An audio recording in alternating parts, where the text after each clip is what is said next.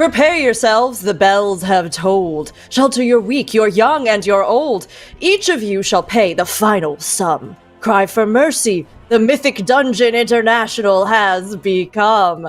The Headless Horseman rides again, and so does the MDI, with our groupie teams starting their weekend as an extra Hallows End treat for us all.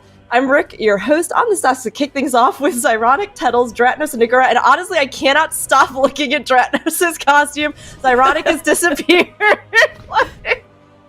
This is amazing. You're the Invisible Man. I see. In my chair right now. Tettles, I'm liking this look as well. What do we got? A little Pandaren action happening? Yeah, this is Kegels, the Pandaren Brewmaster Monk.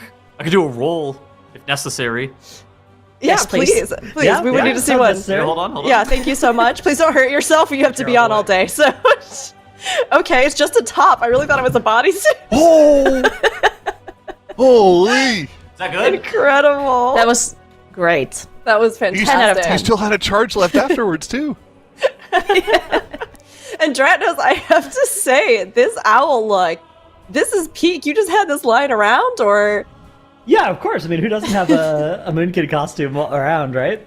Yeah. Great. Oh, that's what you are. Ah, no, that makes more sense now. All right. Well, everybody, obviously, happy Halloween, happy Hallows End as well. We can't wait to do the Mythic Dungeon International with you this weekend. And while Season 3 of the MDI officially kicked off last weekend with our Group A teams, we did have a lot that happened even before that in our time trials as well. So our teams had to compete to see who would get into the MDI in those time trials back in October, early October, I should say. The top 18 teams moved on to our groups. A was last weekend, B is this weekend, and C is coming up. We will also have a CN rebroadcast happening for you, so keep an eye out for that too. And then, of course, our global finals will feature the top 2 teams from each group competing for $300,000 in that last weekend of November, or almost last weekend, towards the end of November there, you can see. Make sure to put all of these dates on your own calendars, because we will have a lot of action every weekend from beginning to end in the Mythic Dungeon International. And while we've been going through our roadmap, the roadmap to the Midnight release has also been unfolding.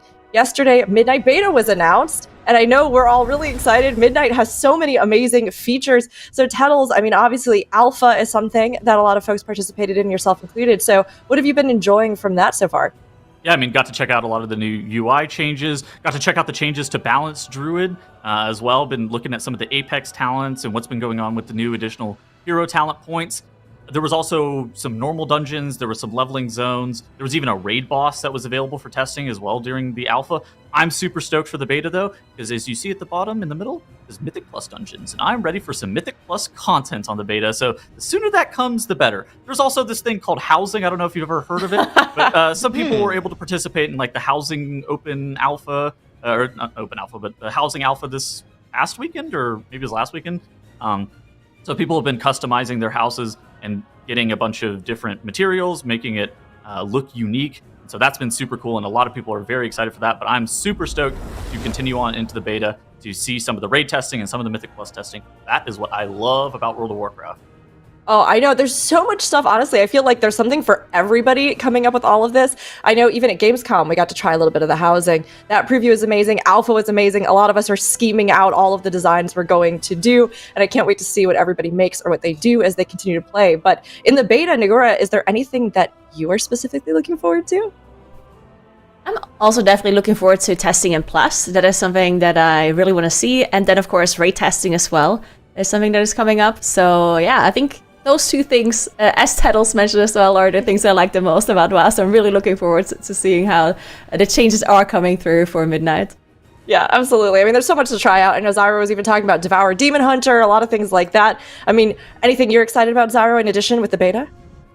Like you said, Devourer Demon Hunter. I'm already a Devourer, man. Everyone knows the new spec is completely broken when it comes out, so, like, if you aren't ready, if you can't get 5 collapsing stars inside your Void Metamorphosis, I mean, what are you even doing right now? Log on the beta so you can start practicing right now. Absolutely. And of course, you will be able to log into that beta starting November 11th. Players who have opted in can be selected to be testers, and players who upgrade to the Epic Edition of Midnight will also gain access to the beta.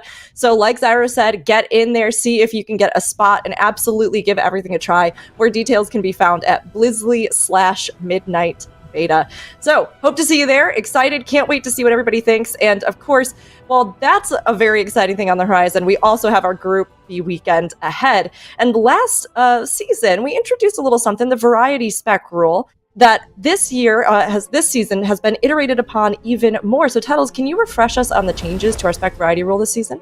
Yeah, so, the essence of the spec variety rule, if you watched last season, it's kind of the same for this season. You're trying to see more specializations seeing play over the course of this entire weekend, except now we've upped it. There's now, instead of 3 specializations getting banned like we had last season, there's 4 specializations getting banned. And those specializations get banned based off of amount of total play, and they tallied up from day 1 to day 2, where Friday gets 2 bans, Saturday gets 2 bans, and those culminate in 4 total bans for Sunday.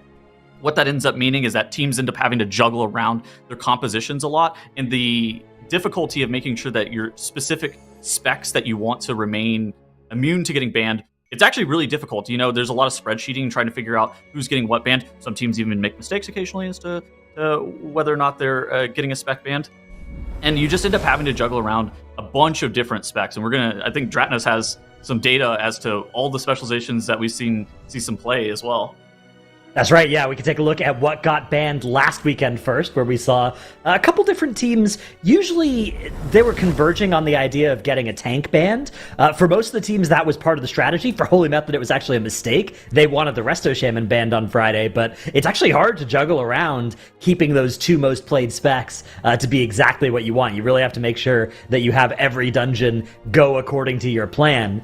But most of our teams managed to get some non-meta specs banned on Friday that they thought were useful, that they wanted to play on those Friday dungeons. Then on Saturday, that trend continued, except for Team 9 to 5. So that's going to be something we have to look out for, is are there going to be any teams that follow instead the 9 to 5 model of playing some of their meta specs on Friday and then especially Saturday, and risking getting them banned, in fact, guaranteeing getting them restricted onto Sunday, but maybe it's going to help them beat the competition and actually qualify through to Sunday. Here is a full list of all of these specs that we saw played. We had at least every class represented, multiple specs from a lot of them, Paladin being the only class to be fully, all 3 of its specs, getting to see some play. So we've still got some bingo boxes to check off here on our cards over the next couple of weekends. I'm personally rooting for Blood DK to fill out the Death Knight category there, although a lot of really solid tanks that teams have opted to use. We've had basically all the other tanks have gotten played over the last weekend, so it's a really exciting meta. There's a lot of different stuff that you can play, and even when you do get to the fully optimized meta keys on Sunday, there is actually still disagreement between our teams about whether you want to play, say, a Havoc Demon Hunter and Elemental Shaman. That's something that also remains to be sort of resolved by our teams this weekend and in the global finals. Yeah, I mean, we got to see so many specs last weekend. It was kind of, I think, one of the biggest spreads of specs that we've seen, even just in a group weekend. So if we can get a few more, I agree. I think it'd be great to see and kind of see how the meta continues to shake out regardless. But that's how our Group A handled our spec variety rule, and we have to see how Group B is going to tackle it this weekend. We did get a preview of our Group B teams in the time trial. So Zyro, can you give us some information about where they fell in their rankings on Ecodome and Gambit?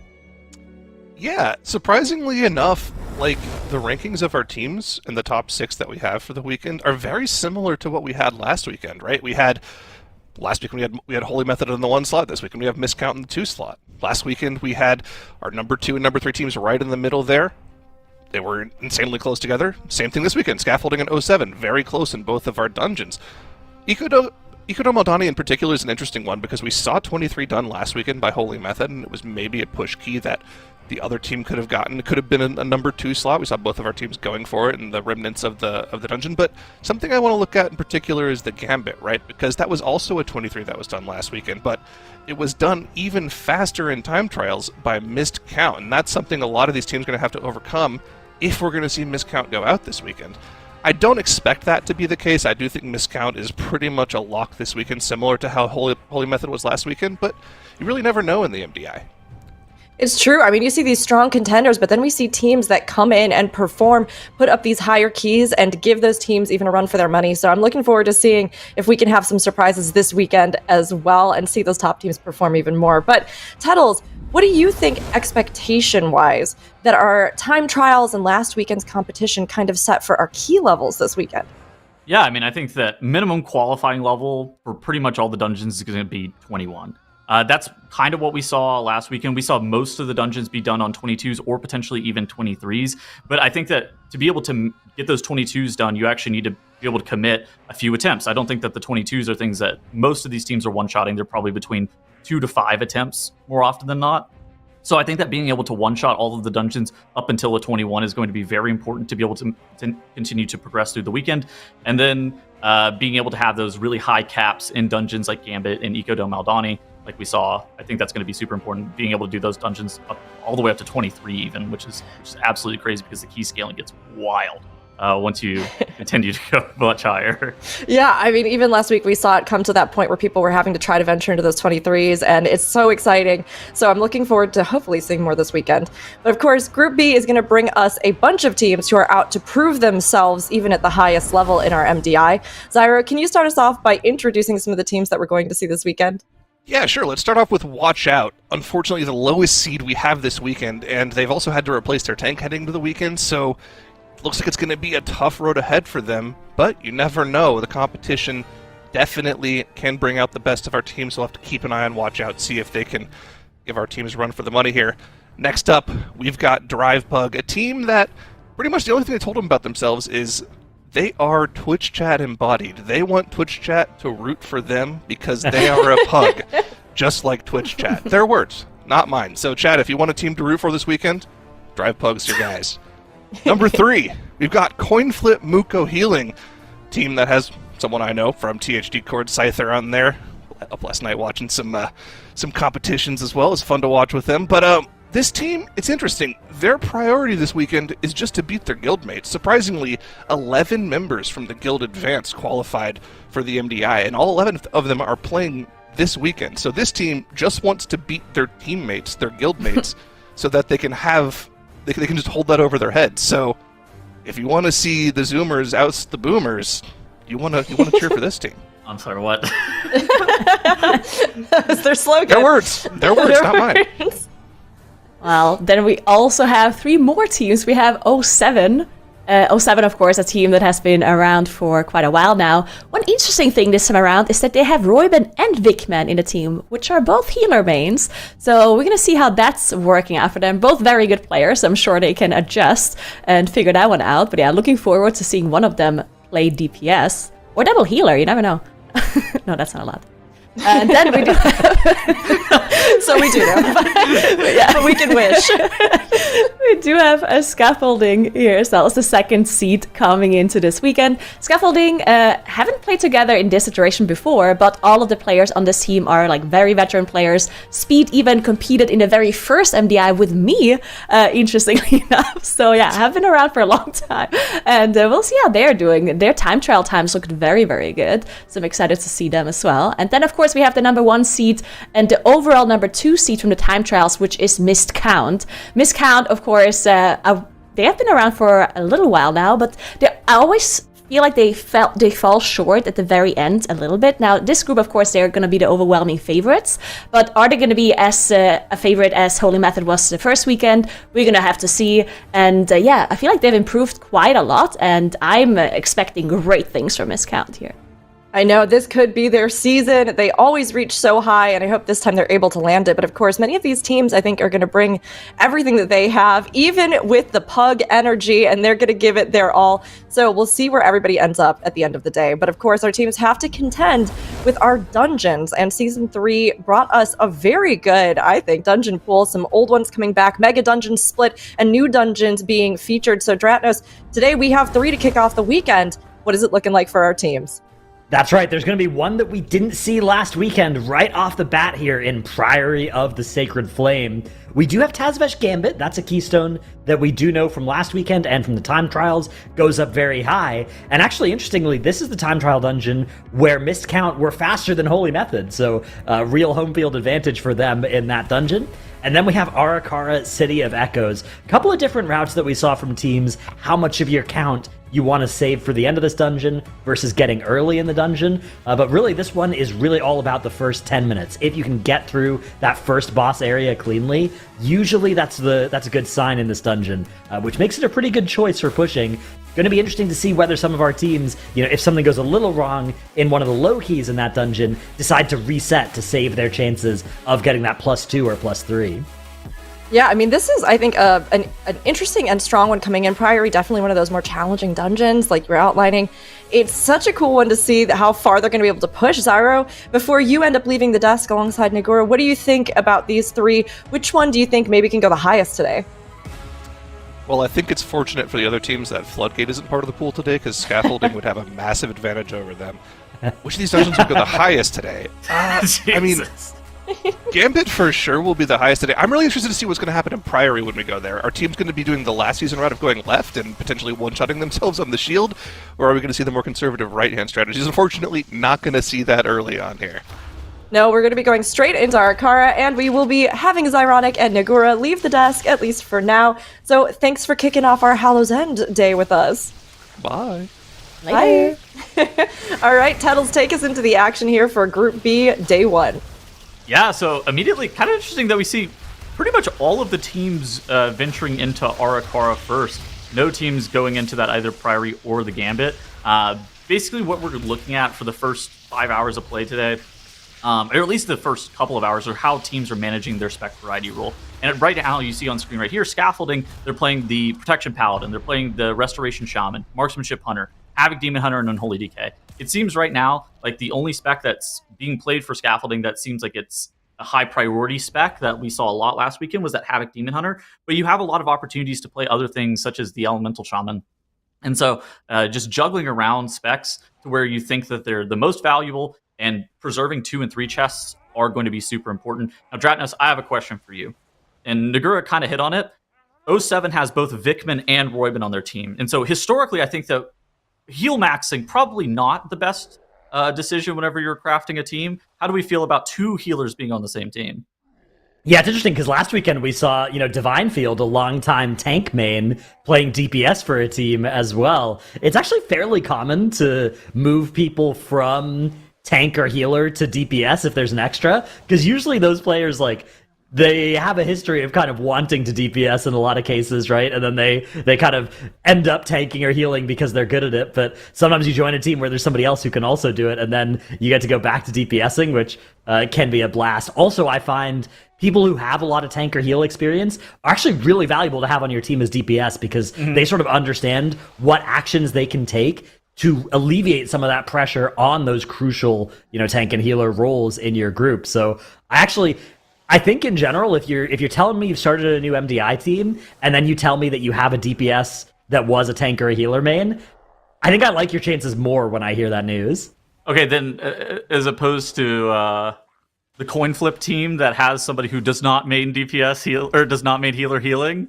Yeah, that I'm a little bit more sketched out by. Although, again, if somebody's really sick, then often they can flex between the roles really strongly. But especially the healers and the tanks, I do like having a couple of seasons of experience for those players on those roles before I'm super thrilled about it. But we do have 2 of our teams in that Gambit and 4 of our teams inside the Arakara. We are, of course, with 6 teams in the play today, going to be swapping around between them, which means if you're interested in just keeping one run focused for the entire day or for at least a full run, you're going to want to hop into one of the streams of the players from each of the teams. There is at least one player streaming from each of these teams, so if you do want to avoid swapping off of a certain team, as we are going to do to keep getting our survey of what's going on, that's going to be the place to go. Check out all of our players' streams and make sure to support them too.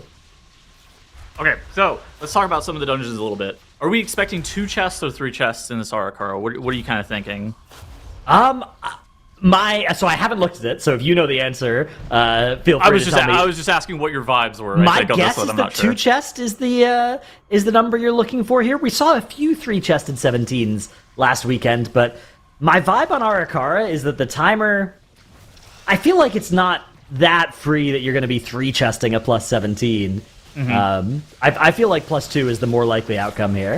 I think 3 chest was reserved only for 2 teams in Ecodome Aldani last weekend. where, I would assume that 3 chests is probably on the table for Gambit, but for Aura and Priory, I think that the 2 chests is probably the most likely outcome.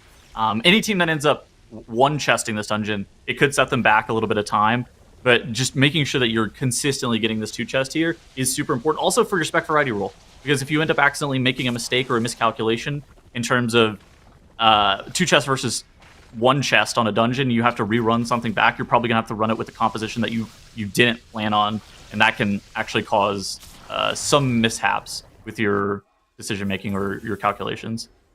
Yeah, speaking of that spec variety rule, 5 of our 6 teams are playing off-meta comps to work around that spec variety rule. It's actually DrivePug, the only team that are currently in on meta spec. So they're maybe the team that is playing for, okay, we're a little bit, we're going to have some problems if we get to Saturday. We're going to have some even bigger problems if we get to Sunday. But you know what? Other teams are going to have a problem because we are going to make it to those days by using our, all of the gas in the tank here on Friday. So that's going to be an interesting dynamic to watch play out. It's one of those things that's really important. We go into the day, DrivePug being our lowest seeded team. I think it makes a lot of sense for them to just immediately bust out all the meta specs and say, you know what? We need all the help we can get, right? Let's just let's save that problem for Saturday. I'm sure that we'll have 19 hours to solve it at the end of the day today if we end up qualifying. But these teams are really strong, and at the end of the day, one of our teams is getting eliminated. You don't want it to be you, so that might mean griefing your own spec variety rule a little bit. Would you ever play all meta or at least mostly meta to ensure a 3 chest in a dungeon? So I think that could be an option. The problem with that is that it sort of hits your spec variety rule from 2 different angles, because not only is it +1 dungeon played with meta specs, which you're then going to have to, offset with another dungeon of off meta specs, but it actually sort of takes away one of your builder keys, right? So instead of maybe doing 2 keys with your off meta specs, because you'd have to go like 2 chest, you might end up doing 1 fewer total key run because you 3 chested it, right? Which it's good, but it's a high price to pay for the total amount of runs that you can do with your off-meta specs. You're going to have to do some pretty high keys with your off-meta specs to compensate. It could be pretty bad too, because nothing's guaranteed, right? You couldn't guarantee a 3 chest even if you felt like you were really confident in it. Yeah, there's never a sure 3 chest at this key level. It's at best something that you're like, if the run is perfect, we can 3 chest. Talking about missed count right here, I think that they're the favorite coming into this weekend.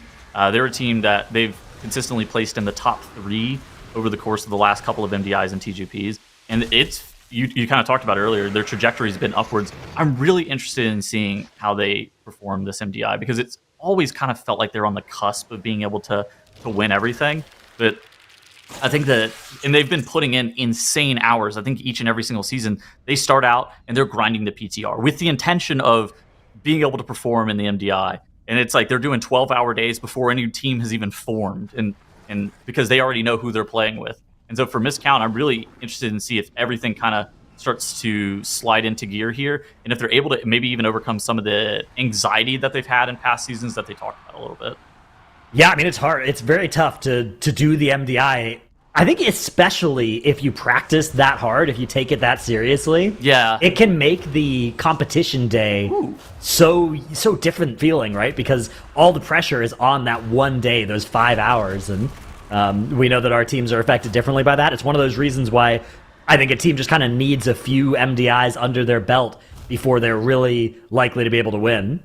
Dude, that was actually kind of sick for missed count. They got the tailoring stun. They went and backpulled one of the tailoring stuns and stunned the Blood Guard during the Locust Swarm cast, canceling it. And then he didn't end up recasting it before he was able to get killed off. So AJ able to just sit there, no healing involved, just DPSing the entire time. Nice, yeah. They're going to be heading left in this area, picking up a little bit of the trash, moving over towards the Stag Shell, which does, of course, need to be controlled. It's going to be a death grip that brings it inside the AoE as well. And yeah, this is there's some danger in this area. Got Yargi here just being attacked by all these blood workers. Gonna be okay, though, as they do get another Blood Guard in. Now, these Blood Guards do reduce the damage taken of the other enemies nearby, which makes them kind of... Yeah, there's the Tailoring Stun again. Gonna land on that Locust Swarm. So they do need to focus down the Blood Guard, and it can feel kind of inefficient to be fighting these, but it's hard to avoid them, and they do give quite a lot of count. So our teams often do fight them, even though it, on paper, reduces all the damage taken by the other enemies. Yeah, and I think that's where something like the Havoc Demon Hunter, that's where that kind of comes into play. Right. Because it's kind of an interesting decision point, because we've seen a lot of teams running Havoc Demon Hunter, but we've also seen a lot of teams running Ellie Shaman. That kind of tends to be the moving piece for the most popular, at least high-end keys. And Havoc, it seems like Havoc just has very specific dungeons. Halls of Atonement, Arakara, Gambit, as these dungeons where the priority damage is more valuable than the AoE potential massive 3-minute cooldown that things like the Elemental Shaman have going for it. And so trying to figure out and picking your battles in regards to where you're playing that Havoc Demon Hunter is important. Yeah, exactly. The Havoc Demon Hunter Wounded Quarry effect being the big one that gives you that huge amount of funnel damage. But yeah, picking up that Tailoring Stun, and then you can see that Locust Swarm. As soon as it starts channeling down, they hit it with the stun. And actually, that's an interesting thing. So when you have casts that are... They build up the cast, and then once it finishes, they start channeling it down. If you stun them after the channel down part starts, typically it will go on cooldown. If you stun them before, while it's building up, typically it won't go on cooldown. So you want to make sure that you actually let a tick go off, and then you can hit them with the stun, and then it's on cooldown for a nice long time. Yeah, I mean, that's a nice strat. I mean, I wouldn't be shocked if this count continues to do that all the way up until the 22s, potentially. Yeah, that strikes me as... there are some times where you see, like, oh, here's a strat that we're just using in our low keys. That doesn't strike me as one of those. This seems like it's totally viable, and in fact, probably even more valuable to use that in a higher level key where that Locust Swarm is more of a limiting factor for your group. It's interesting. I think that Missed Count, they're the team that probably paved the way the most for the meta compositions that we're seeing this season, too. I remember from the time trials? Not for time trials specifically, but I mean for the season as a whole. Whenever they were testing out different specializations, they were very quick to clock that Hunter and Frost Death Knight were going to be the key pieces of any composition, and they started building around those two specializations. They also were, I think, on Protection Warrior before anybody else was, and they actually swapped off Restoration Shaman whenever that was the most popular healer first, because they clocked that Resto Druid's throughput, particularly in some of the dungeons that require heavy HPS checks, was going to be more valuable than the kit that the Restoration Shaman brings with things like Bloodlust and Sky Fury. Yeah, the M+ healing situation has shifted away from sort of one-shots, the kinds of things that Resto Shaman actually is really good at preventing via Ancestral Vigor. And now a lot more of it is just these sustained HPS checks. Actually, the game is going to move even more in that direction in Midnight is the idea as well. So yes, please. Yeah, the pure HPS healers, a really strong characteristic of a healer's kit that hasn't always been the most important thing for a healer, right? Sometimes the actual HPS check, it's like, aside from Kajin the Unyielding or the Candle King, it hasn't been tested in these dungeons. Well, that's not true this season. A lot of these bosses really test your healer's HPS check. But speaking of the Resto Shaman, that's one thing that I wanted to ask you about is Arakara is kind of a dungeon where you want to use Resto Shaman, right? Even at the high keys. So do you think there's going to be a chance that we see teams prioritize maybe pushing this key all the way up today if they can, so that they can, if they're getting the Resto Shaman banned, right, they kind of need to do it today because they won't have access to it tomorrow if they want the Resto Shaman. You could slam down to 22 in this dungeon and be like, all right, we're never going back into this place. Exactly, yeah, like you use your last hour of the day on that, even if you maybe are leaving 2 points on the table in another dungeon. That's going to be one of those things where whether you can afford to do that even might depend on how well teams like Drive Pug are doing, because you have to avoid getting eliminated at the end of the day. So if all the other teams are putting up high point totals, you might not be able to afford to leave the easy points on the table in the other dungeons. It's interesting. I think that all of the top runs from Arakara last weekend did end up swapping to the Resto Druid for that 22. Okay. But all the way up, they ended up playing that Restoration Shaman. I mean, Resto Shaman is incredibly good in Arakara. You get the Poison Cleansing Totem. You get, I think that the Vigor is quite good at being able to keep your group alive on the first boss. So is the Resto Druid HPS. But I think that you could just play Restoration Shaman through and through in this dungeon. But also at the same time, I think that going for triple 21s, that is the most likely qualifying score where you nothing's guaranteed, but you're really comfortable if you have triple 21s. And I think that if you just spend all of your time being able to push up those keys and then figuring that out, and then if you have time, going back and then trying to get some of those chase dungeons on a 22 seems like a valid strategy. Yeah, it's a lot different if you don't actually want the Resto Shaman for the 22 Arakara. If you want the Resto Druid, then it's no longer something you have to worry about as much. So that'll be something where we'll get to see from our teams what decision they make there. We do see a lot of Resto Shamans in the Arakaras right now, although Coinflip are actually playing the Holy Paladin, which I do like to see. All three of our top three teams from last weekend, our top three teams from last weekend, Holy Method, Anti-Clockwise, and Polish Mountain, in their Arakara 22s, ran the exact same composition of Protection Warrior, Restoration Druid, Havoc Demon Hunter, Beast Mastery Hunter, Frost Death Knight. So they all three ran that exact same comp. Cool, yeah, and they had access to the Resto Shaman. Actually, some of them didn't have access to the Resto Shaman because they banned it out on the earlier days, so... Yeah, that's right. Maybe there will be some more thought to that from teams that do have the option. I'll have to see. They all did have access to the... They all did have access to the Ellie, though, and they still elected to play the Havoc Demon Hunter. Yeah, the Havoc DH, I think that's maybe the spec whose stonks have risen the most from last weekend. I think it looked really solid. Not all of our teams agreed, but Anti-Clockwise really sort of just used it everywhere, and we're like, yeah, we think this is the best, and I wouldn't be surprised if a lot of teams have taken another look at it and maybe agreed with them. Mm-hmm. It's more of a question of, I think, of like, where are you getting value, and what are the mobs that you're getting value on, and there's timer specializations, and then there's meter specializations, and most of the time those things are the same. Like the specs that do the highest overall damage tend to just do the highest damage on everything, but there are some specific damage profiles. We were talking about Wounded Quarry earlier, where anything that gets funnel damage, where they convert AoE to single target damage, that specialization just becomes absolute god tier. And if you look at the priority mobs that need to die, the hulking blood guards, any of the mini bosses, even this boss in particular, like you see for scaffolding, as they're pulling a bunch of trash on top of this boss, the Havoc Demon Hunter is able to convert all of that into single target damage straight into the boss, as opposed to padding and say killing off all of these reinforced drones and the blood overtiers, because those don't need to die. Like the pull isn't gated behind how quickly those die, it's gated behind how fast the boss dies.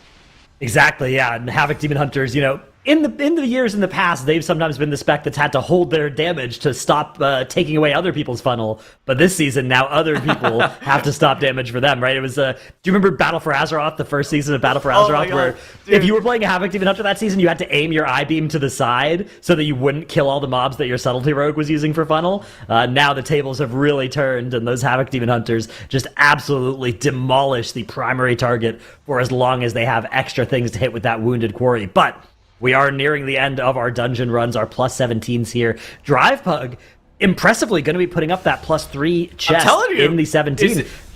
Is it worth to run your meta comp if you're going to put the 3 chest? Yeah, looks nice. Hey, I mean, again, Drivepug, they're coming into this weekend overwhelming underdogs, right? They're down here. They came in with time trials that were tough. It's going to be a big road for them, a long road for them to get into even tomorrow, but especially Sunday. But a really solid opening performance from them. Watch out, putting up a similar run here, but they're actually going to be on the wrong side of this 3 chest timer. They're going to be only 2 chesting this dungeon. Now, maybe it's because they're using the off meta comps and Drivepug were using the meta comps, but either way, this is going to be scary, and is one of those things where if you are watch out, you might have to be like, oh, hang on, do we have to swap to our meta comps soon as well? Do we have to do this to keep up?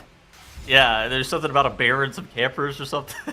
Exactly, yeah, that's the thing, is you don't have to outrun the bear, you have to outrun the slowest camper. That is the way that our tournament works on the Friday and the Saturday. And then on the Sunday, you have to outrun 2 slowest campers, which, that can be tough as well. It's kind of like Prisoner's Dilemma, where once you see another team starting to say and foregoing the spec variety rule in order to try to make it to the next day, and you feel like you're also on the cutoff, you're then further incentivized to run your meta composition and also to not care about the spec variety rule, because there's prize pool implications. There's right. You can't win or you can't qualify for global finals if you don't make it to the next day. And I think that we saw that really heavily shown by 07 last season in Group A, where they almost ended up getting upset by Firmawand on day 1 of Group A and not making it to the final day. And it's one of those things that the spec variety rule can cause a lot of problems if you're not careful. Yeah, exactly. You have to have a great degree of confidence to hold the line and to keep playing your off-meta specs when there is another team like Drivepug is doing right now, putting that pressure on you and saying, hey, your path to Saturday is by no means guaranteed. Even though we're the lowest seeded team here, we are not going to make it easy for you. We have really optimized our strategy to play in our position, right, as best as we can. Even if, it maybe sacrifices some of our Sunday potential, we are focused on just making it to Sunday, which I'm excited to see how this is all going to play out. I also really like to see when a team like that does qualify through to the next day, how they then adapt to the situation they've got themselves into. We saw it with 5-9 last weekend. Yeah, exactly. We're like, all right, I guess we're playing to poker. It is one of our best chances to see some new specs as well. We've got our checklist of specs we haven't seen so far. To my knowledge, we haven't seen anything new played today so far, but I'm hopeful. I've still got my fingers crossed that we're gonna have something cool. Yeah. All right, we have Miscount finishing up, so it is going to be just the +2 timer in the Arakara that Miscount are able to make happen. Scaffolding actually as well finish off that dungeon even a little bit ahead of Miscount. You can see they have a pull timer going for their next dungeon. And we have Coin Flip just a little bit behind those two teams, but also on a very similar pace here. Is DrivePug playing the exact same comp? Were they running double shaman? No, they swapped in a new comp, so maybe they actually are running. Oh, they were playing Disc Priest, weren't they? Yeah, they were playing Disc Priest. So I guess they've only swapped the one element of this group, which is the Disc Priest to the Resto Shaman. Not a huge difference there. Then they're still mostly on right. These 3 DPS are 3 of the 4 most meta specs. They're missing the Hunter. Yeah. The Hunter is a very meta spec this season. The Frost DK, though, is tied with the Hunter sort of for the most meta. And then the DH and the Ellie are kind of that third slot is one of those two typically. Looks like Cordy played Restoration Shaman and Restoration Druid in Time Trials, but they did play Havoc Demon Hunter, Beast Mastery Hunter, Frost Death Knight in all of their dungeons, in both of their Time Trial dungeons. Maybe they wanted to throw one non-Resto Shaman key to avoid it being one of the banned specs. Because if they just played this comp now for the rest of the day, they will be getting tank and then DPS of their choice restricted. Not great. Or they could do one of their other 17s with an off-meta tank instead, and then get 2 DPS of their choice restricted. As we are going to take a quick look at our scoreboard here, we can see how things have developed in the first run of the day. All of our teams successful. It's DrivePug with the only 3 chest of our teams. Watch out, unable to convert that in the Gambit. I think the Gambit will be a very likely place for some more +3s to show up when our teams do decide to go there. But it looks like for now, all of our teams have decided to go back to the dungeon where they started the day. Here are our timers from the Arakara, where you can see just how much quicker Scaffolding was and Miscount than the field. Scaffolding, even with a death, actually, is still faster than Miscount as well. Impressive start for them for the day. Looks like Scaffolding made up a bunch of time, around 40-some-odd seconds in that second boss split. Wonder where that time save really came from. So I'm curious as well. It's going to have to be something that we're going to be watching out for. And if you're a fan, if you're an LFG hero, perhaps, from Twitch chat, make sure you take a screenshot of DrivePug, a team of all pugs performing on the global stage. They are currently in first place, proving that any team of pugs can do it if they put enough effort in. Dude, we should put an actual pug in the MDI each season. No, we should not. There's the common talking point of like just put a regular guy in the Olympics, right? And just see how much slower they are than the Olympic runners. That's what we should do. Is we should just put in LFG like 10 minutes before MDI, like +17 RR, right? You just put that in the LFG, and then you take those people and you put their run on the MDI as well. You're like, okay, for reference, this is what this dungeon usually looks like when it's run by mortals. We literally did have a pug last many moons ago in the MDI. Whenever you tried to compete last, there was a pug that was attempting to qualify. That's true. I didn't make it out of the time trials though, so I want to see it on the big screen. Thank you. All right, so something that we're going to need to be watching out for. I really want to see what Scaffolding does in the second boss area, and how does their strategy differ from that where we saw it from Miscount. Miscount ended up pulling 2 of the Blood Guards. They ended up using that Silk, the tailoring stun on both of them, canceling their AoE. Does Scaffolding have a similar game plan? Do they do something different? Do they potentially skip a decent amount of trash that is in that second area? I would expect that you need to play it, but those Blood Guards are notoriously slow mobs, and so it could be a situation where Scaffolding is maybe looking to skip those Blood Guards because that AoE DR that they apply to the mobs that surround them, it's bad. Like there might be something there where you're like, okay, we're only playing 1 Blood Guard, we're not playing 2. Also, the time loss of setting up that tailoring stun. The tailoring stun looks good when you use it, but if you have to backtrack for 5 seconds and then, walk 5 seconds again the other way to use that tailoring stun, especially at the lower key levels, that is one of the interesting things. The strategy might scale better into higher keys, but if you have a strategy that involves running around more, that is worse in the lower keys because you don't go faster at killing mobs, or you do go faster at killing mobs, you don't go faster at running around in the lower keys. Yeah. AJ was on Restoration Shaman for that last dungeon, right? He swapped to Restoration now. Interesting. Just for the plus 19 as well, so interesting swap from Mist Count. One of those things where, they're going to have to be careful to avoid getting that Resto Druid restricted if they are swapping to it this early. Also, the Havoc Demon Hunter being used by them, another spec that they probably don't want to get restricted unless they're huge Ellie Shaman believers in a lot of the dungeons. So we may have to see some juggling from them in these other dungeons. Maybe a couple of runs of the Gambit will feature the full off meta package from them. It's so interesting because last season you basically had 2 different compositions that you would run for the spec variety rule because of how it worked out. Right. Where you only ended up playing 2 days and it was 3 bans. Now, since it's 2 bans on Friday and 2 bans on Saturday, you have to actually do what we were calling juggling, where you play a bunch of different compositions, like where you're just trying to tally up. You're like, okay, where can we get the easy points on this to tally it up? Okay, this is getting banned on Friday. And you're like, all right, so for Saturday, we have to do this and then this. Yeah, it requires a pretty good understanding of whether you're going to 2 chest or 3 chest certain dungeons, all of these different things. You have to sort of plan ahead your full day. It's a lot of work for the competitors, and it's pretty hard for us to tell exactly what's going to get banned as well. Once we get a couple hours into the day, we sort of lose that analysis.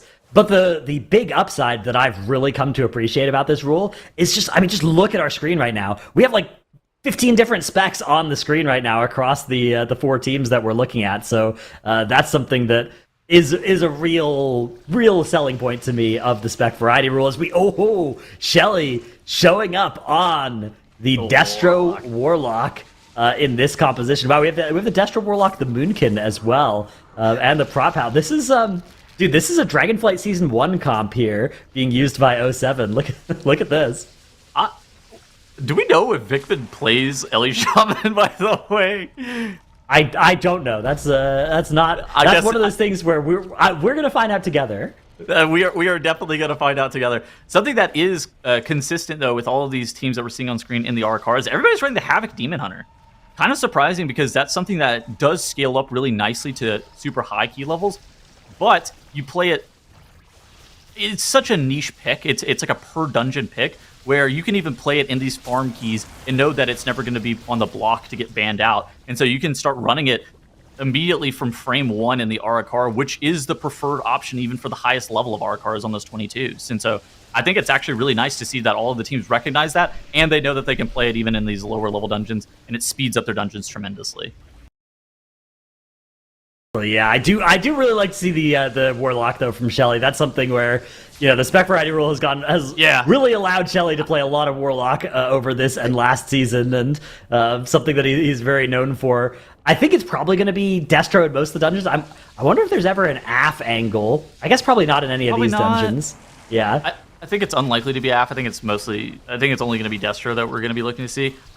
I will say, I think that this spec variety rule also promotes comfort picks, which is kind of what you're alluding to with the Warlock pick, where if there's a specialization that you play at 100% capacity and, we have to do some juggling randomly, all right, it might not be the best thing for the absolute highest level keys for one reason or another, but it is definitely the best for our farm keys. So you're going to be able to play this random spec. Yeah, exactly. Just having that understanding of how the spec works and its strengths and weaknesses and how you can solve the problems that your meta specs solve in certain predetermined ways by using your comfort pick specs, right? Like if you're telling a Warlock player that's just swapped onto Warlock because it's the new meta for a season, they sort of have to learn, here's all the Warlock utility, here's how we answer these different abilities, right? The standard spots where you're using Shadow Fury and Gateway and the mechanics that you're demonic circling and using your soul burn circle even for all those different things, when you need to have your imp out, when you need to have your fellstalker out, right? Those sorts of things. Having a warlock main, they're going to just be naturally well suited to answering those questions, right? They're going to have a great instinct for that. They're going to have a really intimate understanding of the warlock kit, and they're going to be able to just make it do all of the things that you need your DPS spec to do without spending a huge amount of time sort of looking at it, right? They're just going to know it, right? You tell Shelly that you need your warlock to do something, he's gonna do it. Yeah, Scaffolding, they ended up killing off the first boss.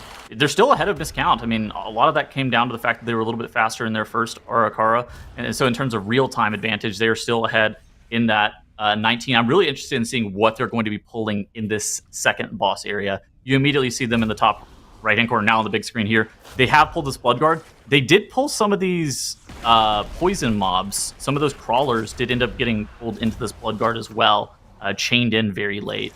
And so I wonder if Scaffolding is just going to be doing aggressive chaining here, or what really the situation is going to be looking like. You see a Pet Stun and a Hodge coming out on different mobs to make sure that their casters are also getting interrupted. And it looks like a Grip is being deployed on the Sentry Stag Shell to get that immediately grouped up. That mob doesn't have a lot of health, but it does give a lot of count. They're very valuable. Nice to focus down as well to make sure that you don't end up spawning another Bloodguard.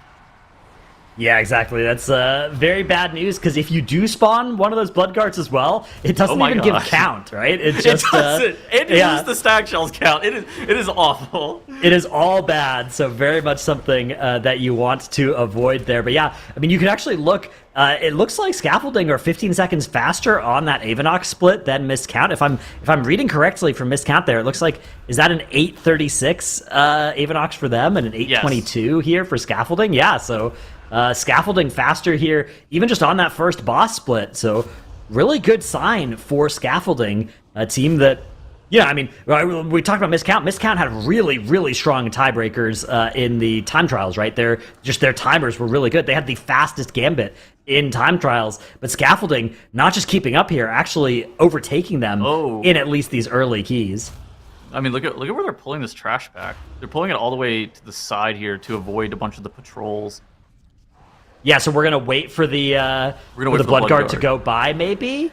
No, okay, we're just maybe lining around this corner, and now we're gonna be going forward. Here's the Bloodlust. Yeah, Stag Shell is in this pull, so that one needs to be controlled. I think they skipped this Bloodguard, so I think that might actually be a major time gain for Scaffolding compared to where Miscount are, because you see that Bloodguard, he's still patrolling, he's running across the side, and Scaffolding are just doing this aggressive chain, but then pulling to the ledge to make sure they're out of the patrol of this hulking Bloodguard. Yeah, they need to be careful, as it is starting to patrol back towards them now. Nice bursting shot. Great bursting shot by Speed. Yeah, they're going to use this to get forward. Wow, and then they're even going to get these easy mobs that are past the Bloodguard. The chain with the Bloodlust. I mean, this makes sense as to how they saved 45 seconds over Miscount in this area. Do you think this is a strategy that scales up to the highest level of dungeons and will consistently be faster, though? I think that's kind of an interesting question. I think so. I feel like the Bloodguards just suck. They give quite a bit of count, but when you factor in the fact that they are giving everything else a 50% damage reduction for as long as they're alive, like, oh man, that is brutal. Even though it gives you a good target for your Demon Hunter to funnel into, it takes away all of your AoE, basically, for a little bit. You're going to be doing Moonkin damage for a while. You do not want to be doing Moonkin damage if there's ever anything that we've learned. It's one of the spookiest things that you could imagine here on Halloween. Almost as spooky as Moonkin defensives. Yes. Oh no, bear form, the scariest words you can say to a Moonkin player. Can you shift into bear form real quick for us? That's a scary story.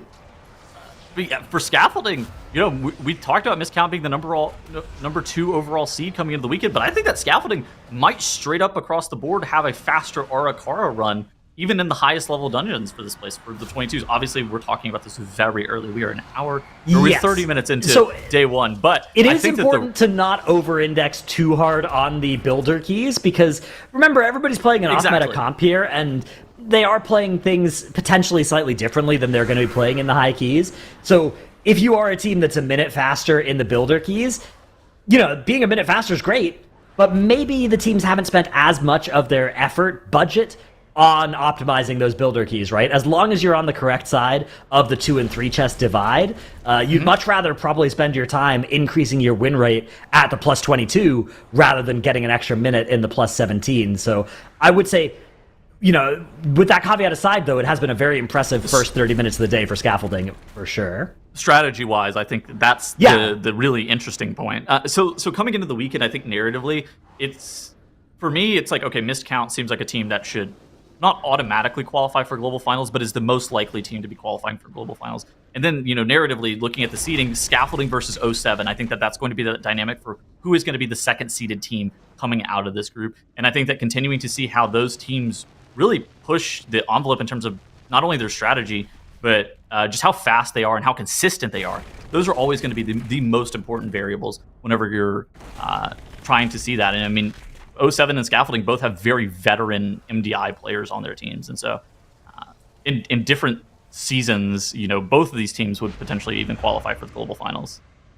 Absolutely, yeah. And in fact, they both still could. There are, of course, 2 would be spots crazy out of this weekend for the global finals, but they're very hotly contested here. Miscount, of course, an overwhelming favorite to take one of those spots. Although, I do Nothing's think that guaranteed. all three of our top teams are really in it with a huge chance, and we have 3, dark horse candidate teams really here of varying degrees in Drive Pug, Watch Out, and Coin Flip that we also can never afford to forget about, all challenging for one of those spots as well. So it's going to be a very exciting weekend. I love the texture of early days of the MDI as well, right? The first day where we sort of are really just starting to see what the teams have to show us, what their plans are, but we still have so much ahead of us in terms of dungeon runs.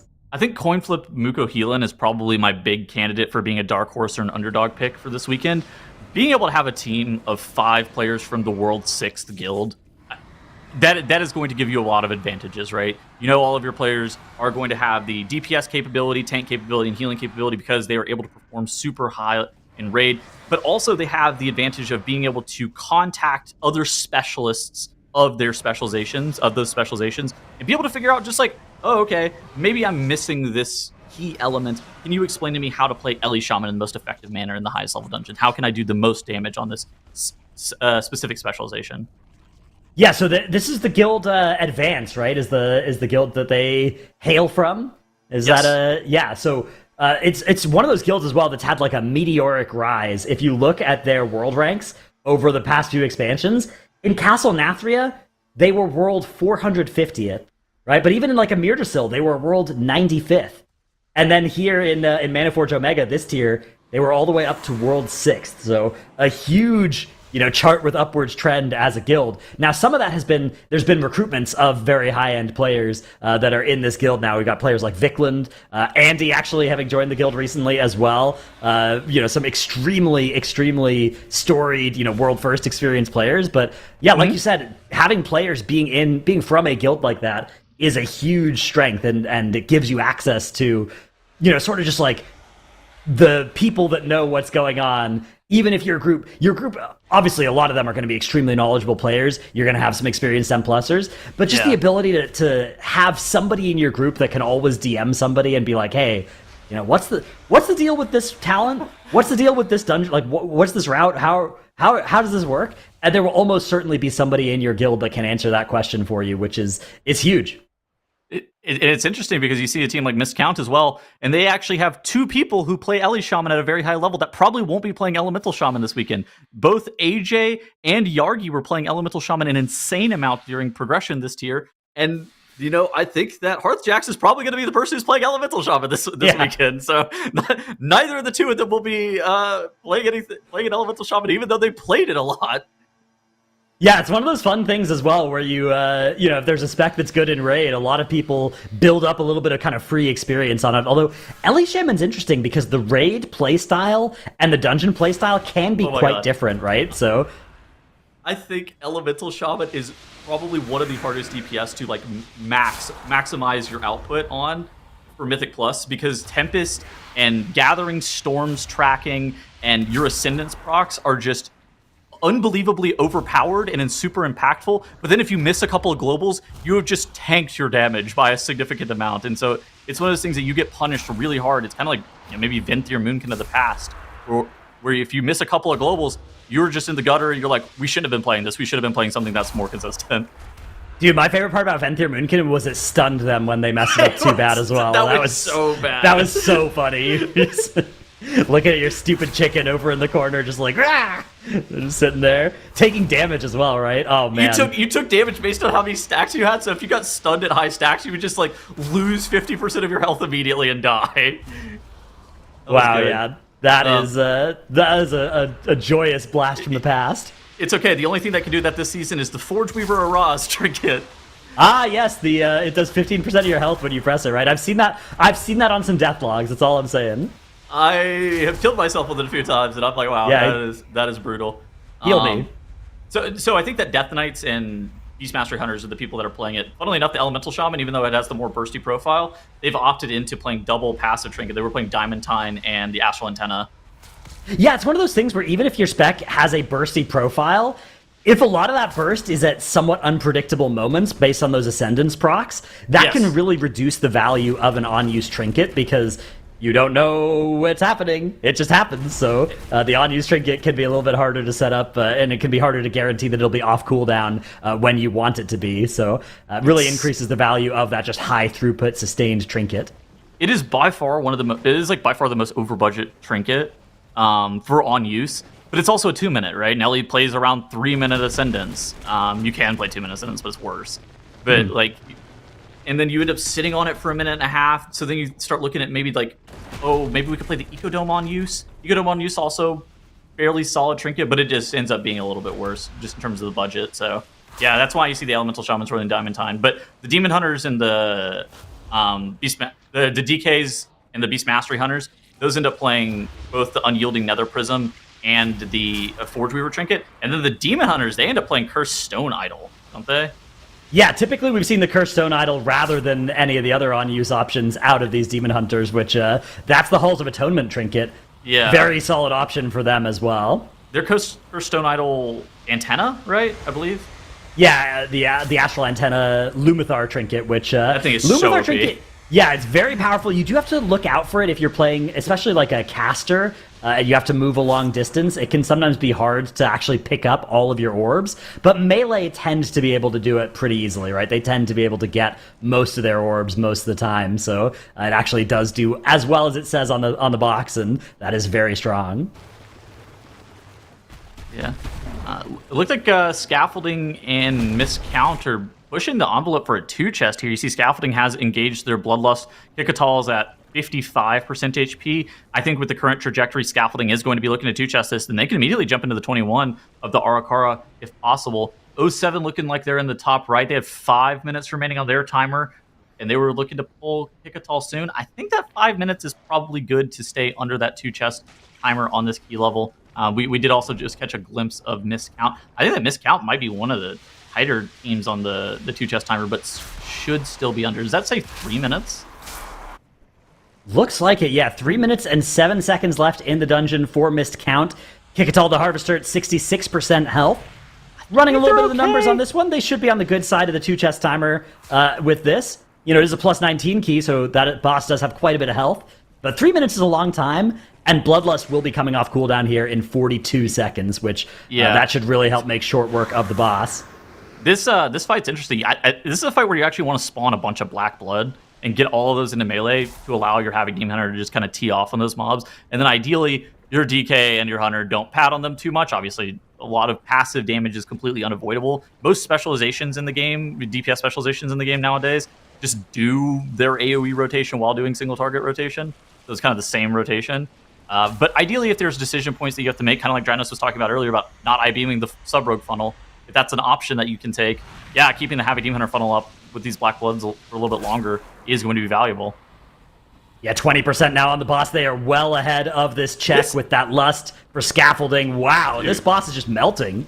I was thinking this fight is just really long. Like, just in general, they're going to have a 4-minute boss fight on a 19. This guy's going to be like 5 minutes minimum, I think, once we start to get to the 22s.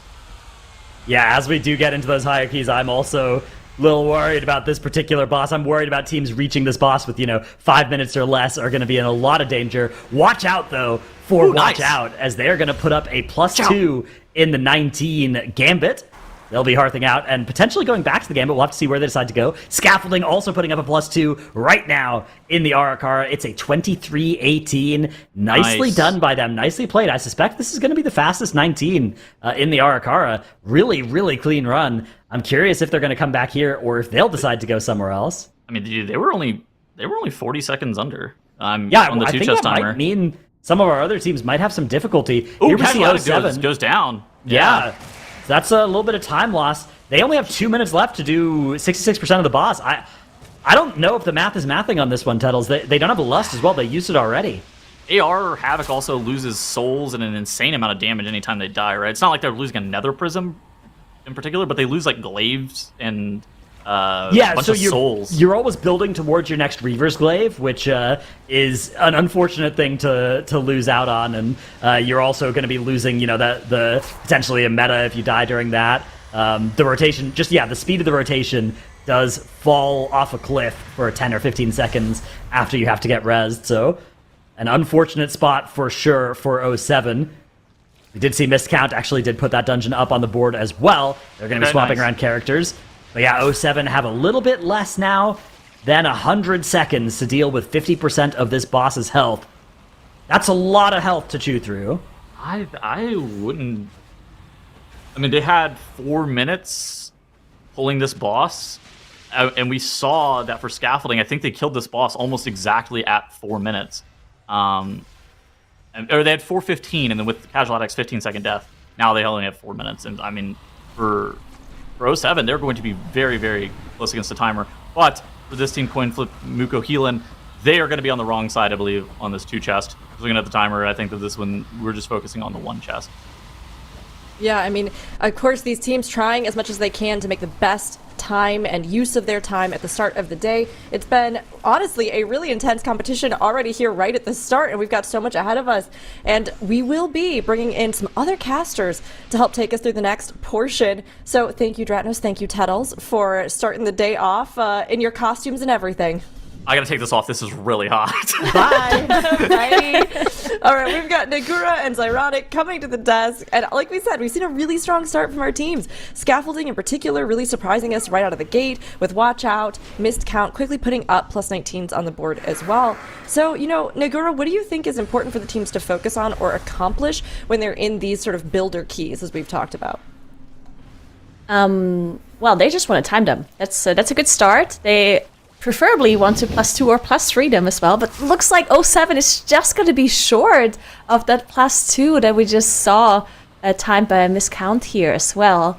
So yeah, just a couple of seconds short. The boss is down to 8%. They do have the enemy force already, but yeah, unfortunately on the wrong side of this timer, like Dratnos and Tettles did point out here. So not a good start for 07, unfortunately. But yeah, seeing how close it was for miscount, maybe a bunch of the other teams won't be able to get this 2 chest on a 19 either. Yeah, a little unfortunate, but, still start of the day, still plenty of time left in the day for them to get some keys done. And, it's better than the alternative, right? Not timing the key at all would be a much worse time loss. And Arakara is the tight enough dungeon. We saw this last weekend where you can get away with 1 chesting the 19. And, the 20 is hard enough to where you still are potentially not going to time it some of your attempts. So we'll see what they plan to do next, but I suspect we're going to see a similar strategy to what we're seeing from Missed Count for a lot of our teams, where they'll get 2 runs done in 1 dungeon and then very quickly move on to the other and just get a swift assortment of timed higher keys in every single one of the dungeons we have today, and then they'll move on to the harder keys later on in the day. Yeah, it's definitely not over, of course. In the meantime, yeah, I was seeing the 21 immediately being attempted here by Scaffolding after 2 chesting the 19. But yeah, Miscount going to that Priory. Priory is a dungeon we haven't seen at all, right? Since last week, we didn't have Priory as part of the dungeon pool, so it's going to be interesting to see how the teams tackle that dungeon in particular. We do also see Coinflip Muko Healing not being able to get the 2 chests in this 19 either, so they're going to have to do the 20 afterwards. But yeah, interesting that Miscount is moving on to a different dungeon after 2 chesting the 19 here. They've done this a lot in the past, though, right? We've seen this from them. They like doing this. They like spreading out and getting their keys timed early on, and then moving on to the harder keys later in the day, usually after taking all the break timer. We've seen this team enough to know that they have a very similar strategy to how they deal with the start of their competition. But we can take a look at the run here, because it's the first time we're seeing the Priory today, and we're noticing they are going towards the right side, so completely different routing than what we've seen last season. What's different about this side of the dungeon, Nagura? Like, what's the difference in just pole-to-pole mobs in this half of the dungeon? Yeah, so the right side, of course, you're dealing with different mini-bosses, both the one that you kill and the one that is going to be spawning on a mini-boss, so that is something that we're going to have to look out for. And then you do also pull a little bit more, like, these knights. So that's interesting, because the knights are something that in the past season of the MDI, when this dungeon was a part of the pool, teams try to avoid these knights as much as possible, because the knights cast Impale, which targets a random player, and it puts like a pretty nasty bleed or a dot on you, which can easily kill players in combination with other AoE abilities, right? And then you have the Disrupting Shout as well. But players have figured out that you can line of sight the Impale, actually. So now they're just going to play a bunch of these knights and a bunch of these sharpshooters, and they're just going to line of sight the Impale and the Shout as well in case they need to, which makes these pools quite a lot safer, and they're not worried too much anymore about these knights. Basically, you're also trading off the mini-boss choice, right, as well. You're taking Forge Master Darian over the High Priestess on the other side. I think part of the reason teams have kind of swapped different sides of the dungeon is, like, the left side of the dungeon is so caster heavy. There's a lot of interrupts, and you don't really have that much of a stop comp as you had last season. Also, the shield on the Priestess is, like, insane this tier. I don't know what the scaling difference is between last tier and this tier, but, like, I feel like every single one of the DPS classes in the comp will just one-shot themselves on the Reflect Shield. So it makes sense that they swap sides, and we'll see how that looks. For a missed count here, we're seeing that the AoE damage is not that bad on this first mini-boss that they're attempting on the right side here. They'll spawn a second one from removing it from the boss fight as well. Let's see what they plan on pulling with that mini-boss. If we can take a look at the miscount POV here once again. Looks like it's just going to be, another assortment of priest plus knight. So we'll see what the strategy looks like, and if this is going to be something they continue into the higher keys. Yeah, one more interesting thing to note as well about the cats that you have to pull here on this side of the Priory as well, that we haven't really seen before in previous seasons, is that the cats can be baited on a pet or something like that, or even trees. So if you have a Rasta Druid, you can put your Force of Nature trees out, and the cats will be jumping on the trees if everyone else stays close to melee range. So that is something that you don't have to worry about anymore either, which I'm sure we're going to be seeing in hierarchy levels. Now, we do see that Miscount is not playing the Rasta Druid, so they don't have those trees to bait. They technically could be using Hunter pets, but I've heard actually, wait, are they playing MM? Because then they can, I guess. They are playing MM. I've heard specifically that for Resto Shaman, exactly only Healing Tide Totem also will bait. So okay. They could do That's a big that. difficulty. Unless it's been fixed. I'm not sure if it's been fixed, but it is only that totem. It's not any other totem. It's just that one. But interesting. Maybe that's been fixed since I heard about that. I'm not too sure. We'll have to keep an eye on if they're actually baiting cat jumps with that. They're on to the first boss now already, though. Couple cats being pulled. Also, nice tech there from Yargi as well. Was also using Binding Shot to prevent the leaps from doing damage for one of the sets as well. So there's a lot of ways, a lot of tools that these teams can use to prevent that damage there. Looking back at 07, they're sticking with the Destro Warlock pick, though, in this key. I mean, Destro Warlock, one of the top teams on Live plays this class right now. It's definitely not like a super off-meta pick. It's very, very good, so I'm not surprised to see Shelly defaulting to it. I know he plays Ellie Shaman as well, but again, they might just want to keep the Ellie Shaman for later on in the weekend, so it makes sense for them to play a lot of Destro now. Yeah, I'm also wondering if they don't actually want their Destro Warlock to get banned, right? Because Shell, of course, has been playing a lot of Warlock. He's a Warlock main, and he's has been playing it on live servers as well, even if it wasn't like maybe the most meta spec. But yeah, as you said, it's doing really well right now. So I'm kind of thinking that I don't think they want Shell's Warlock to be banned today. Maybe they want it to be like something that is banned out tomorrow for them.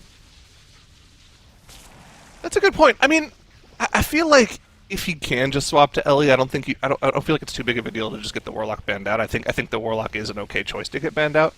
So I feel like it could go either way with it, and I guess we'll see what the choice they make with that is gonna. We'll see that choice later on today if they do swap off of the Warlock. I think the Warlock actually is Shell going to is be... their DK player though, right? So Vikman might play Ella? I'm not sure, because Shell definitely plays DK, but I'm not sure who else their DK player would be. Casual? I don't know. Yeah, I guess with Vikman being a damage dealer for them, I personally don't really know what other damage specs Vikman plays. Obviously, he does play Druid. He usually also plays Resto Druid, right? Not sure what other specs would be easy for him. Maybe Ella Shaman makes sense for him because Resto Shaman, Ella Shaman, but not sure. Well, let's see what's going on for some of our other teams. Watch out! Oh, they've actually gone to Gambit. They're back in Gambit. They're stuck in the Gambit. They're going for the 21 now right off the bat. 3 runs in a row here in the Gambit. Not swapping dungeons.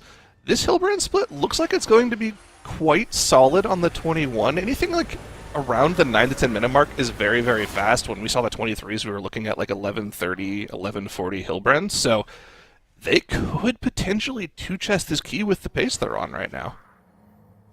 Yeah, that would be very nice if they can immediately move on to that 23. Now, I don't know if they're going to be doing a 23, but of course, last weekend we saw that all of the teams that wanted to qualify or get to the next stage, they did have to do that 23 Gambit.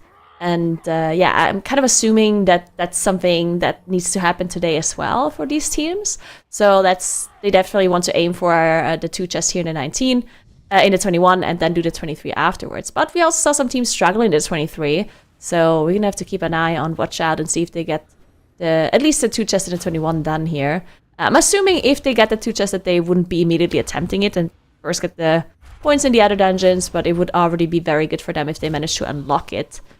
In the meantime, we do have Miscount here, finishing off that first boss, and now they are in this like very scary like second boss room where you have all of these paladins that still can wipe you pretty easily with all of the AoE casts coming through, especially if you miss an interrupt here or there on one of the priest smite casts. But it looks like Miscount is doing a very good job controlling all of these mobs very well. Yeah, and of course your Havoc Demon Hunter can very easily just completely nuke one of those priests right away. You can see they dealt with it almost instantly, and now they've gripped in that second one. And of course, a single interrupt rotation on the one caster in the group is not going to be something that's too difficult, and AJ has plenty of healing to deal with all the Paladin AoEs. Honestly, Miscount made this pull look easy. Didn't even have to use the Bloodlust for it, because that actually just came off cooldown a couple of seconds ago. So we'll have to see what they're going to plan to use that second Bloodlust for. It wouldn't surprise me if they actually held on to it for a few minutes and maybe decided to use it on like a massive AoE pull up in Prioress Murpray's room. Do we think there's a chance that they can 3-chest this key still? Well, okay, with that Bloodlust, probably not. Never mind. It's probably just going to be a 2-chest here in the Priory. Yeah, let's see. So 9 minutes, a little bit less than 9 minutes left. They have to do they have to do 2 bosses and like the whole Murpray room, basically. Yeah, I guess it's going to be a little bit close for a 3-chest. 2-chest definitely seems to be somewhat easy, though, looking at the time, for them at least, looking at the timer now. So we'll probably not be as close as we saw the 19 was in the Arakara earlier with the 2-chest coming through. But yeah, I'm going to keep an eye on that. I also assume that their Bloodlust is probably going to be used on that first pool that they didn't have it ready for yet on the higher key levels. So yeah, they just delayed it a little bit because they were just too fast on this 17 here. But other than that, still looking very good for Miscount. And I think not too much has changed, probably, when it comes to MDI strategies in this Priory from here on out. Because the room in, like, the last boss room, you kind of just have to deal with most of the trash there. So I think from here on out, it's going to be very similar to what we've seen from previous MDIs. Yeah, I think the only thing that really changes is, like, what exact trash pulls you're doing in the first section of the dungeon, because we saw some really interesting tech, for instance, from Wunderbar last season. Now, of course, that team being Holy Method, where they did a lot of body pulling of random single mobs in order to make their count exact with, you know, the perfect number of pulls after the second boss in the dungeon. I'm not sure if we're going to see any, like, super interesting strategies like that early on. You never know. Maybe the teams have some things prepared for super high-end keys. It's really hard to gauge exactly what teams will have prepared going into the later weekends of the MDI, right? Because they have their own practice to go off of, but they also have the extra information from the other teams that have already played in the groups before them. So, of course, Group B here playing with the information they got from watching Group A as well. So that we should see like a slightly higher consistency of strategies based off of that information alone, but also they have their own practice to go off of, right? So they maybe saw those strategies and thought, okay, they did this, but we can do this better. So the only dungeon we really don't have any information of that, of course, is this Priory and Dawnbringer, if we are going to see that one as well. So yeah, we'll have to see if our teams can bring anything extra to the table this weekend. Yeah, going to be very interesting for sure to see maybe some differences as well between the teams here this weekend in the Priory. And one thing I wanted to mention as well is the light spawn changes, right? Like, light spawn is also something that teams did pull the last MDI as well, but they were always like very scary because of that fixate, because of the channel, and light spawns did get a little bit of a change, and they can't actually channel their huge damage ability onto the same person twice. Like if there's already a channel going on a player, then the second light spawn cannot also channel on that same player, which I think for the MDI it actually is not always a good thing, because they play a lot of shadow melts usually, right? So shadow melt is something that can drop the fixate.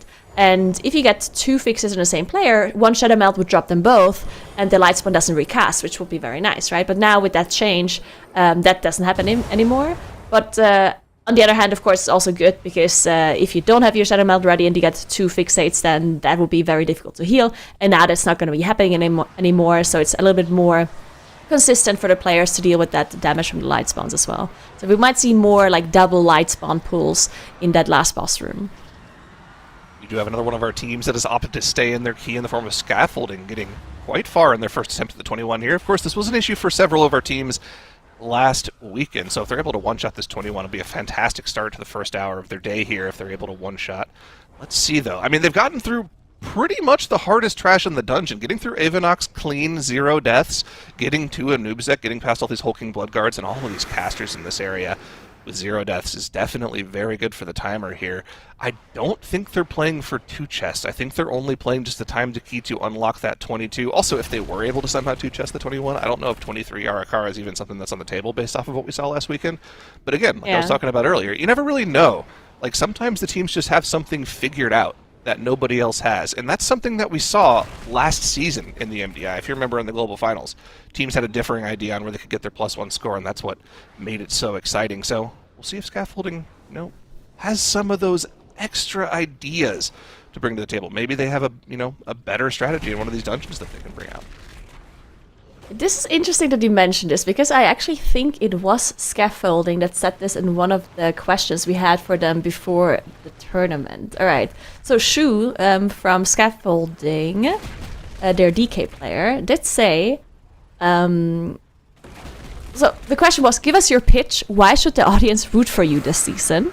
And Shu answered, we have some unique struts prepared, which we think people will like, but those will need to wait until Global Finals to be revealed. Yeah. Well, what's the point of saying that then? Yeah, well, but it's interesting, right? Because first of all, they think they're going to make it to Global Finals, right? They're really confident. Okay. Because, they are saving strategies for the Globals. That's how confident they are that they're going to make it out of this group. So, I don't know. That's for sure interesting. And it's also, I guess there's a possibility that they have to show the strategy in case they're not gonna be so easily make it to global, right? So we might see something interesting from them if they think that if it's getting closer for them, right? Oh, what if they're playing mind games, right? And they know that us as casters can't help but say, ooh, they've got secret strategies. So the other teams will watch the VOD and hear us say that, and they'll be scared of them because of it. But what if they just didn't have any strategies all along? Playing 4D chess there. 5D chess. Interesting. Could be the case. Either way, this run's looking great. I mean, if they're able to one-shot the 21, easily move on to the 22. Do you even go for the 22 this early on, or do you think you just swap to another dungeon? I think because they, if they one-shot this now, this 21, I think, honestly, I would do the 22 if I was them. Just because if you kind of calculate the time that you can use for each dungeon on this first day, they still have time for this, right? They can still do the 22, and it's like fresh in your mind. You had such clean runs, so going for the 22 straight away, I think would make sense. And then just like don't come back, because yeah, you said that the 23 may be something they think about, but we haven't seen it last weekend. Not even Holy Method has attempted it, right? So I'm kind of assuming that 22 is going to be good to make it until tomorrow at least, right? So I think I personally would at least try the 22 if I make this 21 now. But, you know, every team has like different strategies and different ways of dealing with all of the 3 dungeons that they have to do. Exactly. What would you do? Look at I honestly, personally, I would just want to get the baseline score in every dungeon first. I don't think I'd want to do the 22s right off the bat.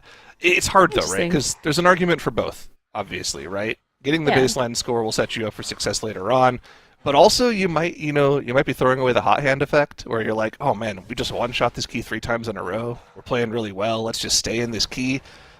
It's definitely a hard choice to make. So I'm not too sure what I would say is the best call for them. They're definitely more qualified to say what they can do on their own, and we'll have to see if they're going to do that. Obviously, they have to finish the key first, but it's looking really good for scaffolding the top right-hand corner there. They've got a noob sec down below 20% HP. Really only a couple more trash pulls before they get to Kikatal the Harvester and can finish off that key. Have to see what the pace is going to be for them. They have plenty of time left, though. Watch out here, though. The timer's getting pretty close to that 2-chest timer. 5 minutes, 45 seconds now on the 2-chest timer here. And we know Celia is a long, long boss on 21. I would hazard a guess and say it's probably about a 5-minute, 15-second boss. If we do instantly chain this trash into the boss the second the Starseer size, guys, I can see an outside shot of them potentially 2-chesting it, because the Bloodlust will come up at the last moment. They'll get a full 40-second lust off, as long as the phase lines up properly. So we'll see. There's maybe a shot. They've got an extra trash pack they can pull in for Havoc Demon Hunter funnel. It's just that they're running out of time on the 2-chest here. I think it's going to be really close for them. They have to finish off the Starseer. I think pulling the boss into a Starseer is just not really possible. So they're going to have to finish this off, and then they can pull the boss. But they got another Pulsar, unfortunately. So now they have to finish off the Pulsar before they can engage the boss. They're already below 5 minutes. I think it's going to be incredibly close for Watch Out to get this 2-chest. They have to pull the boss. Let's see if they are not engaging. So either they think it's still not safe enough to pull the boss, or they really, like, I don't know, maybe they're just not thinking about 2-chesting this. Do you think that they just realize, okay, it's not going to be enough, so they're just playing it safe? I don't know. Okay, did they not pull the other Starseer yet? Is that why they're not chaining? I didn't actually see if they pulled it or not. It looked like they have the count to have it already pulled. But, no, they didn't. Yeah, no, I don't know. They already did pull it, It's so not there. I feel like they could have just dragged this into boss instantly and maybe had time. 4 minutes 10 left on the dungeon timer for the 2-chest now as they've pulled the boss. There's definitely not enough time for the 2-chest here, unfortunately. Unless they have an insane amount of burst damage like I've never seen. Maybe the BM Hunter could just start procking off and getting insane Black Arrow resets during every single one of these Call of the Wilds, but outside of that, I'm not sure what they can do here. I mean, obviously you're still one-chesting the 21, a good feat, but we saw the cap of this dungeon last weekend. 23 is doable.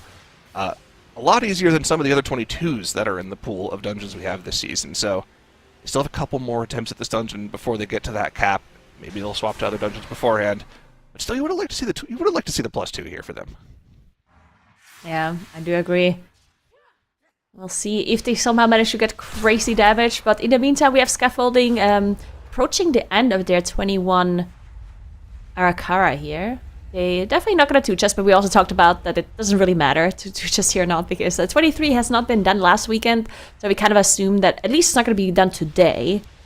Could still be potentially something that the teams try to do later on this weekend, but probably not something we'll be seeing today. So a +1 is totally fine for Scaffolding. We see Krona actually engage another Overseer that they're going to be pulling into the boss potentially. Very interesting strat. And 07 is doing their 20. Didn't quite manage to 2-chest the 19 like we saw Miscount and Scaffolding do, unfortunately. So they have to play the 20 and then move on up to that 21 and the 22 that the other teams can skip, basically. Mm-hmm. And Miscount is about to finish off their 17 Priory as well. And looking at the counter, so obviously we're past the 3-chest, but the 2-chest timer is looking like pretty easy for Miscount here, getting like gonna be around 4 minutes left on the timer as they finish this boss off. So I'm kind of assuming that most teams are going to be able to get this 2-chest done pretty easily, unless they have any like major problems. So, yeah, Miscount probably going to be moving on to that 19 straight away. Yeah, I would guess that they do. And the 4 minutes under on the 2-chest means that 2-chesting the 19 is actually going to be very, very difficult. It's going to be a super tight timer to get the 2-chest done. But I also don't really know what the cap of the priority is going to be, right? This is the key that we have in the pool right now that we didn't see last weekend. But, Tettles and I, we talked a lot about the difficulty of the dungeon pool this season, and I think both of us agree that Priory is kind of like in the same pool of dungeons as Floodgate is, right? And we only saw 21 last week in Floodgate. So maybe 21 is the cap for Priory. Maybe the teams on TR have found a way to potentially make a 22 possible. We'll have to see. But as you can see on the right-hand side of the screen there, miscount heading right back in. So see if they're able to pull off the 2-chest of that 19. Interesting that they're relogging, though. Do you think that they... Do you think they're relogging because they think it is 2-chestable, but they need like a different comp for it? Yeah, 100%. I mean, that 4-minute timer, that 4 minute left in the 2-chest, if you were to extrapolate that timer up, right, to the 19, usually you want to do 10% of the timer per key level. So, be about 3 minutes for Priory. That means they'd be about 2 minutes over the 2-chest timer on the 19. So maybe they think, okay, we need to have a slightly better DPS comp in order to pull off the 2-chest of the 19. And taking a look at the DPS comp here for miscount, they've swapped pretty much the whole comp. They've literally swapped everyone except for Yargi. Now, is Yargi still playing Marksman, or did he swap to Beast Mastery for extra damage as well? Let's actually take a look at the first pull here and see what he's actually playing. Nope, he's still got True Shot on the bars there up there, so we are playing Marksman still, but we did swap to Ellie and still in the DK, so slightly better comp. And it's Frost Elemental DK, yeah. Instead of the Havoc Demon Hunter and the Unholy.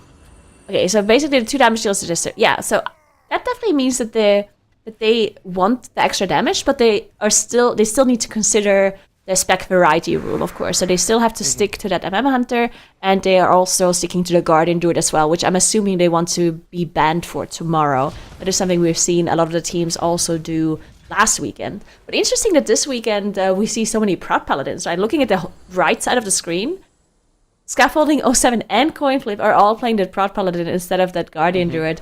So it goes to show that it's like one of those comfort things, I'm assuming, where either of the tanks are fine to play, and they just want to get them banned for tomorrow. Yeah, I mean, it all comes back to the spec variety rule, right? Like, I think a lot of the teams have this consideration where we want to play Prot Warrior as much as possible when we get to our highest keys on late Saturday and Sunday. So what can we play in the meantime to make our life as easy as possible in the lower key levels? We saw a ton of Guardian Druid last week. Like, we're seeing a lot of Prot Paladin right now in the Arakara, of course. Prot Paladin very, very good at just locking down a single mob, so your group doesn't have to worry. Your group doesn't get overloaded with interrupts, right? You don't have to worry about kicking things too often. The Paladin takes care of that. So it makes a lot of sense, and if you can get away with it, and if you can get your Druid buff somewhere else, like a Boomkin, like we're seeing from 07, or a Resto Druid, like we're seeing with Scaffolding, it makes perfect sense to play the Prot Paladin over the Guardian Druid. I think seeing different solutions to how to play around this rule has been very, very interesting, and like the teams that have clearly practiced other comps are standing out heads and shoulders above the other teams. Yeah, there's one thing to note as well, that it is quite difficult for these teams this time around. Like, it is incredibly nice to watch as a viewer to see all of these different specs, right? But I'm sure for the teams themselves, it's going to be pretty difficult to figure out these different comps. And not only do they have to play different comps between the days, they also have to play different comps in the same dungeon, right? Because they want to play the kind of specs they want to get banned in the lower key levels, and then once they get to the higher key levels, they want to play like their quote-unquote main specs, right? So you have to play that same dungeon with different specs, which can be pretty difficult to adjust, because all of a sudden you have different CC, you have different interrupts, so the shot calling needs to be different depending on what comp you're playing, and you might even have to adjust some of the pools depending on how much utility you have, which definitely is not easy for those teams to execute. But in the meantime, Scaffolding did manage to finish off that 21 Arakara. That is so good for them, because last weekend we saw quite a few teams struggle in the Arakara and the 21 already. So that they managed to get this done, one-shotting all of the key levels up until this is actually very good. We'll see if they're going to continue to try and do this 22 Arakara here, or if they're going to be attempting a different dungeon. Looks like only their healer is relogging right now, so maybe they're going to go right back in. Drive Pug in their 4th run of the day here. They've dealt with the 20 Gambit. They've 2-chested the 17 Arakara and are already on to the 19 Arakara. So, pretty good start to the day for them. Very, very few hiccups. Of course, this is the team. Remember, chat. They just want you to cheer for them because they're like you. They're essentially just a pug. That's how they view themselves. And if a pug can play this well, you can too. I mean, they've got a great comp for this key here. I love the double shaman.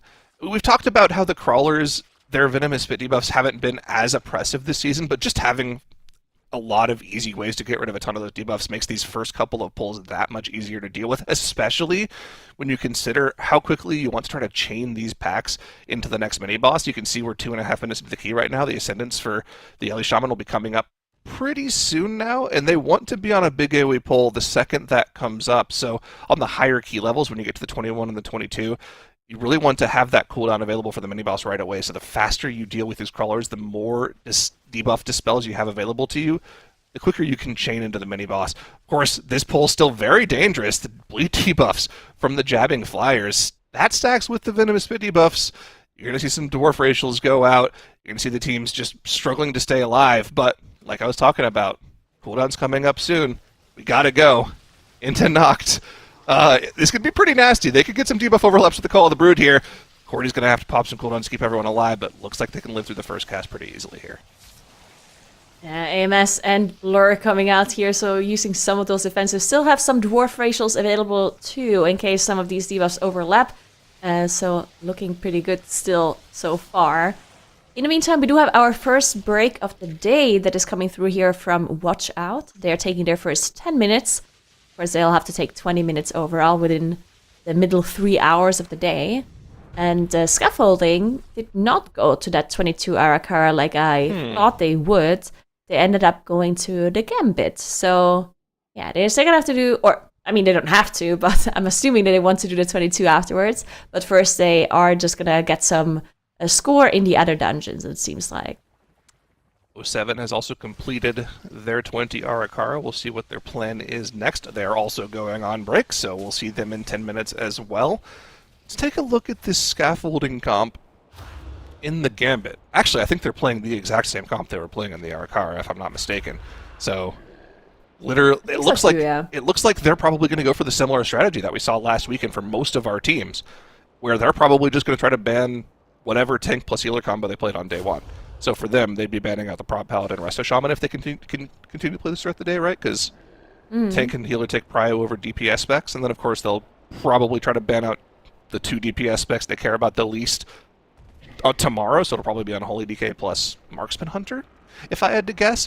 I'm curious which of the teams are going to be on the side of the Havoc Demon Hunter versus the Ellie Shaman, because that was an interesting choice in a kind of a duel that we saw last weekend, right, between Polish Mountain and jog my memory, my brain isn't working right now.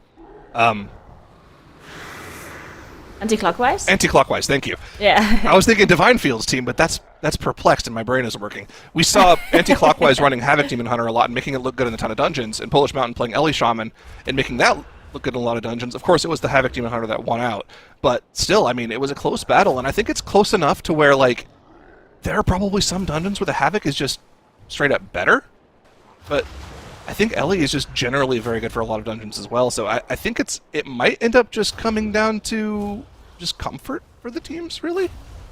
Yeah, I do think so as well. I mean, we talked about this a little bit last weekend where we talked about the strength and differences between the Demon Hunter and the Elemental Shaman. It's mainly the Demon Hunter does have a lot of funnel, right, which you can play around. Then the Elemental Shaman has really strong cooldowns that you also have to, it also, I think, is a little bit dungeon dependent, right? Because in some dungeons you can really play around the Ela Shaman's cooldowns, while in other dungeons might be a little bit harder. While the Demon Hunter is also good, but the Demon Hunter is also a melee, right? So sometimes in certain dungeons, having a second melee might be a little bit of a disadvantage, especially depending on what route you're playing. For example, here in this area that we're in right now, in this Gambit, these Guardians, they have a lot of area of denials where melee have to walk away, and if you pull them into Hillbrand, then that is something that melee are not too happy about. The DKs usually can just stand in a lot of this stuff because they have AMS and they have other abilities they can use to just kind of ignore everything, while Demon Hunters maybe don't have as much as the DKs do. Got somebody in chat correcting us. It's counterclockwise, not anti-clockwise. I know. Oh, yeah. The team name was anti-clockwise, though.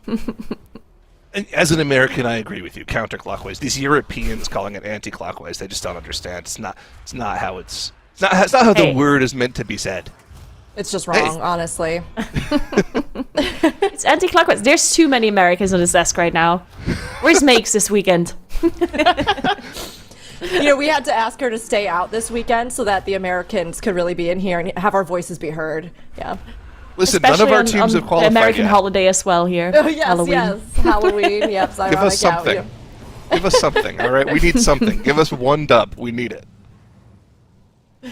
I guess we have the race to world first. Fine.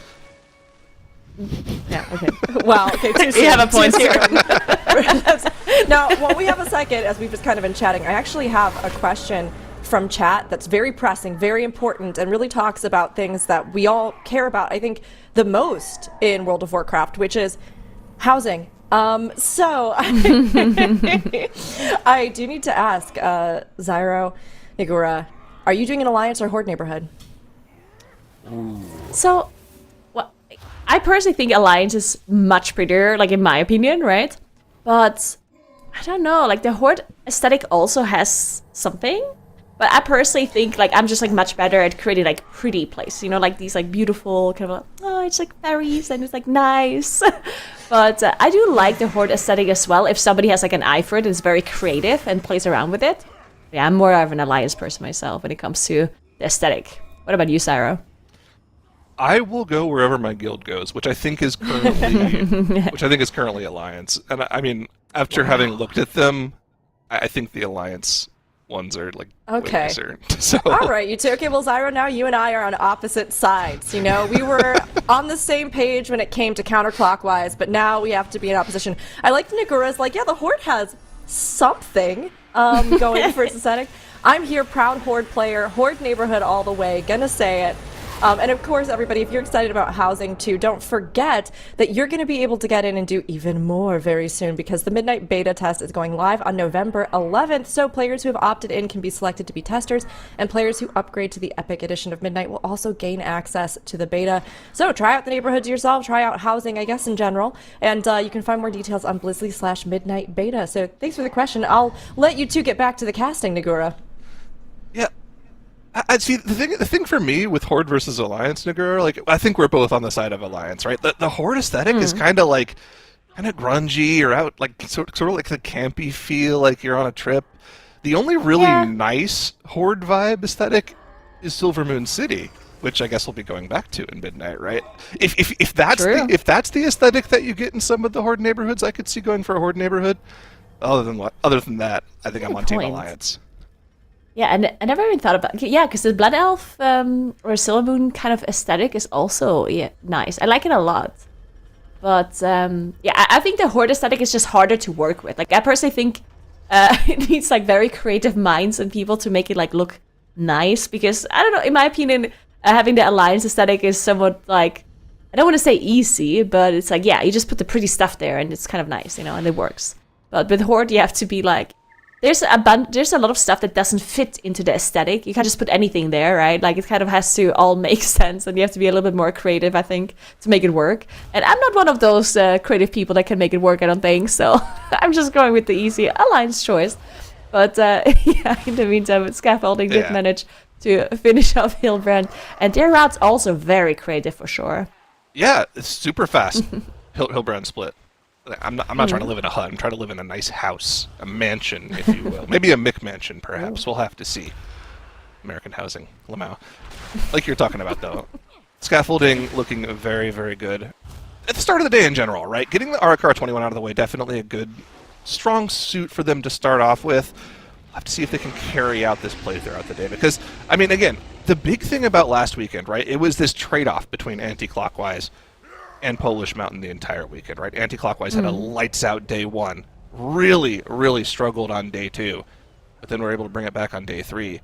I don't know if that's going to be enough for a team to qualify this weekend. I think you're gonna have to string together 3 very solid days with very minimal mistakes in order to qualify. Remember, if you didn't watch the MDI last weekend, the goal for the teams this weekend is to be one of the top 2 teams overall. Those 2 teams qualify to global finals.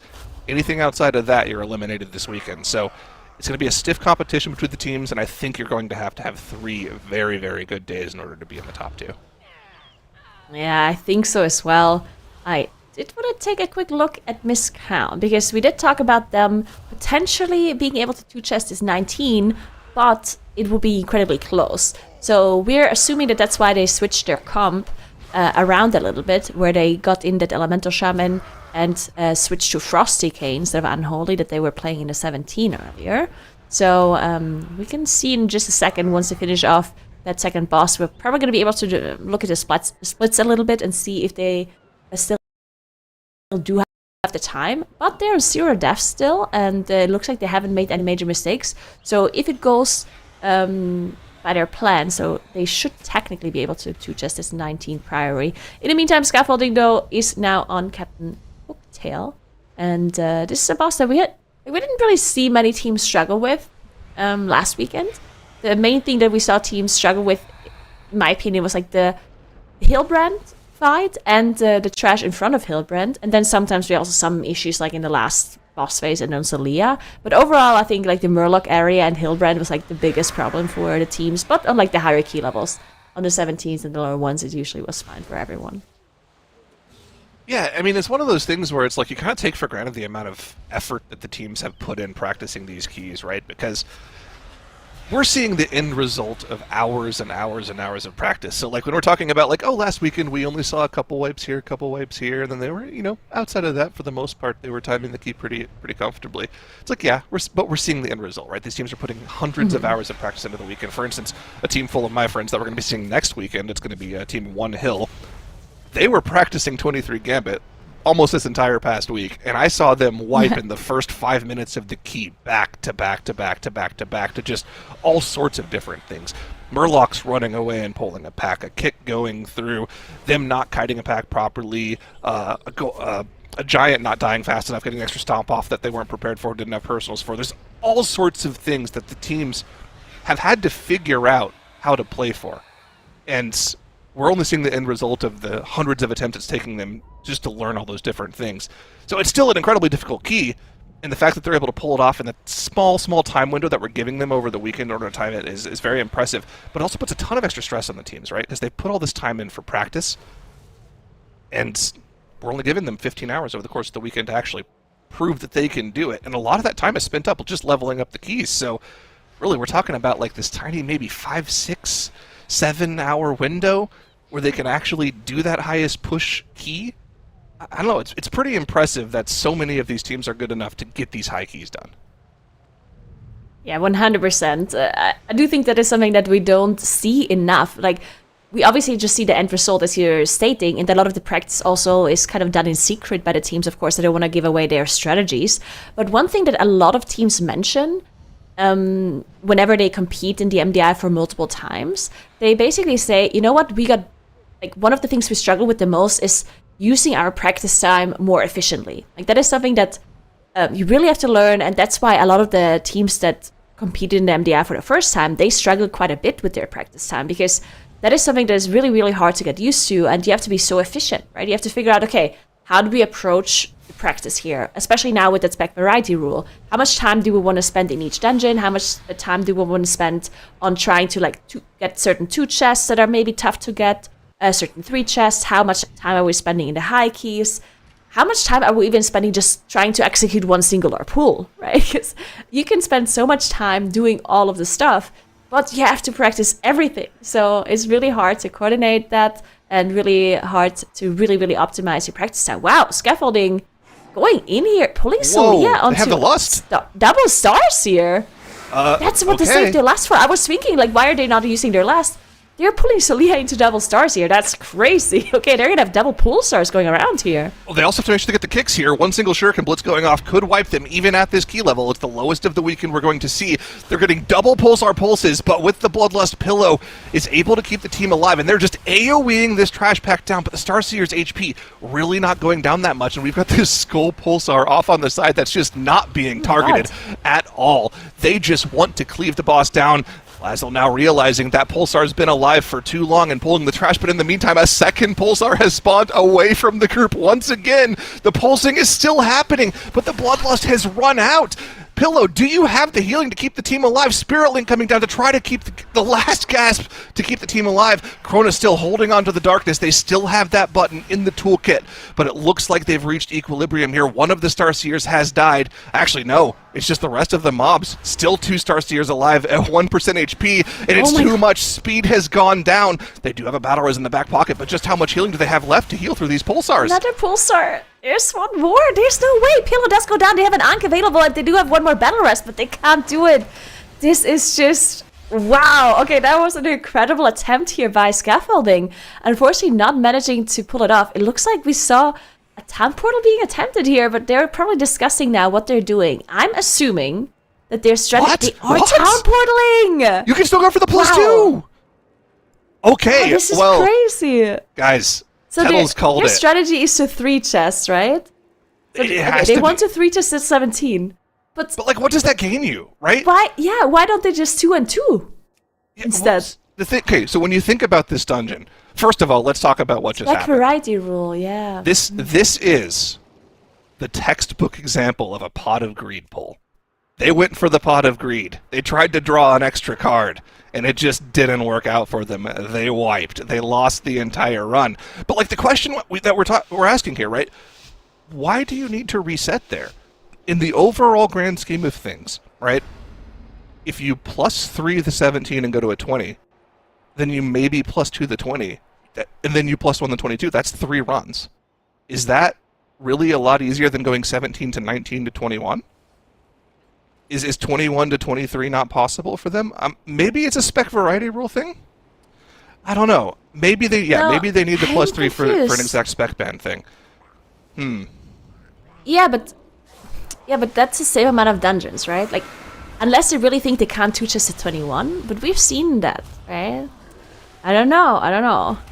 I guess, okay, so let's talk about this again, because the way the spec variety rule works is they obviously have to plan out which comp they're playing in which dungeon to make sure that they're banning the correct specs, right? So sometimes if they planned on like 3 chesting a certain dungeon or 2 chesting a certain dungeon, then they kind of just have to like try and do this, and if they don't, they have to town portal out, because otherwise their whole plan is getting like thrown over. But we're thinking, okay, so if they would have 2 chests at 17, they could have 2 chests at 19, and then 2 chests at 21 as well, which would effectively be the same amount of dungeons as 3 chesting to 17 and then 2 chests at 20, because then they also have to do it at 22. Right? So in my mind, it's like the same amount of dungeons, but obviously, since they did portal out, and they obviously know better than what, like, they know better what their plan is compared to what we know. So I'm assuming that somehow it would have thrown over their, like, spec variety rule in some way. Not sure how, but yeah. It's an interesting question for sure, but they've already arrived at their solution. They're going back in for the 3 chest. I think it's pretty egregious to not get the 2 chests there, but I'm just a caster. I'm not a player, so take my opinion with a grain of salt. We'll have to see if this is going to cost them extra time, because if that's going to be the pull that you go for, right, and that's the difficulty of that pull that you have to do in order to pull off the 3 chests with this comp, that doesn't look like something that's doable a very large percentage of the time. Or maybe something went horribly wrong there that we didn't actually see. That made that pull a lot harder than it was supposed to be. They did have extra random pulsars outside of the group for a long time that didn't die very quickly. So there's a lot of things that could potentially go better there. We'll have to see, but of course, that's still a 20-minute time loss for them this early in the day. So yeah, pretty big hiccup for them. Yeah, definitely. Yeah, definitely a big time loss. I do think like the way their strategy needs to go, that's why we didn't see them like focus these pulsars, is because they need to kill the I assume their strategy is that they just focus the Starseers down, and they just out-heal and use all of their defensives to survive the double pulsars that are up. And then once they finish off the Starseers, they finish off the pulsars, right? I assume they have a certain like order of defensives that they're used to survive the initial damage, and they can't switch to the pulsars, because if they do, then the Starseers won't die within that time window. So I think that is why they didn't switch. But yeah, something went wrong, and of course their hunter going down meant that they didn't have enough damage to finish off the Starseers, and then they ended up getting too many pulsars. But I'm super stoked that we're gonna see this again.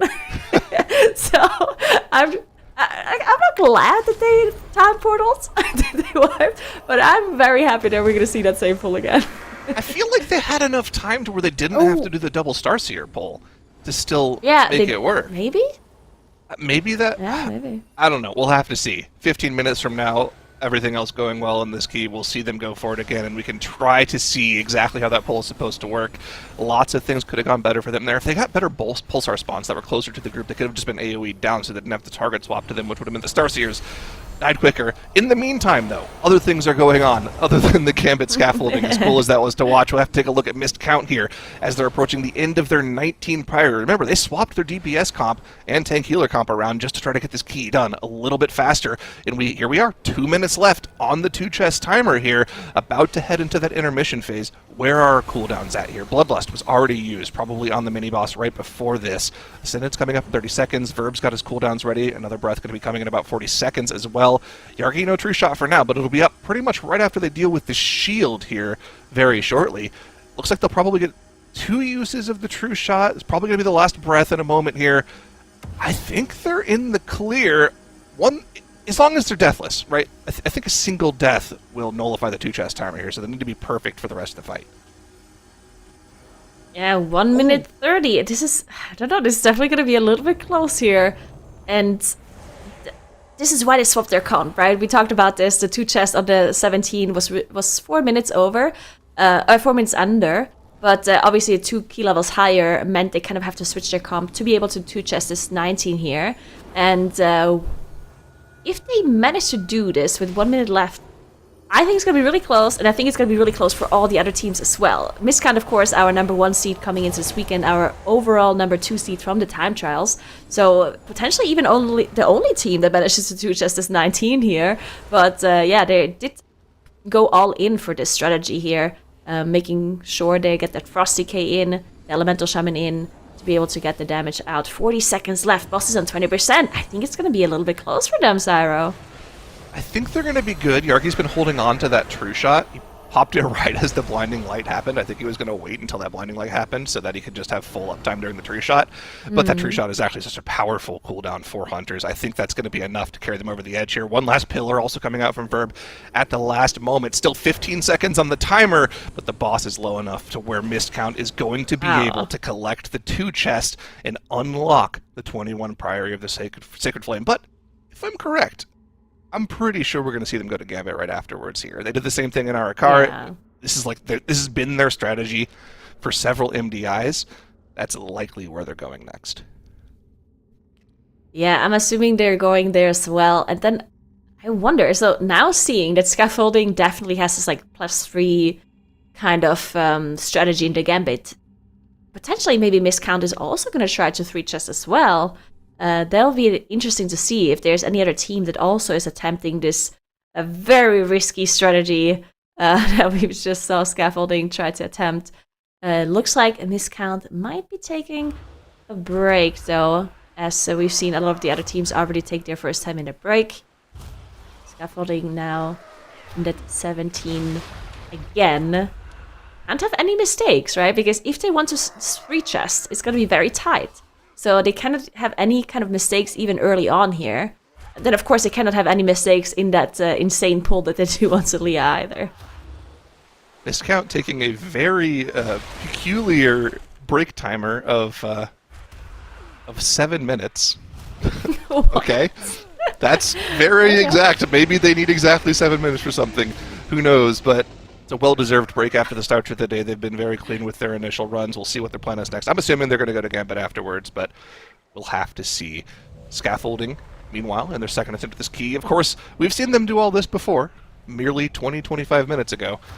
We're really excited to see that pull after Captain Hooktail, though. Are they going to be able to pull it off the second time around? We will have to see. Of course, there's still difficulty in the key beforehand, right? We talked about this a little bit before. Murlocs going awry in the first area. It can cause extra packs to be pulled. Of course, the officers in this area, their throw sword ability doing a ton of extra damage to any players that are stacked up. Any bolt going off at the same time could easily be a one-shot.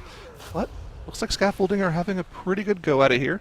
Lazdel taking the brunt of the damage, taking all these mobs, but not really in any danger. Kind of chilling.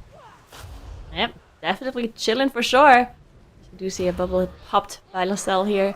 In the meantime, we also see 07 approaching the middle or end part of Priory here as well. I do think most difficulty lies up until Braun Pike, I think, right? That first area with all of the mini bosses, with all of the knights, like that's a very difficult area to deal with. And then also this boss room, the Braun Pike boss room, is also super difficult. So I do think from here on out, it's getting a little bit easier for 07. They are sitting on their Bloodlust here. It looks like they might be doing a bigger pull later on. And we talked about the plus 17 isn't necessarily close to 2 chests, right? I think Miscount had 4 minutes left. Yeah. So we're going to see if 07 manages to do that as well, but they should be able to, considering they're still on those 0 deaths on the board. And again, playing this Dastro Warlock, sticking to that comp that they've been running in the Arakara as well. Yeah, Destro Warlock, I think it's a very, very good pick right now, just for every key. In particular, the keys we have today, I think it's very powerful for lots of AoE potential in this keys, and we talked about this last week where Destro Warlock has the highest AoE cap in the game. It actually just kind of crushes everything else, and it just gets better the more targets you have. It's exponential AoE increase. So, for instance, the big pull right after the first boss, Destro Warlock will obliterate. They do a ton of damage. In addition to that, the utility from Curses on the excess of casters in this dungeon.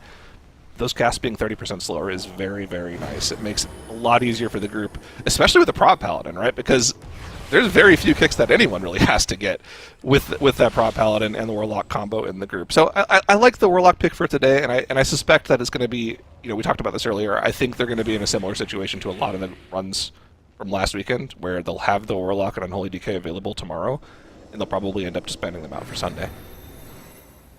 Yeah, I do think so as well. That looks like a pretty good strategy for 07 to go with.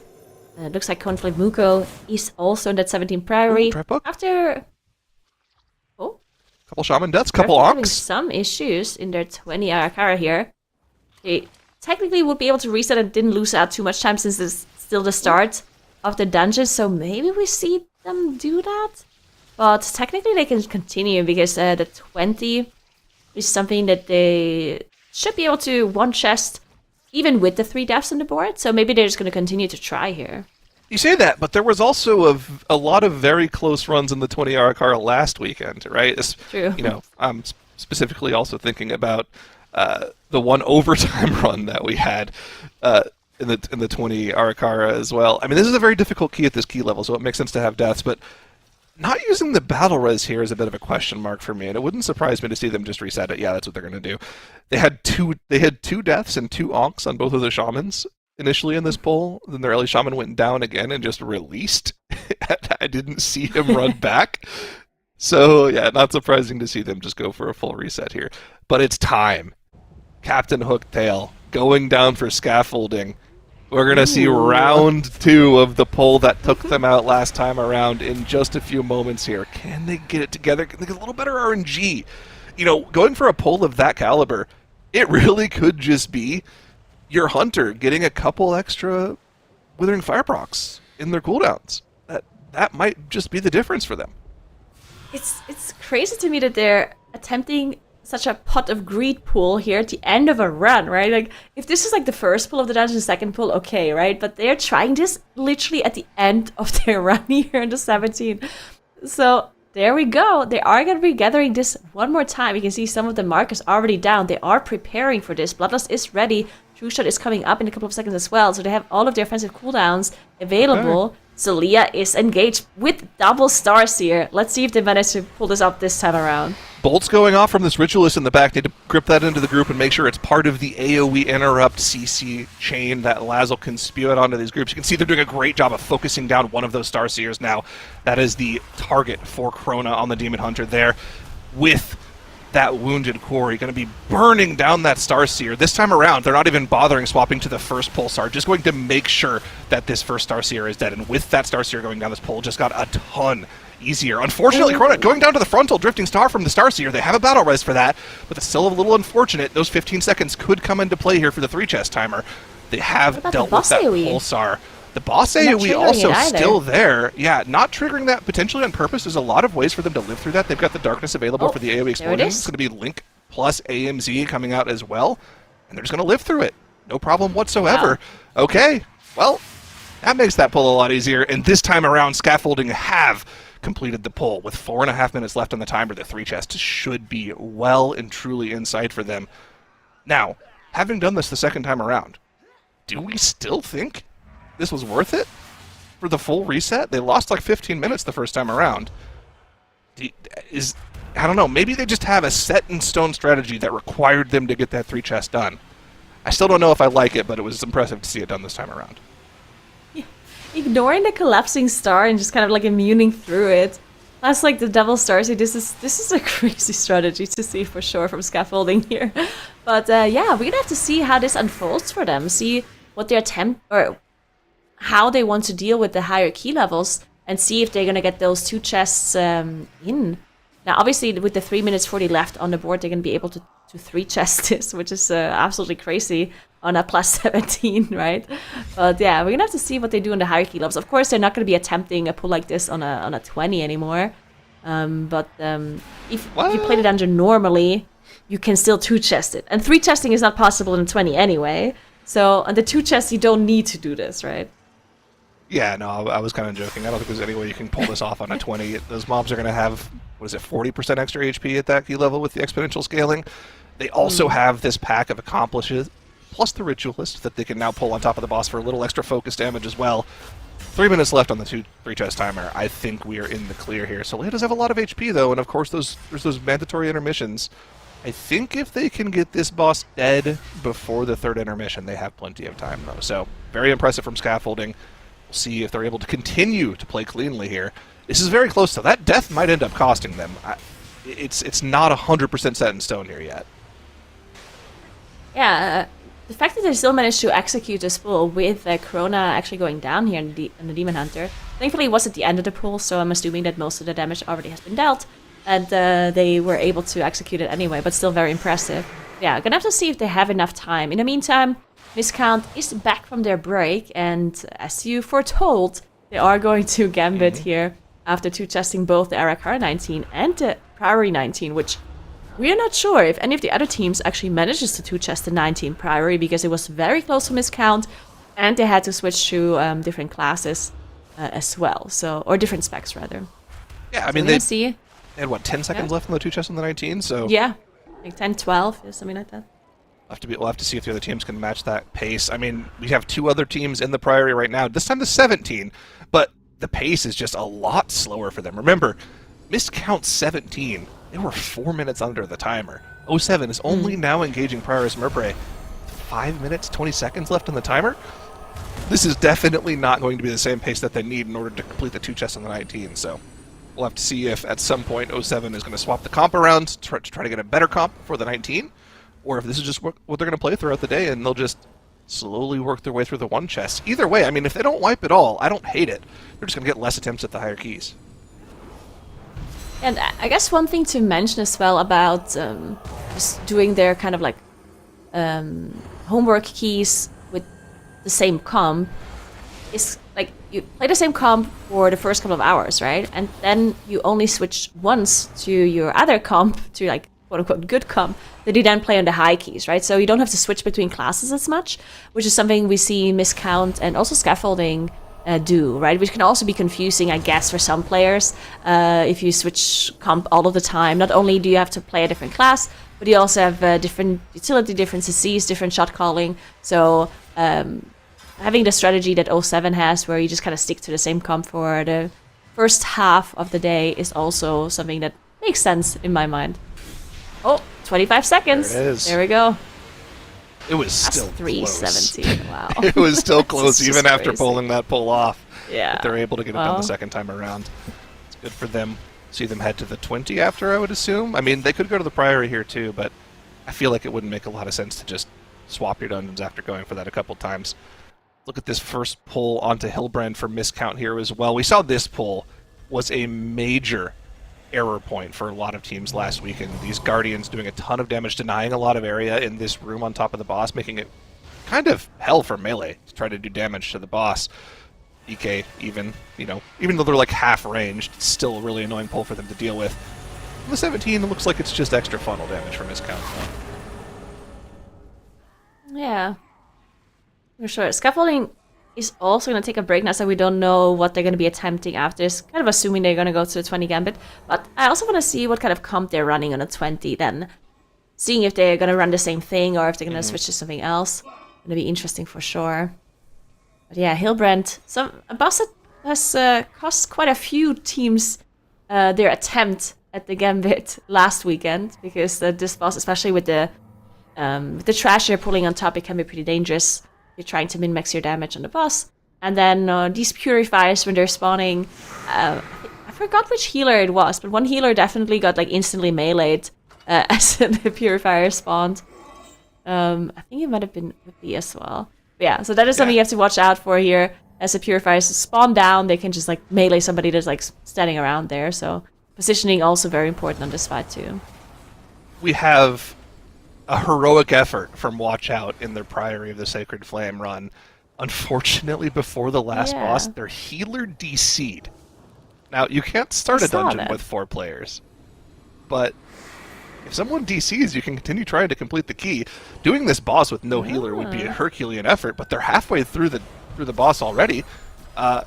Maybe they can somehow pull this off? I mean, they're not going to get the 2 chest, but there's still plenty of time left on the 1 chest. This would be fantastic for them if they're able to pull it off, but there's so much AoE damage on this boss. This is very interesting. We're going to see... Oh, there's just so much AoE coming through. The DK is so low and trying to heal up. The DK probably is going to survive, but their Hunter is not. Hunter not having as much self-healing as the DK has to stay alive here. And it looks like the Havoc Demon Hunter is so fine with the Blur running as well. And there we go. Their DK now dies too. I think this is going to be a little bit too difficult for them to execute. A valiant effort. One thing to note though, like even if they would have finished this key, it would have only been a +1. So I think just going out and attempting it again with their healer, if they're back hopefully, and getting a +2 on the board is not going to be, like it's kind of going to be the same thing for them, right? So yeah, it would have been great if they would have still timed this without a healer, but not necessarily going to be that big of a time save if they're not getting the 2 chests in. You know, they gave it a good shot, which you love to see, but it is hard with that, having that healing as kind of your backbone. And chat was actually talking about the role that healers play, especially at this high-end level of gameplay. Kind of just chatting about the impressive skills that they're kind of showcasing, as well as the solid use of defensives by the rest of the team to sort of ease the demands on them in boss fights. So Zyra, I was curious, since it came up and we have a chance to talk about it, what do you kind of see from our healers in Group B, or kind of overall at this skill level with how they step up their game essentially to be able to handle these high keys? Oh, I might be the worst person to ask about healing because I'm just a brain-rotted DPS player, but like generally speaking, healers that are active about telling DPS players what they need them to press in order to stay alive are the best in my opinion. We've had differing types of healers throughout the years of MDI. One of the things that was always really good about the Echo gameplay is they would always say, my healer will just let me die if I don't press a personal that I need to live for something. So they would just learn by dying. And that's part of that process that I was talking about, 30 minutes or so ago. When you practice these dungeons for hundreds of hours, you kind of learn what people are going to use in certain scenarios throughout the key, and you kind of expect them to press buttons there. So it's really more about reacting to things going a certain way. And the best teams are able to take situations that look dire and somehow persevere through them. I mean, we actually almost saw Scaffolding pull that off in their first attempt at the 17 Gambit, right? They could have, with a little bit extra at the end there, killed off one of those Starseers and gotten back into the pull with Battle Reses just a little bit too much at the end. Maybe that's a sign of a team that doesn't quite have the synergy of, some of the long-standing teams of the MDI. We'll have to see, though. I mean, it was a good attempt for them, and it looked good for them. But, it's still early on in the weekend. There's still plenty more left. And, of course, we're still in the lower key levels, right? So once we get to the higher key levels, there's more opportunities for, mistakes to be made, for healers to make a play that keeps the team alive in a situation they otherwise would not be. I mean, it's really going to come down to just playing on the day. Yeah, 100%. I do want to talk a little bit about the healing experience as well, since I did, of course, heal as well at different kinds of parts of the years, and my experience, like in Plus both and in raiding as well. I think a healer in particular, like the thing that I think is the most difficult is that it's so hard for healers compared to tanks and damage dealers to have an overview of the fight, like both in raiding and in Plus, because you have to look so much at the health bars, right? Because as a tank or as a damage dealer, of course you also have to glance at your group, but you don't have to like fixate on it, because you don't have to react to what is happening with the health bars, right? So you can kind of look at the boss, look at the mobs, look at the floor, and just press your muscle memory rotation while having your weak arrows kind of like just pop up in the middle of your screen. But as a healer, you constantly just have to look at those raid frames and those group frames, and that makes it so much harder to keep an overview of everything else, which, especially in a pull like this that Scaffolding just did, you have to watch out for the drifting star of the boss, you have to watch out where the mobs are running, you have to interrupt as well, and you have to also like somehow do damage and use everything that the damage dealers and the tanks have to do as well. And that, I think, makes healing like very, very crazy in those high pressure moments. I'm sure there's a lot of healers that did a lot of pugs back in Season 2 that were tearing their hair out, playing with mages that would have mirror images, mass barrier, prismatic barrier, ice block, greater invis, all available, and they die to personal damage. They'd just die to a dot, and they'd be like, healer, where are the heals? And you're probably just in there like, what are you doing? Press any of those buttons and you would have lived. It's got to be a really frustrating scenario, and I'm sure there's a lot of people that, vibe with that. I don't know. At the highest level, I feel like there's a certain level of like expectation, like you're saying, like, okay, you got the impale here, you're either going to use Waldorf it, and if you get another one, you're going to use the other. Communication doesn't necessarily need to always be said, but sometimes, when you've practiced something so much, maybe you forget, and someone like forgets to press a button, and they just die, and those are the things that can happen. Okay, whoa! Sorry, production, my bad. I do also want to point out something though, that like it's hard to go from like the kind of experience where people are not pressing their buttons to the experience where people are pressing their buttons, right? Because if you're the healer and you're just kind of healing pugs and you're doing lower levels, right, you kind of have to assume that no damage dealer ever presses their defenses, right? Because you're used to that, right? So you kind of have to assume that they don't press it, and then you have to heal that way. But then when you go to the higher levels, you have to assume that the damage dealers are pressing their buttons properly, and don't waste casts and heals onto them, because somebody else might die. If you're healing a mage that has Ice Block available, or like a Dwarf racial on another character with an Impale, as you mentioned, then you waste a heal on them and somebody else dies, right? And then it's your fault because you didn't trust this person to use their defenses properly. And going from like not trusting players to all of a sudden having to trust players, I'm sure that's also like a difficult step for some healers to actually make. Healers have to learn to trust through high-end Mythic Plus. There's the answer, chat, And that's tough, because healers in general are not very trusting people. It's not... Very true. It's just the truth. Yeah. They learn not to trust, so...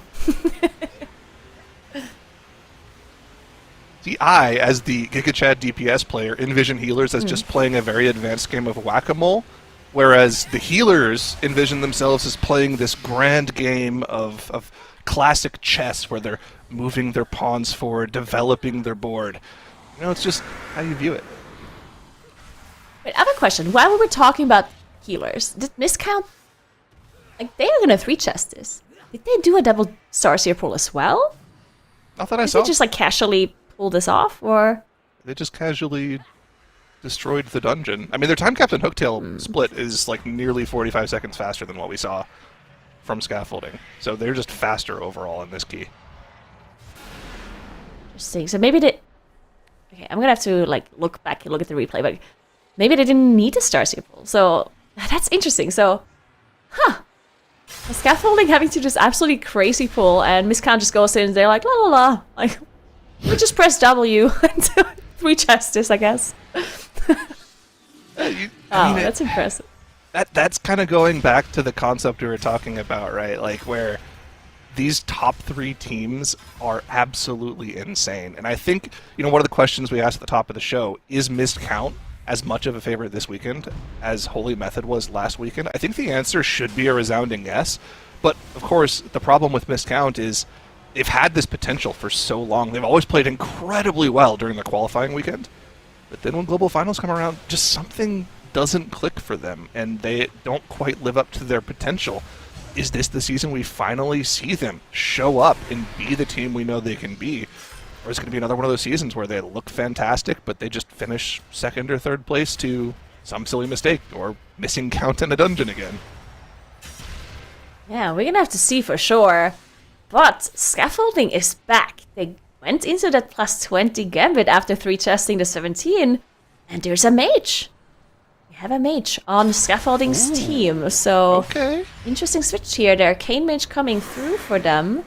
They had the Havoc, right? So they switched out the Havoc. So Krona going from Havoc Demon Hunter to Arcane Mage here. Everything else seems to be the same. This is late in the day, too. This is 5 runs in that we're swapping to the Arcane Mage. Yeah. And it's not like a comp that really synergizes heavily with the Arcane Mage. You do gain access to an extra mass barrier, which could be useful for, like, one of the damaging events. So we're talking like the Giant Stomp, we're talking a Bolt on Celia, maybe, you know, one of the casts on Hilbrand as well. It also kind of just fulfills the same role as Havoc Demon Hunter with a little less of the synergy, right? Like, you're trading Arcane Intellect, which is really only buffing your Shaman here, for the magic damage increase, which hits everyone in the group from the Demon Hunter. So, I mean, I guess this is just a scenario where, like, going into Sunday, they want to keep both the Havoc and the Mage available, or maybe they just want to keep the Havoc available.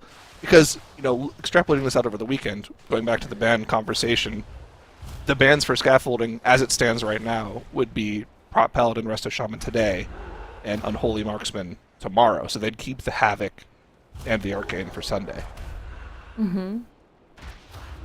Another thing to note, though, is if it's like the way the tiebreaker rule works for the Spec Variety rule is first your tank. So if let's say they play the 5, say like the exact same comp in every single dungeon today, then your healer and your tank would be banned because the tank always gets banned first, and healer would be second, and damage dealers third.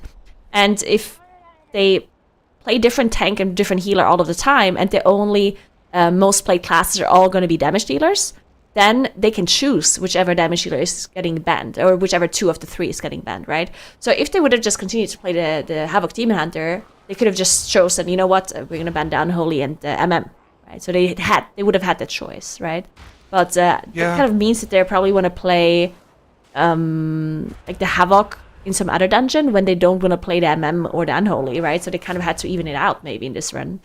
It goes back to the question of Havoc versus Ellie and what they think they're going to be playing later on. Now, the other thing as well, though, is, right, like, I guess they just wanted to reset here. Okay, that's the only thing that makes sense. They all stood in one of the AoEs and just said, wait, why are we doing this reset? Let's see what they actually plan on swapping out here. See, what I was going to say before they wiped there was, we actually have a wipe from Missed Count as well on the very first pull, so they're going to reset too. What I was going to say for Scaffolding, though, is because they're playing the Resto Shaman today, and it's likely going to be banned out today, that means they're probably going to be getting their Sky Fury buff from an Ellie Shaman later in the weekend. So, if Ellie Shaman is going to be part of their comp, why do they worry about keeping the Havoc open? Also, we're just going back into the Gambit right away without resetting? Huh. I wonder why that is.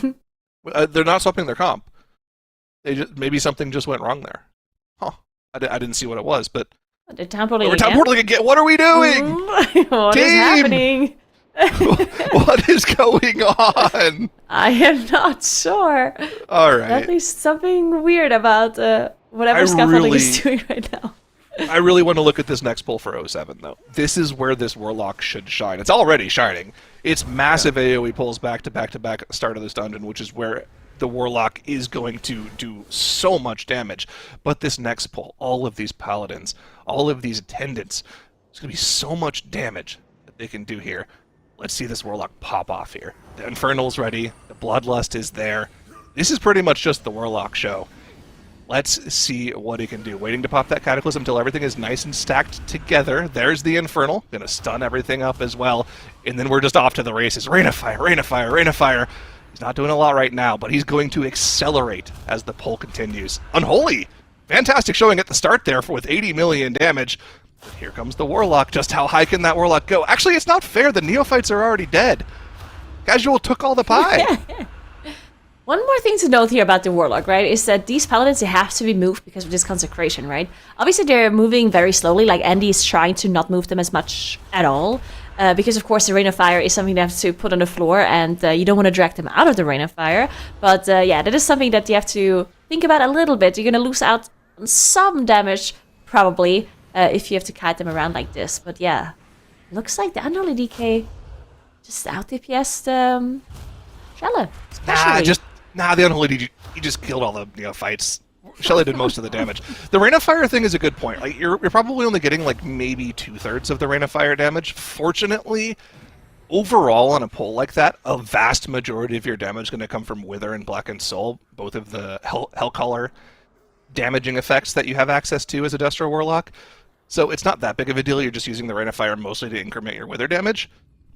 That being said, the fact that Casual popped off at the start of the pull like that and Destro managed to bring it back over the course of the pull just shows the AoE ability of this comp. I'm a little disappointed they didn't let the Destro pad, though. Kind of sad. We're going to have to keep an eye on 07 here, which is... Yeah? Is he actually not... Hold on. Is he not playing Hellcaller? Is he playing Diabolist in this key? Oh. If he's playing Diabolist, that is crazy. Let me check this.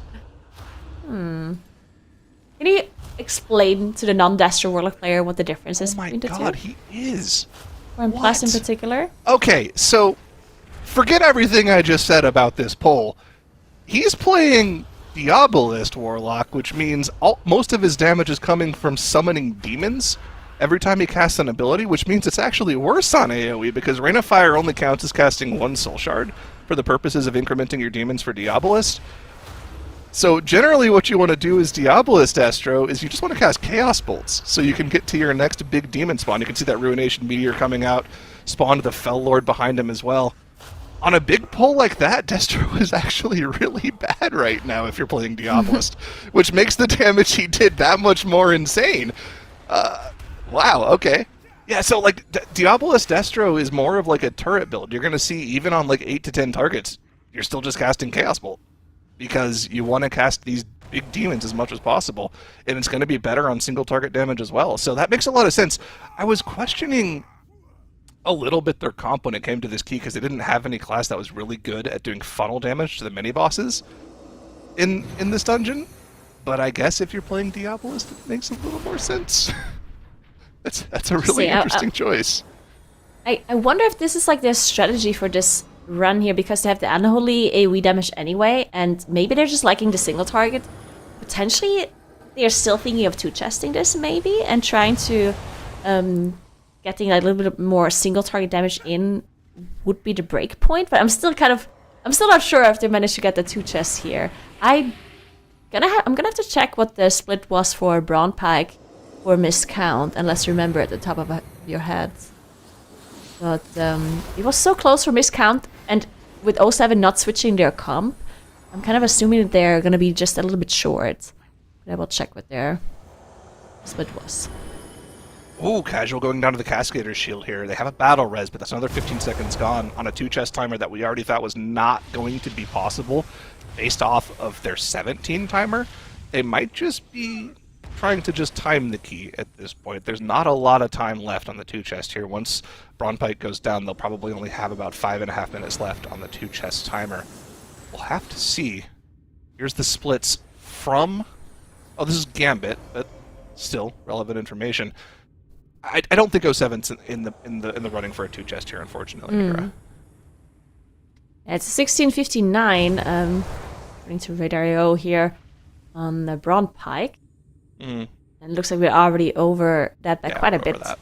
So, yeah, it's not going to be possible for 07, probably, unless they do something absolutely crazy in the last boss room. But, yeah, gonna be interesting to see if any of the other teams manages to two-chest this 19, because, yeah, it definitely seemed incredibly close for miscount. Well, Scaffolding does have a death here on their healer, as they're gathering up a pull onto Hilbrand. Looks like they have the Ankh available to get the healer back up. They might be able to still recover this. And Hilbrand has not been engaged yet. So this was just during the gathering part. So they should be able to recover. All right. Looking good for our teams here. Let's swap to a team that isn't part of our 4 teams here. Let's take a look at Drivebug and see what they are up to. On Kikatal the Harvester in their 20. Of course, we're not expecting a 2 chest in this dungeon. Still plenty of timer left on the 1 chest for them. This one's looking really good. Even though they've had a few deaths, we still should be good to go here. Arakara, a key that we know can potentially go to 22 from what we saw last weekend. But 2 chesting the 20 is definitely something that's very, very difficult. This key caused a lot of issues for our teams last weekend, even on the 20 key level. So getting an early time here will be good for them. That acid debuff doing a ton of damage to Cordian Worst here. Yeah. But Cordy able to keep the team alive. 40% left on Kikatal, 4 minutes left on the key. Drivebug should be good to go here. They need a little bit of count, but that's literally only one mob that they have to kill afterwards. I wonder what they're missing, actually, for them to be 3 counts short. Yeah, interesting. Maybe something like in the Ivanox area they wanted to pull in and didn't quite get. But yeah, they should have enough time to finish off the boss and to get that one mob that they have to just focus down to get the enemy forces, and then they're going to be good to continue. We'll see what they're going to be doing afterwards. See if they do the 21 or if they're moving to a Priory. Looking at the runs that they did and not attempting the 21 Gambit, kind of assuming that they would just go to Priory, kind of doing like a similar strategy to Miscount, where they just try to get all of the dungeons out of the way initially, do some of their homework keys, and then use the end of the day, or the second half of the day, to do those push keys. But we'll see what they attempt to do after they get this dungeon done. Boss is down to 10%, and they still have 3 minutes left to get the 8% of the boss plus the trash, so they're for sure fine. Yep. Should be a clean run here for Drivebug. Let's take a look at this timer for 07 now, as they've dealt with Brawn Pike here. Yeah, 1850, that's about 2 minutes slower than what we saw from Miscount. So 2 chests definitely not in the cards for them, but still, these pulls at the end of the dungeon can be quite difficult. There's a lot that can go wrong. Of course, the Curse of Tongue's going to be very, very useful for 07 with the amount of casters that are in the pulls coming up. They won't have to worry too much about those extra bolts and maybe potential AoE casts going off as well. Of course, light spawns in this area still do a ton of damage to single target players, but like you mentioned, they can't really stack on player if you pull more than one of them, so should be okay if they want to do a couple chains here whenever they have their cooldowns available. Yeah, sure. It looks like Miscount already is still with Hilbrand, and they have a crazy split, actually. What? 748 and a plus 20. On twin? What? That's insane. That's actually insane. They are so fast. Wow. They're really trying to answer the question that we're asking of them. Are they the team we think they are this time around? Now, again, they've been that team in the opening group play weekends before, but this is definitely the level of play we want to see from them.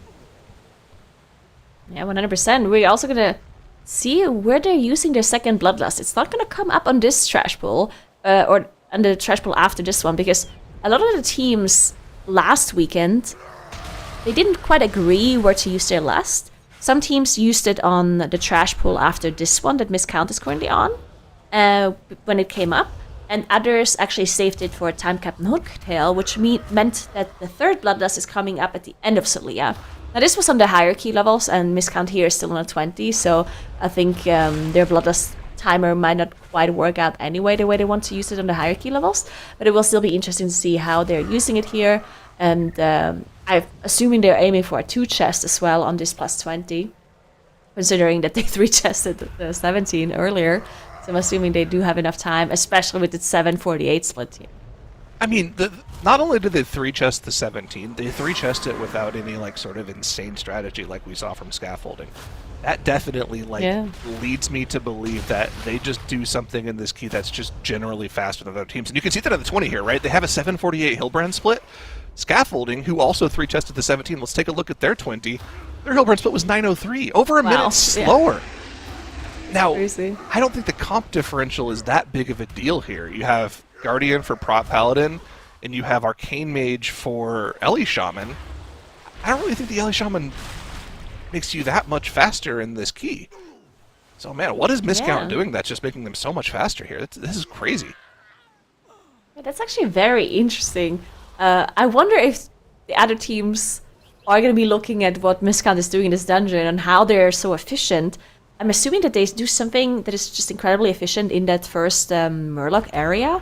Not sure if it has to do with like what they're pulling or if they just like incredibly efficient at what they're focusing down and how they're damaging it, because that is also something that sometimes you do see two teams that pull the exact same thing with the exact same comp, but another team is just faster because, I don't know, they're using their cooldowns differently, they're managing to split up their AoE and single target better, their focus damage is better, their funneling is better, also just movement sometimes. How you move between the pulls can also be pretty impactful as well.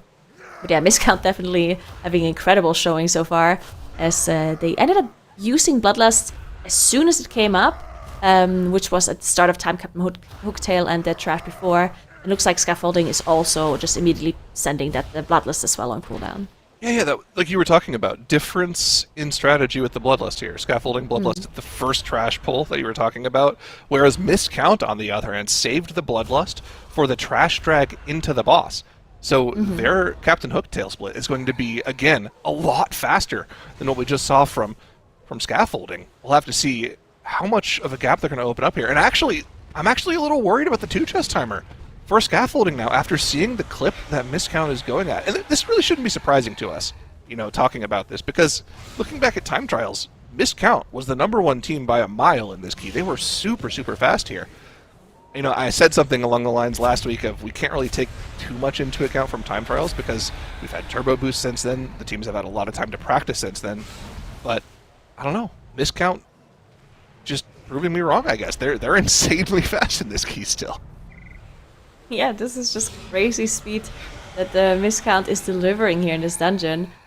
Looking at, the count of course is going to be similar as well, because most teams are pulling the same trash in the last boss room, skipping that first Starseer, with usually the Hunters just pulling it to the side and then feign deathing and using Turtle and stuff. So probably something similar happening for both Miscount and Scaffolding here. But yeah, looking at the timer, Miscount has more than enough time to 2-chest this. They still have to play clean, of course, and they have to do big pulls in the last area. But yeah, as you said, Scaffolding maybe not. But I kind of assume the Scaffolding has to. I don't want to say they have to do the 2-chest, but I think that's their plan at least, because otherwise it doesn't make much sense that they poured it out on the missed 3-chest in a 17, right? I think so, at least. I don't know. I feel like that's a mystery we're going to be talking about all day, and we'll have to circle back to it and check in later too to see if it panned out for them in the bigger picture. But we are going to be allowing you and Zyro to take a break, Nagura, so you two head out, get a little rest, keep your eyes on the competition, and we'll be seeing you later. Later. Bye. Bye.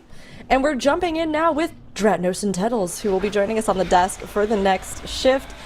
Earlier in chat, Dratnos, we actually had a question from Shadow Walker asking about Mythic Plus in Midnight. So I wanted to ask you as we come in for this turnover, keeping an eye on the competition, of course. But Dratnos, what are you looking forward to for Mythic Plus in Midnight? And are there any changes, dungeons, additions that you're hyped for? Yeah, there are two big things that I'm most excited for in Midnight with M+. The first is just a new set of dungeons. I love new dungeons in general, but I'm really excited to get us in for the Blood Elf themed dungeons. We have a reworked Magister's Terrace coming in, and then there's Windrunner Spire in Season 1, and one dungeon that'll be coming not in Season 1, but in one of the later seasons as an M+ dungeon is Murder Row, which is in Silvermoon. So those are, I think, really exciting for me. As somebody who started playing in TBC, there's a special place in my heart for the Blood Elf, starting zone, all that kind of stuff. The other thing I'm really excited for in Midnight is going to be the Devourer DH in M+. I feel like that spec, the core of it is pretty similar to old Shadow Priest, where you kind of get inside your Void form and then try and stay in it as long as possible. And that's kind of going to be the idea for Devourer, is to get into your Void meta and then stay inside as long as possible. And I think that's going to be a really fun experience in M+, because they've learned a lot from the old Shadow Priest version, and I think this version's actually, it's going to feel really great to keep going, from pack to pack and try and get that last collapsing star, and if you do, it's going to just do huge damage. Yeah, I'm really interested in seeing how the kick removal for healers, except for Resto Shaman, which is going to have it on a 30-second cooldown. I'm interested in seeing how that plays out too, given what the texture of the dungeons might end up looking like. Because the last time we had healers without kicks, it was like Shadowlands and BFA, and the pacing of those dungeons. I mean, you see them brought back, and the pacing is just a lot slower. Compared that to something, say, like a Priory of the Sacred Flame that has just a ton of caster mobs. What is the pacing of those midnight dungeons going to look like whenever healers don't have interrupts again? Yeah, I'm looking forward to. It seems like the power of an individual interrupt is going to be a lot higher because the spell lockout that they provide is going to be longer. So that's true. If you kick a mob, it's going to not cast for as it'll be busy for a while, right? It's going to take 7 seconds in some cases before it comes off CD for that school again. So. Hopefully we're going to move to a world where it's like, oh my god, needing to coordinate 700 interrupts is less important, and each individual interrupt you click is more impactful. I mean, they also they made a change with bolts and shoots as well, where they can't target the exact same player, where they have like anti-sync on them. I think that'll actually try to smooth out a bunch of the damage, where these archer mobs or these mobs that cast like Hyperlight Bolt, like you're seeing on screen right here, it should be a lot more smooth of a damage profile. And it's kind of interesting because Blizzard has continued to make like great changes slated towards Mythic Plus over the last couple seasons. I think in Dragonflight, one of the big changes that they made was rotating dungeon pool. Banger. In this expansion, The War Within, they had like the changes to affixes, and I think that those have also been very well received. And so I think that Blizzard really continues to push the envelope with strong changes into the future. And I'm really excited to see what those look like in Midnight for Mythic Plus specifically. Yeah, I wonder if the Xalatath affixes are going to stay, or if we're going to get a new set of like low-level dungeon key affixes. I don't know. I think initially they said that they were going to be rotating them around, but we haven't really heard any information on that. Yeah, and Xalatath is still the villain, so it still makes sense. You could keep them. Yeah, they could rebrand them to be Midnight themed as opposed to War Within themed. Yeah, not to spoil the story, but from the trailer at least, looks like she's back on the enemy team after spending a patch on our team, which I liked that patch. I was happy to have Xalatath on our team for a bit. That was fun. Just kill Dimensius, one of the hardest raid bosses of all time. Yeah. It's funny, though. She saw us fight Dimensius, and she's like, you know what? I'm going to make these guys our enemy. Like, that doesn't seem to make much sense to me. Depends on what side of history you want to be on, I guess. Exactly, yeah. Speaking of history here, it's being made in this plus 20 Solia's Gambit by missed count. That is so corny. It is unreal. All right, what is the history that's being made here? They're going to time the key tunnels, I think. Oh my gosh. This is going to go down the history books on the great website Raider.io. Exactly, yeah. That's exactly what I was thinking. So what do they do next? Are they going to start doing those 21s? They could actually just do this dungeon on a 22 and it's safe for the rest of the weekend. Yeah, so there's some question as well where you might want to leave this for later as well, because I don't know. I mean, this dungeon, we know from last weekend, right? It went up to 23 for Holy Method. This dungeon is actually missed counts. They did better in time trials than Holy Method in this dungeon. So you have to imagine that 23 is possible for missed count. The question is it possible for the other teams as well? Because if it is, then it goes from being possible to being necessary for everybody to do it, right? If only missed count could do it, then maybe they don't have to, but I suspect they will. So the way that our tiebreaker system works in the MDI is, obviously it can go to timer, but before it goes to timer, if you're at the same score as another team, we just take a look at what's the highest level key you've done, right? What's the second highest level key you've done? So if I've done a 23 and a 21, and you've done two 22s, we have the same score, but I have the tiebreaker because I have the higher key, right? What that means is there's extra importance on the dungeons that go the highest level. In this case, that's probably going to be Gambit. Gambit and Ecodome being the two keys that have gone the highest last weekend. Yeah. Which means I think that there's some danger if you're miscount. If you think 23 Gambit is possible for the other teams, and you try and come up with a strategy that involves not doing it, you run the risk of, even if your timers are good everywhere, losing that highest key tiebreaker to another team. Now, you can, of course, lose a tiebreaker to one team. You'd rather not. There's more prize money for first than second. But if you ever lose a tiebreaker to two teams, then you don't make it to global finals. I think that it's kind of interesting. Miscount has... just looking at the time of the day, we're almost halfway through the day. They have taken 7 out of their required 20 minutes of break time. I feel like they're actually going to have a lot of time to be able to put up pretty high dungeons today. Like, I think that the 21 Priory, we saw Floodgate get capped out at 21. I think the speculation is that both Priory and Floodgate are both doable on a 22, but might not be something that you see during group play. That might be like global finals exclusive, or maybe if you have like a lot of time, you can kind of stretch yourself and try to time that key. But I mean, for miscount, it wouldn't be the most unreasonable thing to actually see them put up a 23 of Gambit today. Yeah, it's not impossible. So they have to rerun every single dungeon one more time to be able to realize the 2 chests that they have everywhere. And then they're going to still have probably another hour on top of that if they don't make mistakes. It is plenty of time. I mean, yeah, it probably makes the most sense. So if you imagine the next hour goes perfectly for miscount, yeah, they will be sitting on, a 22-chested Gambit, and then a 21 in each of the other dungeons. It probably makes the most sense to come into the 22 Gambit at that point. Yeah, and then you have an hour, or probably 50 minutes, because they have to take their break, to do whatever you want. And so, yeah, I mean, I think it makes sense to... It could be 22 into 23 Gambit. Like, I wouldn't be shocked if that's what they end up with, is like a bunch of 21s and then a 23 Gambit.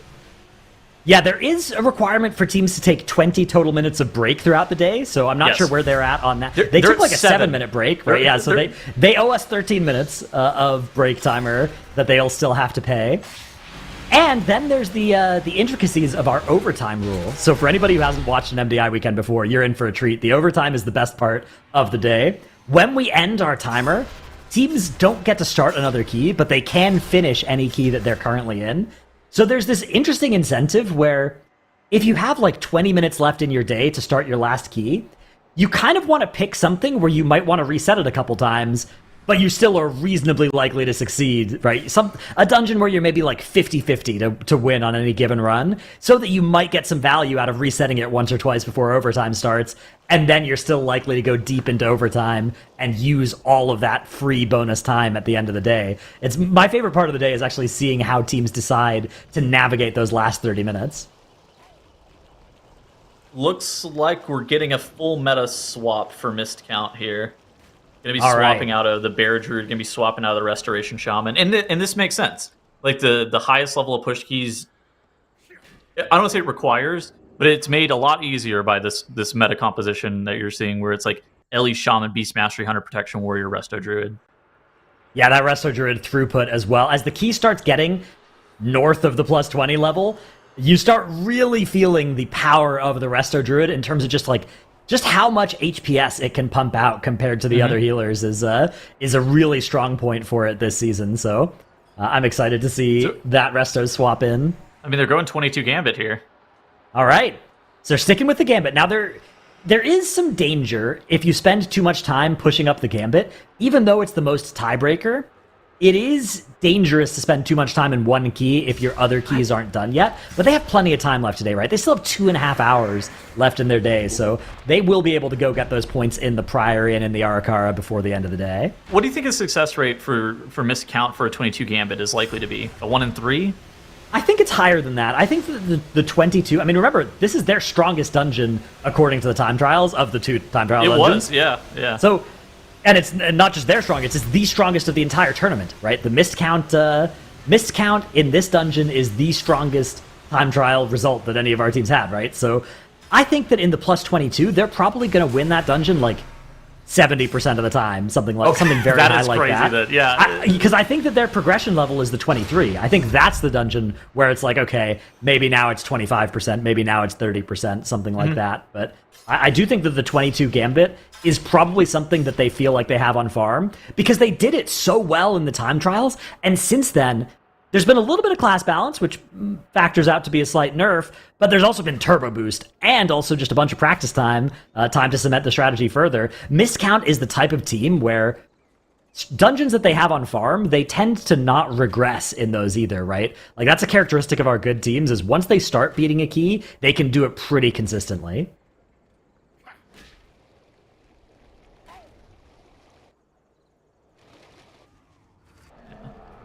So it's interesting. I mean, look at this route that they're playing. They're playing this giant here. The second pull of the dungeon, it tends to not like a lot of teams actually don't end up playing this giant because these giants are just so deadly. Every single time they slam down that title stomp, you'll watch the health bars, especially at this 22 key level. Everybody just drops super low. On top of that as well, you kind of just blow all of your damage on the first giant. And then this Ellie Shaman's just kind of sitting here on his hands like, oh, yeah. I'm really happy to be having this 25 mob pull that I can't do damage versus. So the thing that jumps out to me as well is like, I feel like this is like a Havoc DH pull, right? Like you have a Havoc DH, pull, yeah. You love pulling that extra giant. Without the Havoc DH, I think that giant is definitely, it's a lot more possible to skip it, but yeah. I don't know. I mean, it is good count. It's in the way, right? It does make some sense to pull it as well. In my experience, now I'm sure the teams avoid this, but in my experience, when I try to not pull it, it ends up getting pulled anyways by the stupid fleeing Murlocs. I'm sure these teams are capable of controlling it, but that's at least a little upside of pulling it as well. I think they're going to skip the other giant, though, that's close to the Hillbrand door, which then kind of calls into question, why do they do this pacing like this? Like, why is their sequencing set up like this? Where is this Ascendance going? Because it looks like the Ascendance is going to be available in 38 seconds, which, points towards the next pull being that kind of larger Ascend pull. But they're not going to... But they probably don't need the count from the extra giant. Oh, we're water... Okay, so we're water walking across, and Kira grabs some of the patrolling Murlocs, the... I don't remember what these mobs are. The useless mobs that just kind of die, and then they only exist to flee into the extra pack. They actually do grab the giant here. All right, so it's all the giants. It's the full giant strategy from Miscount here, huh? It is full giant. Maybe. So here's the thing, right? So when you think about an enemy like this, sticks. If you think, oh man, it's really scary. This thing does a huge hit of damage and it nearly kills you. Something nearly killing you is a really small problem in the grand scheme of things, right? Something actually killing you is a really big problem, but as long as you're not going to get one shot and you don't have any other damage going out at the same time as it, being nearly killed is a really small, like that's really possible to play around it, right? It's easy to design a route where you nearly get killed all the time. That's fine, right? That's a valid strategy. I mean, it's interesting. I mean, they're skipping a lot of these scale binders. So the mobs that drop the fish stick off, obviously there's one in this trash pack, but by playing that additional giant, that allows them to play far fewer of the scale binders just in general, and not having to do... I think they're skipping somewhere in the order of like 3 or 4 scale binders that most routes typically have you pulling. Yeah. I mean, I think I like this. It's one of those things where I like this strategy, but it really jumps out to me that like I would love to have a Havoc Demon Hunter while executing this strategy. This is a lot of Goliaths, yes. That is. Yeah, because it feels like the Havoc Demon Hunters would just shred those things. And so it looks like they have a mob trapped off to the side. In theory, I think it's going to be the fish stick mob again. I think it's going to be that scale binder, and then they're going to pull the Fishmancers and Shell Crushers into the boss on top of these Guardians, and then that scale binder is going to come in with the Invigorating Fish Stick late, is what looks like it's going to be the strat. It far away, right? And then it'll keep running in, so you actually won't have to deal with it, which is really nice. It also only heals itself and Murlocs, but if those other Murlocs come in early, that's not a problem. It actually doesn't even look like they pulled those additional Murlocs even. Yeah, I think I can get behind this. And another nice thing about this strategy, right, is that swapping out your Havoc Demon Hunter for an Elemental Shaman in this dungeon, right, which that's kind of the flex spot in the comp.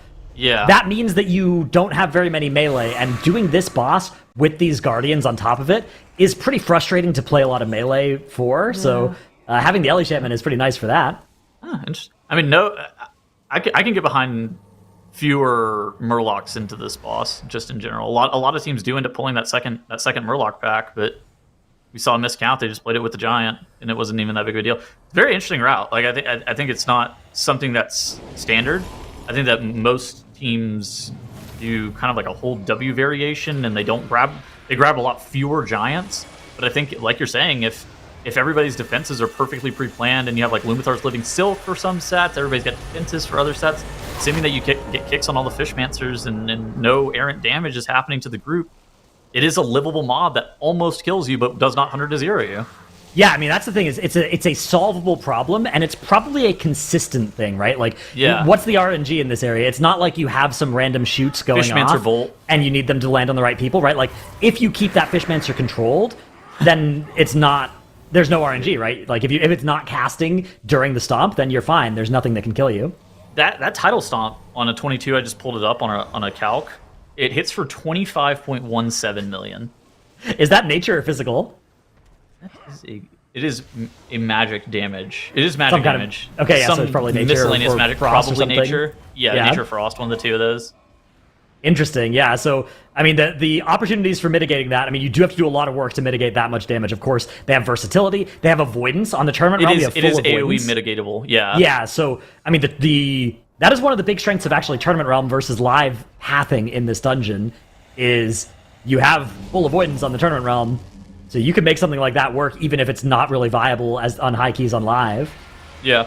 There's always things, too, that you can wear, like, we've seen people do weird stuff like flask swapping.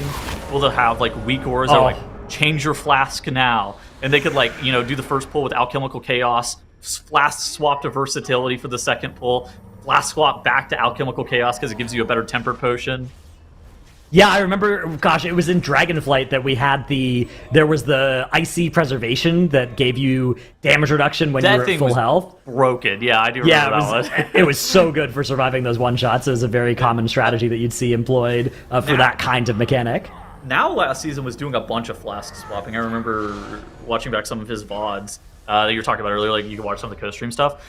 But like watching back some of his VODs, he would just be like flask swapping between pulls depending on how he felt about the pull. Yeah.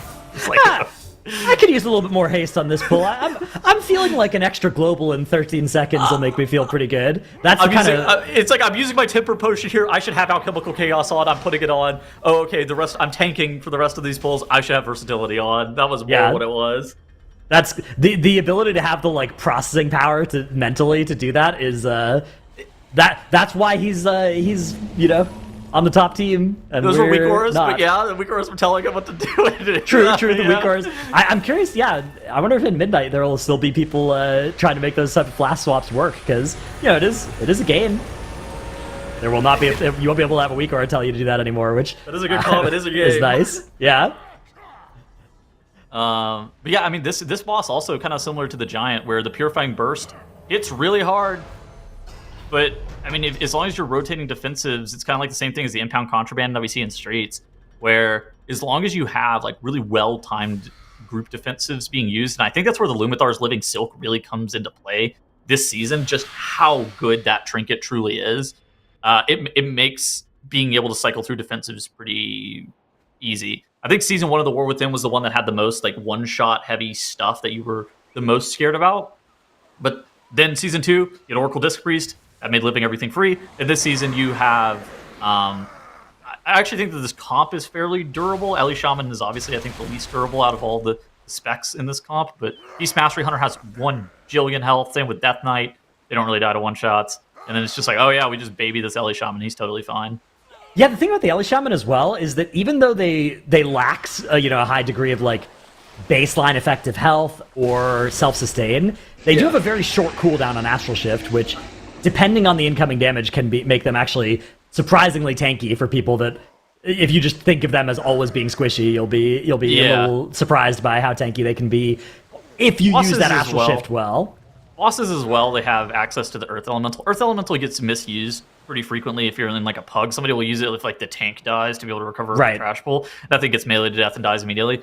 Terrible for something like that. On a boss though, getting 15% health and 5% DR for like a minute 20 seconds is huge, especially if you're worried about getting one shot. Obviously, it's not great versus all types of damage, but it's really good versus pretty much everything. Yeah, it's like the situations where you're kind of rotting down, and Ellie Shaman doesn't have an awful lot against that. It's like bad against Giesel Giga Zap, but like, most things are bad against Giesel Giga Zap, except for Death Knights, which can press AMS and then Death Strike. Yeah. Yeah, the other thing about Shaman as well is that if they really need to, they can talent into Ghost Wolf defense. Yeah. Unfortunately, the way that works is you have to stay in Ghost Wolf for like 4 seconds for it to fully ramp up. But, if the alternative is dying, It is better than dying. It's a little bit better than dying. Ghost Wolf defense is really good versus Solia on Hyperlight Jolt during the intermission, because you're not doing anything anyways. The boss is immune, and you're actually scared about getting one shot from the Hyperlight Jolt. So just sitting there in Ghost Wolf makes a lot of sense. So the comp in Ellie Shaman, this is probably one of the more durable seasons in terms of compositions that we've seen for a while. I think that the War Within Season 1 one where we had like balanced Druid Enhancement Shaman Aug, that was like, oh my gosh, a very weak composition. It's Aug Evoker trying to keep both the Enhance and the balanced Druid alive. That was crazy. Yeah, I mean, the Aug Evoker defensive kit was a huge part of why that comp worked, and that has been changed, so Aug Evokers are no longer providing anywhere near as much group defenses, right? Yeah. Even just not giving your healer main stat anymore is a big deal for that, so Rescue it is Zephyr interesting. Still pretty good, but yeah. And then shifting status versatility, obviously, valuable in some ways. It's still a nice spec, and actually Dev Evoker as well can provide a pretty similar set of group defenses as well, which is nice. Now it's no longer much worse than Aug. In fact, in some ways it can be a little bit better because you get access to the Life Cinders where you can provide your Renewing Blaze to a friend. That can be really strong if you're playing Flame Shaper. The Flame Shaper one, Flame Shaper. Yeah, which really this season, maybe you want to play Scale Commander in a lot of the dungeons if you are playing Dev. Dev, not something we see an awful lot of in the high keys, but let me tell you, it's really fun, and I think it's really good as well. It's just, maybe not quite meta for the very highest keys. It was Flame Shaper Dev, rather. It was Flame Shaper for PTR, but then they buffed Scale Commander a lot the past couple of weeks, so I'm not 100% sure where they're currently situated on. It's funny. A friend of mine says that Hunter's like budget evoker if you don't really think about it too hard. They're like, I have a knockup from Knockup Trap. I have a pushback from Bursting Shot. I was like, so where is the rescue of the Zephyr? He goes, don't think about those things. Don't worry about those. I have, a cheat death, kind of, with a turtle. I was just like, that is not a cheat death. That is not how that works. Roar of Sacrifice, almost a rescue if you think about it, If you don't think about it, maybe, yeah. Yeah, you've got Binding Shot. That's basically Evoker Racial. Yeah, great. It's really good. It's very close to Evoker for sure. It's pretty much the same thing, as far as I can see. Scale Commander summons a bunch of pets, basically. The M Hunter summons a bunch of pets. I mean, it's basically the same class. Yep, Gyros is actually convinced. Yeah, I've been told they both have Lust. Okay. They both wear male armor. They do both have Lust and wear male armor. You're absolutely right. If anything, Hunter has a better raid buff. And the raid buff seems to be getting better in Midnight. Yeah, the Midnight. Oh my god, Midnight Hunter raid buff is going to be so good. It's so for anybody who doesn't know, in Midnight they're changing Hunter's Mark from, instead of only being effective above 80% health, it's just a flat 3% increased damage taken on the target. I think that's going to be good enough where, like, at least an M+, putting it on prior targets or bosses is going to be, it's going to be pretty valuable too. I mean, it's a little bit less big than it will be in Raid, but it's still going to be nice. It's interesting. You're going to do it because you should. But the fact that it doesn't have value on AoE, I think, does have limitations in terms of just like how good it is. But something that Blizzard has done a really good job of over the course of the War Within is classes have actually been okay balance-wise to the point where you're actually picking things like raid buffs, and you actually care about what the complexion of raid buffs and how those factor into your composition. Like, whereas before, there would be specializations. I'm thinking like Dragonflight Season 4. Shadow Priest was just doing 30% more damage than everybody else. The best composition was probably Aug Evoker, Shadow Priest, Shadow Priest.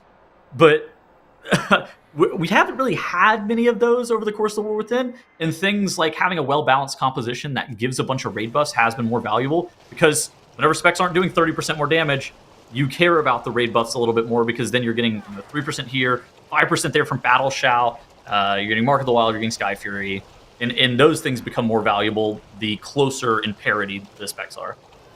Yeah, exactly. It feels great because at the high end of the game, you get a huge degree of sort of optimization and thinking and thought process, right? And it's like, oh, man, for this pull, I kind of want this spec. And then because I want this spec, now I want this raid buff. And you get a cascading domino effect of like what the best thing is. And for everybody else, right, if you're just pugging, there's like a reason that your class is good, kind of always, right? Like you can always make an argument for like, hey, here's why you should bring me, right? It's there have been some seasons in the past where it's pretty hard to get invited on certain off-meta specs, and of course it's still easier to get invited on the thing that's the most meta that people see the most of. But I think that the overall health of getting invited and getting to play the game and getting to feel useful on everything has been moving in a really positive direction, and I think it's getting even better in Midnight. How big are they going to pull here? All right, so it looks like they're going for a very standard pull right here, where they're going to Hex the Ritualist. They end up pulling this patrolling pack minus that. Ooh, the Ritualist actually out of the Hex. Oh my god, he's actually a little sketchy. He was casting the Unstable Rift there from afar, and now he's not able to really get grouped that easily. Okay, now he gets gripped in by Verb. This is still tough though, because we don't have enough kicks now. Some of these Hyperlight Bolts, a beautiful Earthquake Stun is going to stop one of those Hyperlight Bolts, but these other ones now, they don't have enough interrupts for all of them. Is Kira's AoE taunt up?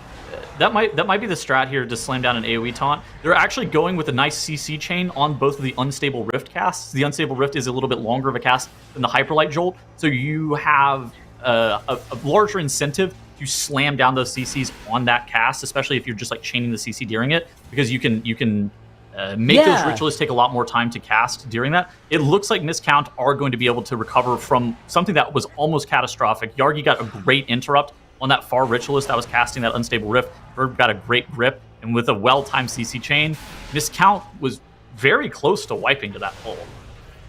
It's actually very interesting. The fact that enemies don't put a spell on cooldown when you stun them, this expansion, means that sometimes you actually want to leave them on their more important cast if it has a longer cast time, and you can just keep stunning them as they're just about to finish that cast. It is a high-risk, high-reward strategy, but we see it in places like Priory as well. Fireball Volley is a very scary cast, but you can just let them spam it over and over because it's a long cast time and just keep stunning them with 1 second left to go. Exactly. And I mean, it's the same thing in Aurora too, where they got the volley from the mobs that are in the second area. And just, CCing them during it is perfect. That was well played by Miscount, considering that was something that could have wiped them. I think if you're a key level higher and the trash pack doesn't melt as quickly as it did for Miscount as well, you could start to run into a lot of problems. And now Miscount, they're not skipping a beat here. Are we two-chesting this 22? Is that's really what's happening right here? So Solia is a long boss encounter, but they have pulled it with almost 6 minutes to go. The problem is, at plus 22, I feel like it is closer to 6 than 5 minutes. I'm not 100% sure on that. But... Yeah, I think you're right. I think a long boss fight, though, for Solia is like a 5:30. But yeah, I mean, it's going to be very close. It really kind of depends on how long it takes them to get Solia pushed into phase 2. They do have a ton of trash that's on top of this boss. What's our ascendant situation? So it looks like we're going to be getting 2 ascendances on this boss, almost regardless of where Hearthjax presses this. He might elect to actually press it twice in P2. Hard to really say. There is some damage loss whenever you summon these assassins, especially having to get them grouped back up, so your DK loses a global here and there, as opposed to pressing Ursul's Vortex. Maybe Hearthjax is just going to rip this ascendance on cooldown here. Yeah, could do. I mean, we do have Lust coming up in about a minute and a bit. It can be really nice to proc as well. Sometimes you're at the spot where you're like, ooh, maybe I should press this cooldown, and then it procs anyways, and you're like, all right, nice. I don't have to anymore. I'll hold it for a little bit. He hard pressed the Ascendants here, which... Okay, so Miscount does need another trash pack, but it's a 3-pack that's against the door that you can pull through the wall. I think pressing makes sense here, because if you don't press now, you can't press for like a minute, because you can't press it, when Solia is close to 40%, and then you can't press it for like 15 seconds when she's immune after 40%, and then you have to like get in position for the last phase, and even in that last phase, the start of the last phase, you do get some uptime, but you also have to be dodging energy fragmentation pretty quickly into that phase, so... Yeah. I like this decision here. Here's the push for Miscount here. They get the final couple of assassins killed off. 4 minutes for this phase. This is more than enough time. Yeah, now you're going to see Hearthjax going to be potentially swapping to Ghost Wolf to live this Hyperlight Jolt. Maybe he's not. Maybe he's just going to build resources to press wall. Yeah. I mean, that Hyperlight Jolt, one-shots you by a lot on this key level. And now Miscount are pulling straight into the trash pack. Bloodlust is available here in 1 second. I would expect with the trash, they're more likely than not to press the Lust here, although they didn't slam it immediately, so it makes me think that they're unlikely to press it from here on out. I mean, they don't have offensive CDs, which I was surprised that they grabbed the pack immediately. Yeah, okay, so, I mean, the Lust is kind of burning a hole in our pocket, but we can use it on the next immune. We're using it on the next one. But I was surprised. It is a little scary to fight this trash for as long as we're going to be, though. Yes. I mean, it's not the most dangerous thing in the world, but the problem is that your group is pretty low from hitting that collapsing star, right? That dot on your raid. It's for 20 seconds or so, you're going to be very vulnerable to any bolt from a Ritualist going off, even just those accomplices as well. A little bit of danger on your tank. It's more annoying right here. During this Hyperlight Jolt phase, you have to get ranged kicks on that Ritualist, and that Ritualist is like pretty far from the group. You only have range kicks from 2 of your players with the Hunter and the Shaman. I mean, Miscount here do a great job, Verb gripping that mob to him, electing to kick it. It feels like Miscount just have calculated every single variable here. The Bloodlust has been pressed. Obviously, the Shaman's not going to have his Ascendance during this lust, which is a little bit unfortunate, but he will have it for the next phase. And right now, we're just all in looking at Verb and Yargi's damage. They're pressing their unyielding Nether Prisms, they're pressing their offensive CDs, and they are trying to just burn the boss as low as possible. 2 minutes remain for them to be able to 2-chest this dungeon. I actually think that we're going to be on the good side of this 2-chest. Certainly. Yeah, I mean, they're ahead of the pace from when they phased. Now, there is going to be another immune phase that they'll have to deal with. Potentially 2 more as well. We'll have to see whether they're able to accelerate their damage by enough to get ahead of the 4th immune phase here on Solia, but I kind of think we're in range here. You can see Yargi beautifully managing all of those collapsing stars, keeping that dot handled on the group. That Hunter-Healer synergy on this fight, really important because your Hunter is just way more optimal at being the person to trigger that collapsing star dot. 31% as we enter this next immune phase here. So in theory, they might be able to beat the next one. I don't even think they have to, though. I think they beat it. So looking at this, we have Call of the Wild, we have Ascendance being pressed. Verb always has his cooldowns. He's going to have Pillar of Frost and Breath of Cindergrosa here in 15 seconds. If anything, if we can get the boss into execute range for Kira's damage really comes online in a significant way. You see him at 5.3 million DPS. But now he's going to be able to do just an insane amount of damage to the boss as well. He is the only execute. We can that is maybe available ignore in this collapsing star. Okay, no, they're going to go for it. It's a lose condition safe. For sure, is to ignore that collapsing star. But yeah, 10%, 9% on the boss now. 47 seconds left, so we could tank another immune phase, but they're going to try and win before it, and I think they're going to succeed. One more relocation comes out, and we're going to get one more energy fragmentation here in a moment. That's going to... I mean, the boss is going to die well before this energy fragmentation is over. They stopped doing the Nicely collapsing done. star. They literally only popped it once, and then they were like, I'm over this. And wow, for Miscount, 2-chesting the 22, Gambit. Jeez. They unlocked a 24. They could do it. They could just skip the 23 entirely. Say, you know what? That's for scrubs like Holy Method. We, Miscount, have no need for such a low keystone level. Alexa, play TLC No Scrubs. Oh my gosh, that was a really, really good run from them. I mean, honestly, Miscount, they have been landing just clean runs across the board this morning, it feels like, and really have streamlined a lot of this. So, Tettles, I was curious, we touched on it a little bit while we were watching that one, but Gambit seems to be particularly fast for Miscount. So having seen that full run and that 2-chest there, what do you think is kind of giving them the most efficiency in those runs? I know Nagura thought maybe Murloc area, maybe Bloodlust timings, but what are your kind of thoughts on it? Yeah, I mean, I think that it's a combination of everything.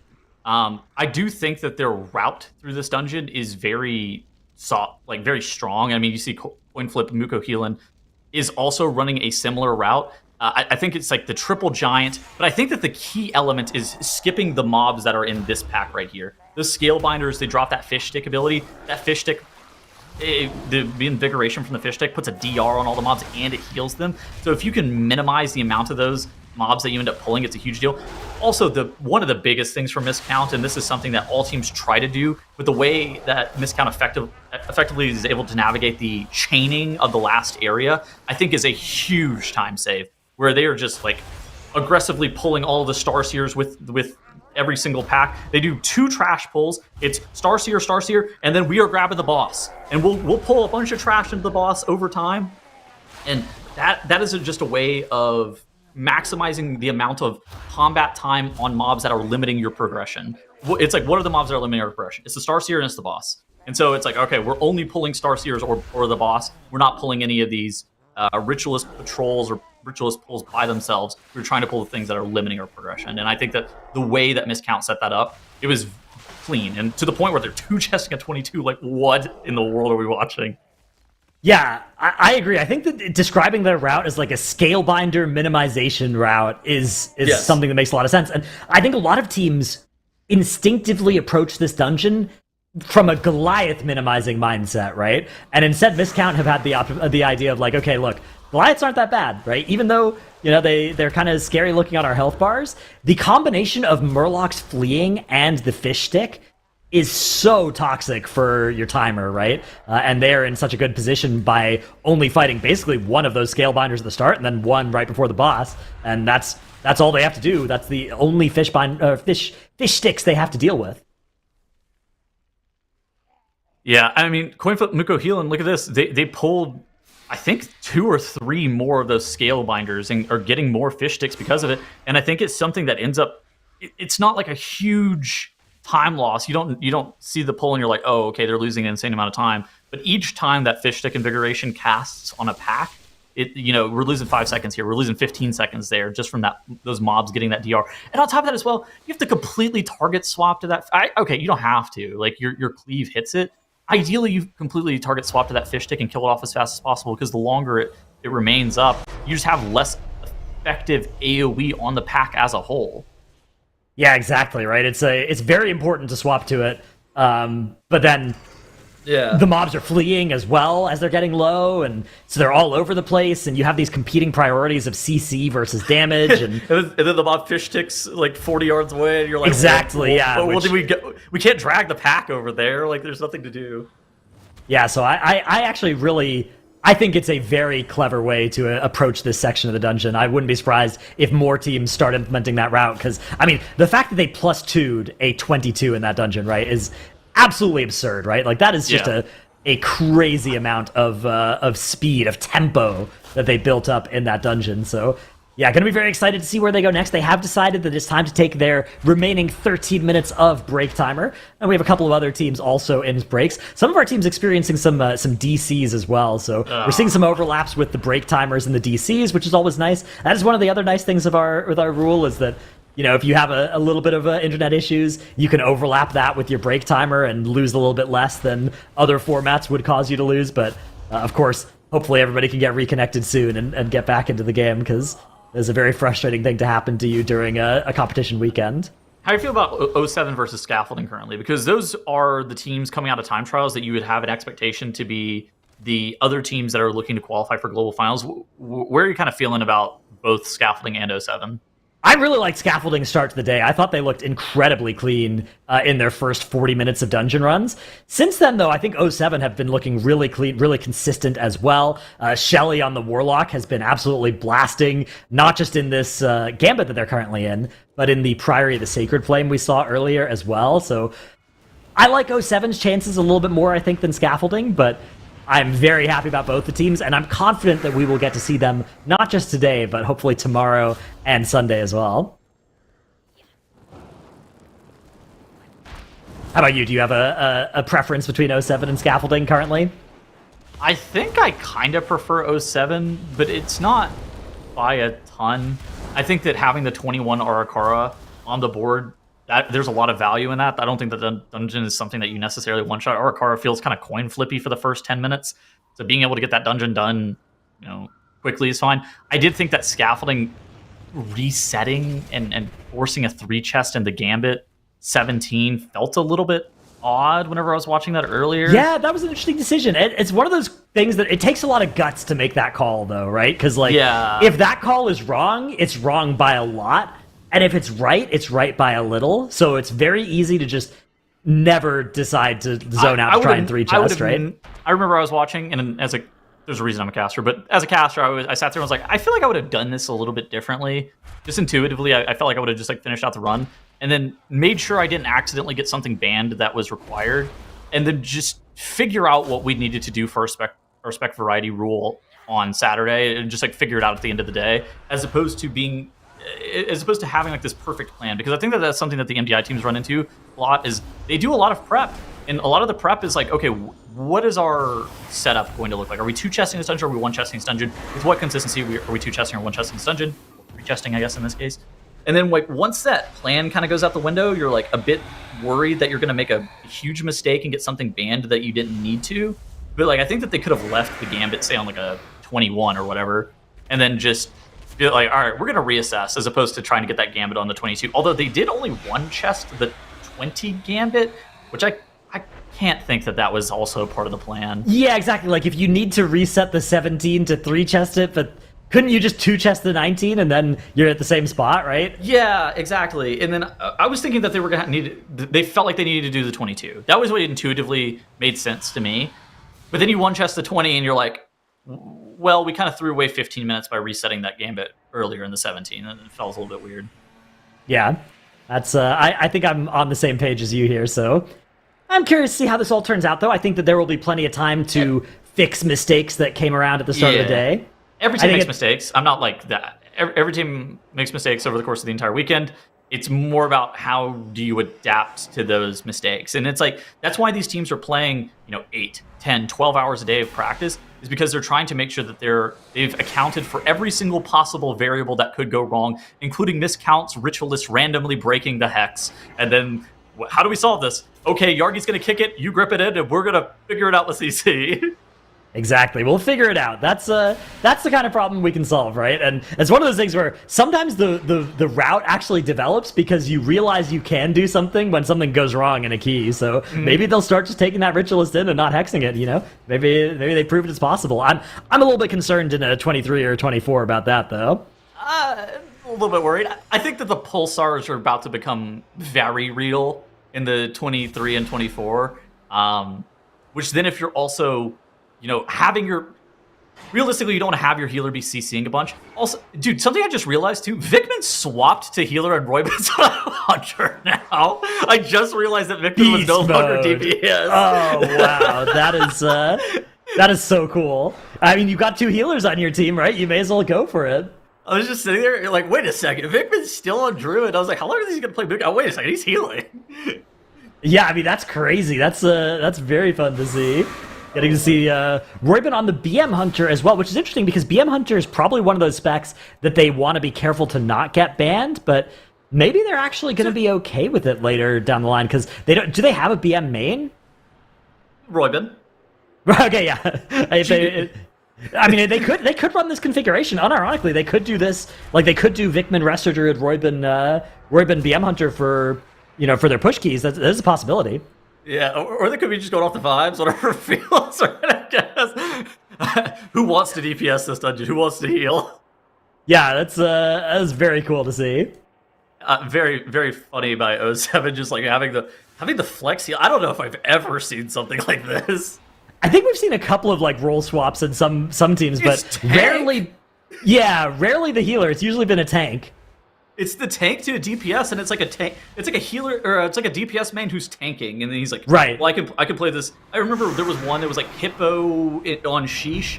Andy randomly busted out Windwalker, and Hippo was playing like a bear druid, and it was just like for like a theater of pain where Hippo didn't play Windwalker, and Andy was like, yeah, you can play bear druid, it's fine. Yeah, it's always fun to get to see people on their mains as well. That is one of the big benefits of the spec variety rules. We do get to see anybody who has a strong main basically always finds a way to play it for some of these builder keys, as we can see right now with Shelly on the Warlock. So something you mentioned earlier too is that you were worried about them getting the Beast Mastery Hunter banned. That's where the juggling comes in, right? Where there is enough to where you can play the Beast Mastery Hunter in lower level keys. We've seen it. You probably have like 2 or 3 keys worth of leeway. But you just have to account for that variable. Like that's all it is. Like you're allowed to play it in a bunch of these 19s. You're just going to have to play more Unholy Death Knight or more Destro Warlock, which for Shelly and Casual Addict, hearing that they have to play more Unholy Death Knight and more Destro Warlock, they're like, this is totally fine. In Casual Addict's case, he could hop on a rogue anytime that he wants to and be like, yeah, I'm gonna pump, and it's gonna be fine. But I think that having that, it's interesting. Unholy Death Knight, not exactly the most popular specialization, but one of the nice things about the Unholy DK is that it has all the exact same utility from the Frost Death Knight. So the pace of the dungeon feels largely the same whenever you're playing with the Unholy Death Knight as opposed to the Frost DK, except it just does a little bit less damage, which you don't really care about in the 19s, assuming that you're able to meet these breakpoints where you time the dungeon or you test it or whatever. Yeah, I mean, just getting to see the range of different specs we've seen, getting to even see how some of these dungeons, we've seen some picks come out where it's like, oh, actually, this is really great, or this really plays into this, or why did they bring that? It's been, I think, something that's kept us talking, obviously, between both weekends, and we will keep things going here and continue our talking as well, except this time we're going to be bringing 2 new voices onto the desk. But Tuttles and Dratnos, thank you for all of the yapping so far. Later. Thank you. We've got Nagura and Zyronic back again. I feel like today we were like divided up into duels. We've got like our little duo caster squads here going head to head. But obviously we're talking a bit about some of the specs and the picks that we've seen. And I was wondering, Zyro, would you be willing to kind of give us a bigger overview of kind of what we've seen from the teams today? And if you want to touch on the specs and stuff or their comps, please feel free as well. But we're about halfway through today. So what have we seen from Group B so far? So I think in general, we're kind of seeing a similar set of strategies developed by the teams that we saw in Group A. Of course, I'm not saying these teams are copying the other teams. They might have already had the same strategy figured out. Teams are playing around the picks that are like slightly outside of the very top end of the meta right now. Like instead of the BM Hunter, we're seeing Marksman Hunter. Instead of Ellie Shaman, in most cases, we're seeing things like Havoc Demon Hunter on Holy DK instead of the Frost DK. And of course, sometimes there's room for, other comfort picks. Last week we saw a lot of Rogue from Shindigs. This week we're seeing Krona on the Arcane Mage. We're seeing Shelly on the Warlock, right? It's a good spot where there's a lot of these classes that are not necessarily thought of it as S tier, but they're so close to it that it really doesn't matter, especially in this situation that we find ourselves in the MDI, where there is a spec ban rule.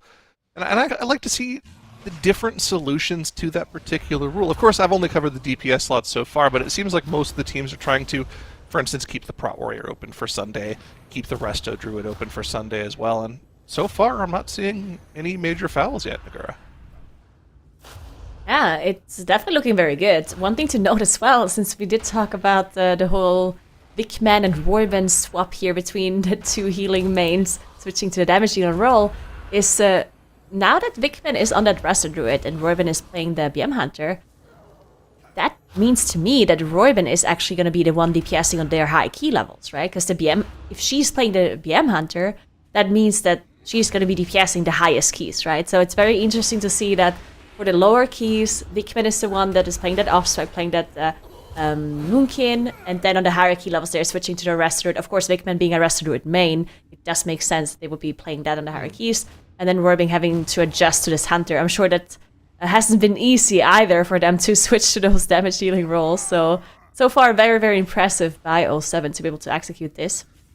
And as that is happening, they did also finish up their 19th, managed to chest it. So now we'll see if they move on to the 21 immediately afterwards, or if they do something else in the meantime. And miscount, they're also now doing the 21 Arakara. So they are going to start pushing keys now. As they've kind of done with their homework keys, and now we're going to see the push keys for them. Yeah, the interesting thing with 07, right, the swap between the healers, swapping off of DPS and healer respectively, I don't think it's necessarily, like, that bad of a transition for Royben, right? Because, let's be honest, playing DPS is pretty easy. Healing is a harder job. That's the only time you're ever going to hear me say it. And specifically BM Hunter, this patch is like a 2-button spec. So I don't think you're going to see any meaningful like drop-in play having a healer swap to DPS and a DPS swap to healer, especially since the DPS swapping to healer is a healer main anyways. I think the only thing that's going to be difficult in that situation is knowing exactly what you can live on a Hunter at the highest key levels. But I'm assuming that 07 will have been practicing this, on the TR. So I think this shouldn't really be too much of an issue. Speaking of 07 specifically, though, we finally have found the key level where Shelly has said, okay, enough. Off of the Warlock, back to the Ellie Shaman, which is something he's been playing a lot on live. I mean, this trio of Casual, Royben, and Shelly on live, they're like 40-50 on score, like 4K 50 in score. They're like one of the top 5 teams in the world. These guys have been slamming keys on live in addition to practicing on TR. So they are very, very practiced at the high key level. Yeah, for sure. Gonna see if they manage to get this 21 done here. We've of course seen the 23 already, and we saw Miscount unlock a 24 in their 22 plus 2 chests earlier. Well, where's the which is 24? Crazy. Miscount! I can't believe we're not seeing the 24 immediately. Show us wow. something cool. I guess they want to make sure they don't get eliminated, but come on. Is that really going to be an issue for them after after the start they've had to the day. We did have a death for 07 on their first pull during the Bloodlust. I think it was on casual on the DK. He released and ran back to the group instantly. I wonder if that's going to cause a reset or if they're just going to continue to play. Scaffolding also having a death here on Ron Pike here under 17. Now, At the we end of the do boss, know... Yeah, we do know that this is a 2-chestable key, of course. We've seen Miscount do it with 4 minutes left. It was a little bit closer for 07 to get the 2 chests, but they still got it. So I do believe Scaffolding is going to be able to do it as well. But looking at speed... Oh, there we go. Now, it is releasing, so maybe there's a little bit of a delay, or maybe just, had to take a phone call, I don't know. Had to get up, get a glass of milk, came back. Still going to be able to 2 chests. They're fine. It's important to mention, right? We've talked about this a little bit last weekend, where the checkpointing they added into the dungeons, for the most part, is like a really, really good addition they had to a lot of the dungeons. Priory is still a little weird, right? Because the first boss and the second boss are like right next to each other, so they don't add a new checkpoint when you kill the second boss. So it's a little bit further of a run if you die in this last room and you release. So you can see, you saw Speed took a little while to get back to the group there after the release. It's like an extra maybe 20 seconds runtime. So that's something you might have to take into account. Maybe the reasoning for the release there was that they want to make sure that they save the battle reses for this next room, because if they do have deaths up here and they do end up having to release, it would be a way bigger time loss at this point in the dungeon for them to not have the battle res available. So good of them to save that battle res. They've got 2 of them available, another one going to be up in about a minute.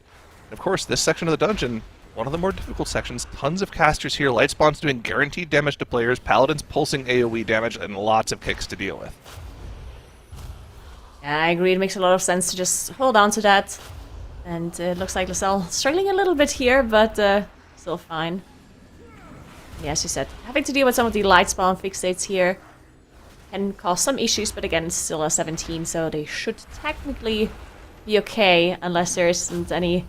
Unless there's a major cast going through or some other mistakes that they're making. But other than that, should be okay. Point flip Muko healing on the bottom right of your screen. You're now engaging Celia, and I think they're on the wrong side of this 2-chest timer here. So that means they're gonna be 1-chesting this. Now, yeah. 19. I was like thinking for a couple seconds there, maybe if they had a Havoc Demon Hunter and they pulled in this trash on top of the boss with the Bloodlust, maybe there's a chance they could do enough boss damage to kill the boss in 2 phases.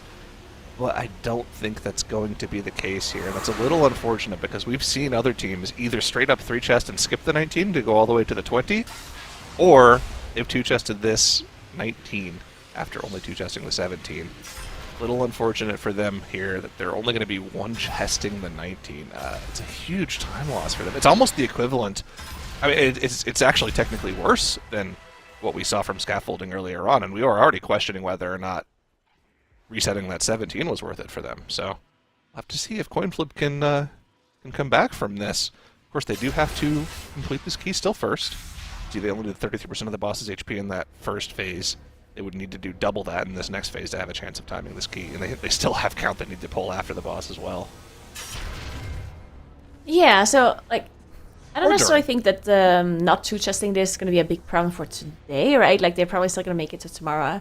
But tomorrow is going to be a different story, right? Because, of course, the teams... we changed the format a little bit from the last MDI that the teams play all days. Today, one team is going to get eliminated at the end of the day with the lowest score. And then tomorrow, another team. And then... Muko does go down here. But does have an Ankh to get back up. No problem. Lost out in the Bloodlust, but, the healer. Muko actually has to proc here. What? The Mem Hunter. Not proccing for their healer here. Wow. Well, it's MM, it's not BM, right? BM has instant casts. MM needs to plant there and cast aim shots. It makes sense. Muko can heal Muko. while in... It's fine. Muko's casting on the move. Spiritwalker's Grace is up. We're chilling. Now the next but I one, wanted to say that maybe for tomorrow it's going to be a little bit of a problem for them if they have to do catch-up keys, right? Because if they have to start the day with getting their gambits done still while the other teams have already kind of done the 22s or 23s there, and there's going to be 2 more dungeons, of course, that get revealed tomorrow. So yeah, don't want to be playing catch up on the next day, as we do lose 2 of their players here. They're gonna have to. Hold on, we have They have reses. 2 better reses, but this is gonna be a little bit tough as the trash is also alive here still, and they have to deal with those interrupts. The reses are coming through. Like, we're gonna accept that last one as well, so they should be okay. But that was a little bit of a scary moment there. We might get another phase. Also, these collapsing stars are now going to have to be dealt with as well. These definitely wouldn't have had to been soaked if those deaths didn't happen. The boss would already be dead. Scyther going down to a bolt from the ritualist that's still alive. That also would have already been dead. This is starting to be quite a bit sketchy. I think they're going to be okay. Now, the problem is, if they hit an intermission phase, they're going to have to deal with 2 of these Hyperlight Jolts. True. That's going to be the case for them, and they still have these accomplices alive, beating on their tank. Okay, first Jolt going to do a lot of damage. They should have the healing to live through this. It's the second one that I'm worried about. Muko, can you top your team? Looks like they're going to be okay, but a 2-stack of this debuff now, they're going to be fine. All right, it was scary, but we're good. They're going to get the 1 chest, but it wasn't pretty. Definitely not. They should have the count here from this accomplish as soon as that one goes. Don't town portal. There we go. Don't town portal out early. Don't do that. Alright, we got the last enemy forces as well, and now they can continue to the 20 or decide to go to a different key. I'm assuming they're staying here because now they have to do kind of push keys no matter which dungeon they're going to. So I kind of assume they're just going to stay here, unless they just don't like Gambit, who knows. But yeah, definitely not ideal, but still fine for a Conflict Muko here. I also just realized that Conflict Muko healing, they have Muko switch from a damage dealer to a healer, right? And they make him also like trigger the stars at the same time. This is messed up. Yeah, coin flip. I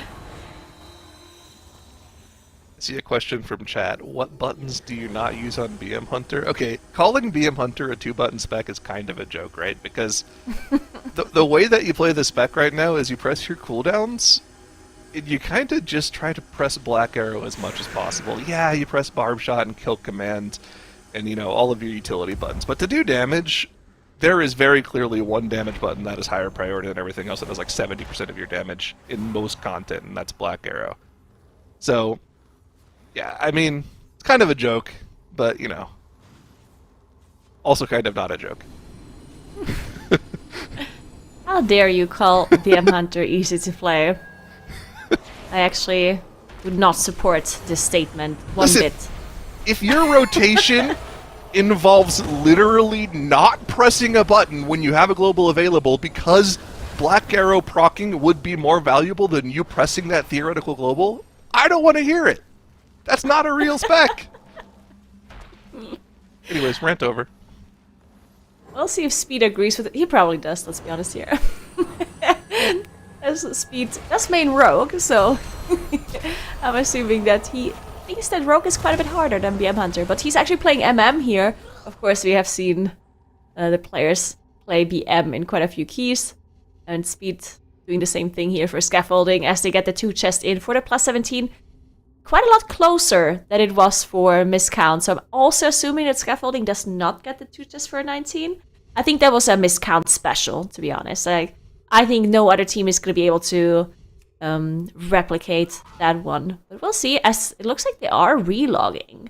So Okay. maybe I spoke too soon. Maybe they're relogging on their main comp, kind of, to be able to chest a 19. It is possible. Okay. Let's see it. In the meantime, let's take a look at our other teams here. Missed Count is working on 21 Arakara. So after the first 2 runs of the day in all of their keys, sorry, I guess they did 3 runs in Gambit. After their first 7 runs of the day, Missed Count is returning to do some of these higher keys that they left themselves to do later on, starting it off with the 21 Arakara. You might think that this is a little bit too easy for them after 2 chesting the 22 Gambit, as ridiculous as that is. But still, this key, it can cause problems. Now, they've gotten through the Avanox area of the dungeon with only 1 death. They used the battle res, unfortunately, so they only have 1 in the pocket for the next 6 minutes or so. But, I mean, miscount. They're really rivaling the start that Holy Method had last week, Nagura. I mean, this is insane. With an hour 45 left in the day, they could potentially finish on a higher score than what we saw from Holy Method last week. Holy Method ended day one at 66 points, 22, 22, 22. Miscount, they could easily match that, and maybe if they're perfect one-shotting everything, they could get like a Gambit on top of that too. They could one-up Holy Method here. Yeah, they could do 68. Just do the 24-hour Gambit real quick. We're gonna have to see, but yeah, I agree. Miscount, incredibly impressive so far. I do think the Priory might be a little bit tough to do on the 22, but we're gonna have to see how that works out. But yeah, they're in this 21 Arakara, and it's looking very smooth already, as they already passed that very crucial point here, which is the starting area and Avanox. And one thing to mention as well is that even though they are playing mainly their like main comp, because this is a high key level that they're doing, they're still sticking to Unholy DK here, right? So they're making sure that Unholy is going to be the thing that they're banning potentially for tomorrow. Maybe they don't even choose to ban it today. Maybe it's like the Resto Shaman and the Guardian Druid that they've been playing in their keys. But yeah, definitely making sure they're getting more Unholy keys in. They think they don't need to play Frost here on the 21 just yet. Yeah, okay. Well, I mean, that's interesting. I mean, I think you could probably get away with playing Frost at some point today. Like, I think you've already solidified that you're going to be banning out Marksman Unholy for the most part. You could have played Frost for this. Either way, it seems to be, I can't really, fault them too much. It seems to be going swimmingly for them already, and Unholy really isn't that far behind Frost in overall damage. Does insane AoE damage, as we already saw in the Priory pull after first boss, so yeah, everything's going well for them. Is there any potential tech play you can use Unholy for in this dungeon? Trying to think back to Season 1. I don't know if there was anything super particular that they could do in this dungeon with Unholy that you couldn't do on Frost, so yeah, might just be making sure the bans are perfect here. Yeah, maybe. We'll see if they switch once they do that 22, and see if they still continue to play Unholy or if they actually switch. It'll be interesting to see. In the meantime, scaffolding. As we talked about, the two chests in the 19 Priory being a little bit tough. Looks like scaffolding did switch their comp to almost main comp. So we have the BM Hunter now instead of MM, and we still have the Unholy DK, but other than that, they're like full main comp with that Resto Shaman. So yeah, I think they're trying to two-chest this. Yeah, this is definitely the comp to do it with. Resto Shaman instead of Ellie Shaman for the Sky Fury buff, and then playing the Havoc Demon Hunter instead of the Ellie makes total sense. I mean, we were talking about this earlier when we were questioning the Warlock choice for 07, and finding out that he's playing Diablos instead of Hellcaller. This is a dungeon where there's a lot of high HP priority mobs that Havoc destroys, so it makes sense to go for the Havoc over the Ellie and then just filling in the Sky Fury with the Resto. This comp should be very, very fast in this key. Now, they have to be clean. We need to see very, very few deaths.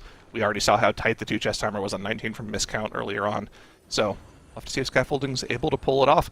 I mean, we also know that this team is not afraid to reset a dungeon if they're like 15 minutes in and they don't think they can get the run that they need, so could be scary for them if they start getting to that point of the dungeon after the second boss and they aren't clean there. So we'll have to keep an eye on these pulls for scaffolding. Yeah, definitely. We'll see. In the meantime, let's take a look at everyone else. I mean, miscount, honestly, they're just so clean there in this 21. It looks like there's no holding them back. I believe they're just going to be one-shotting this 21 and immediately moving up on those key levels. While 07 we talked about, they are also this 21 Gambit here, and they've switched off of their Warlock. Shella is now on the Elemental Shaman. They're playing more of this like main comp that we're assuming that they want to play on the higher key levels. Royben also and that BM Hunter, while Vickman switched to the healing role, playing that Resto Druid. And Andy's also playing the Prot Warrior instead of the Prot Paladin that he's been playing earlier. So, yeah, probably the main comp that they're going to be running on the higher keys in most dungeons. There's a replay. Alright, let's see what happened here. Ooh, Fireball Volley going off. Fireball Volley. Yeah, that's it. That's going to be enough. They had the rest available. It's going to be hard to recover a pull like this, right? You just don't have interrupts. Oh, I feel so bad for Worst. Tried his hardest to live through the purification with no healer alive. Even dropping the AMZ for himself. Dying and going down. Release, but like we were talking about, the release point here is back at the first boss. So even though he released and is running back, he's not going to be with the team for another 45 seconds. So the rest of the clip, I'm assuming, is just going to be slow bleed out to cast going off, healer getting targeted by purification with no mana. It's a little unfortunate. Well, they keep It's going. going to be the 2 chest gone for them. Do they still have time left in the key to just 1 chest it here? Ooh. Working on Sir Braunpike here. Lots of AoE damage. Darkpuck have held on to this Bloodlust, though. They didn't pop the 3rd Lust. So they're going to have that available for the boss with 4.5 minutes left. With this Havoc Demon Hunter, that'll get Funnel on the boss as well here. They're going to get 2 Ascendances on their LA Shaman. They're still going to be able to time this Key Nagura, so that wipe isn't going to cost them too much. Interesting. Yeah, if they can still time this, that would be incredible for Driveback here, not losing out on... I mean, obviously they lost out on the time that the wipe cost them, but not going to have to do another run here if they chest this still. This is going to be incredibly good for them. Might be a bit close. We'll see how the timer's going to work out, but Bloodlust is running with all of that funnel coming through. They don't have meta available for Barmu for their Havoc Demon Hunter. In the meantime, Scaffolding has a little bit of an issue as well, as it looks like they lost their Hunter. Scaffolding. Oh, speed. Yeah. Yeah. Actually, it was looks like offline. Scaffolding might have some issues with speed. Yeah, because earlier when Speed died at the end of Braunpike on the 17, I think it looked like Speed, because Speed, first of all, they didn't rest him even though they had 2 rests. We talked about, oh, it's fine to save the rest or whatever. But then Speed also didn't immediately release when the boss died. So I'm assuming that maybe they have some issues on Speed here. They're still performing incredibly well, and hopefully Speed can resolve the issue soon. But yeah, I think that maybe they had some issues early in the run before as well. Now, the funny thing is, you can make these pulls work without your range DPS because they're running the Resto Shaman. Generally, like the way stopping casts works in most of the bigger pulls and dungeons this season is that you have 2 casters that you focus kick on, and you want to make sure that your pulls consist of just 2 casters in general, and you'll do tank plus 1 melee kick on 1 mob, and then the other 2 on another mob. And then the tank can also spell reflect if they're a warrior, or if they're a prop paladin, they can lock it down themselves.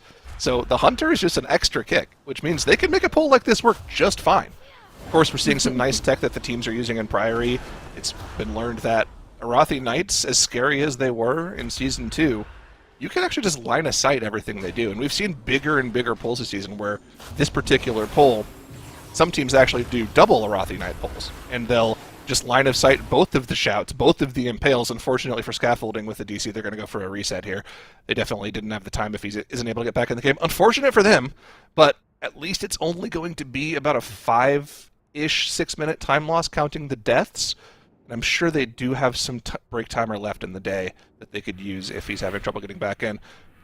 Let's take a look at some start of dungeon tech. This isn't new if you're, if you were playing last season, but if you have just started playing this season, it's nice tech that you can do at the start of the keys. You can pre-pot keys, so you can potion before the key timer starts, and then your potion timer resets whenever the key starts. And Scaffolding is using that to and vispot. Easy way to get past these footmen at the start of the key. There's other ways of dealing with this. If you have a Demon Hunter that has Fear Sigil, they can Fear Sigil the footmen. You can run past them, and then they can Shadow Meld the aggro off. Of course, pre-potting doesn't cost you anything, so it's pretty nice to be able to do that. Back with miscount, though, in the 21 Arakara. Very, very close to the 2-chest timer, but only just now pulling the boss. Not going to be killing the boss in 1 minute. Have the Bloodlust available. But it looks like it's going to be another one-shot for them here, Nagura.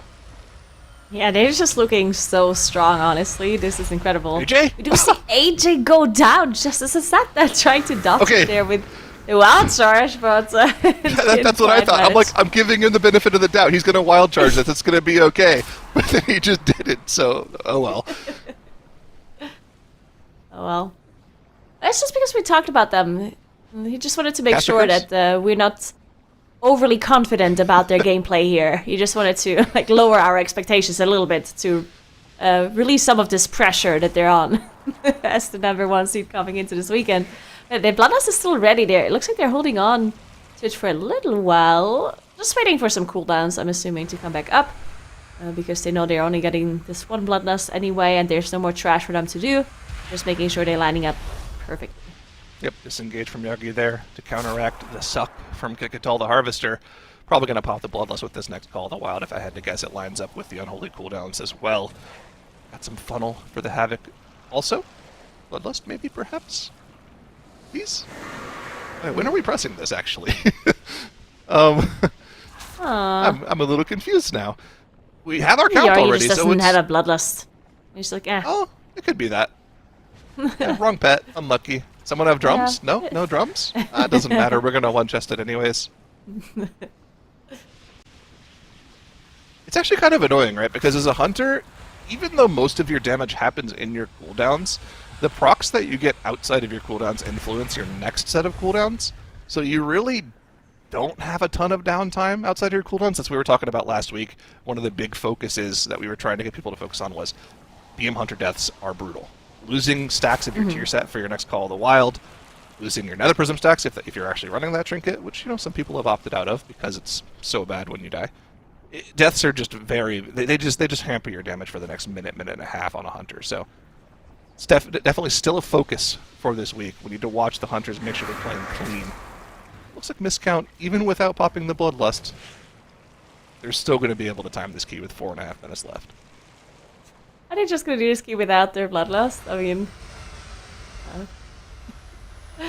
asserting dominance here in front of the other teams, showing them that they can do the 21 without a third bloodlust coming through here. We'll see.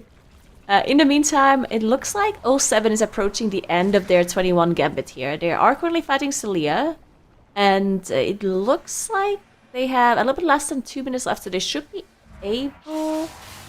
what do you think? Are they gonna get a 2 chest here? They have bloodlust and they have funnel they can pull into the boss here. But it's gonna be a bit close. It's not like they don't have the great funnel classes, right? They have classes that can do good cleave in their cooldowns, but nothing that's really doing funnel. I saw people talking about the Diabolus Warlock doing like prio damage. They don't really like do prio damage, they just single target. So I guess that is a little more prio damage than if you're playing Hellcaller and you're like full on AoEing. But again, this group, nobody here really does prio damage like Havoc does.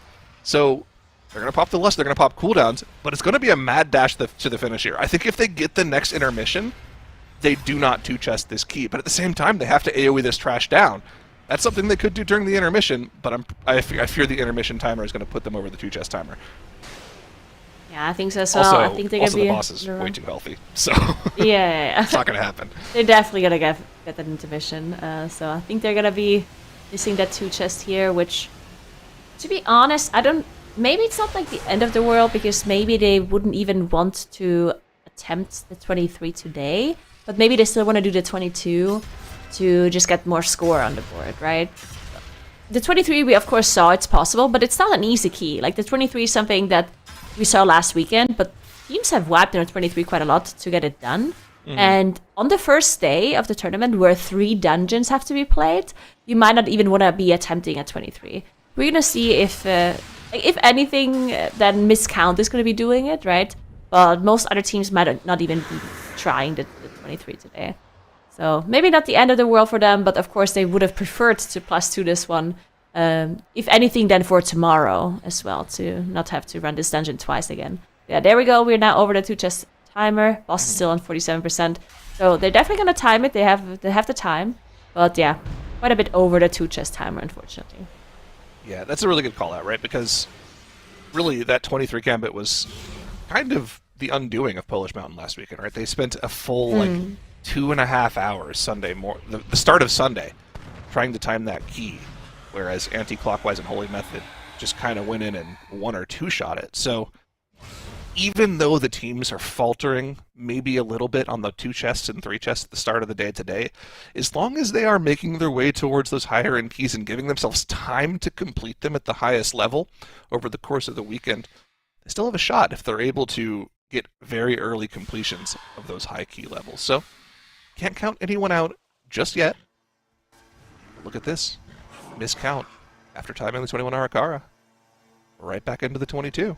No more swapping around for them. They're just going to play some high key levels for the rest of the day.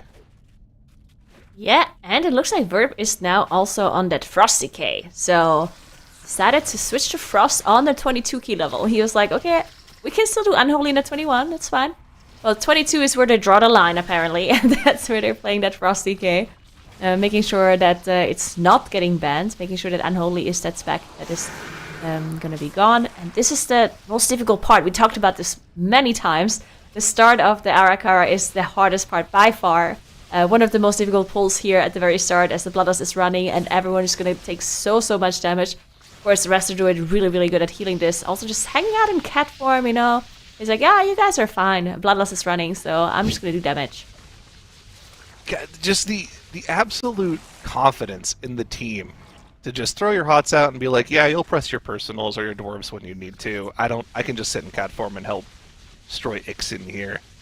Super clean first pull. And it's a scary pull, like you mentioned. The crawlers tossing those random venoms on players. The jabbing flyers just randomly charging players and applying bleeds to players as well. And look at that, Verb and Yargi have held on to their dwarves through this first pull. AJ keeping everyone very healthy, so they have the dwarves available for the next couple of pulls, which is going to be important, right? Because they're running a no shaman comp in Arakara. There's no poison cleansing totems available for these engorged crawler pulls, so they're definitely going to need those dwarves at some point here. Probably going to save them for if they get a 2 or 3 stack of the debuff, if I had to guess. Yargi had a 2 stack there, got dispelled by AJ, held onto the dwarf even longer. Yeah, they're playing so well here, making sure that they save those really important defensive cities as long as they possibly can. There's full trust on their healer, on AJ, making sure that he's probably just calling out whenever they should be using their dwarves, whenever he doesn't have any like major defensives up. You can see AJ himself having to go bare from here actually, as he does have a double stack on him. A scary moment, 2 stack for Verb and a 2 stack plus a bleed for Yargi.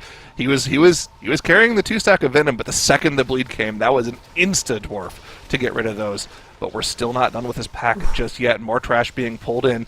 New sets of debuffs going out that AJ is going to have to heal through and dispel if need be. Looks like for the time being, they're good to go.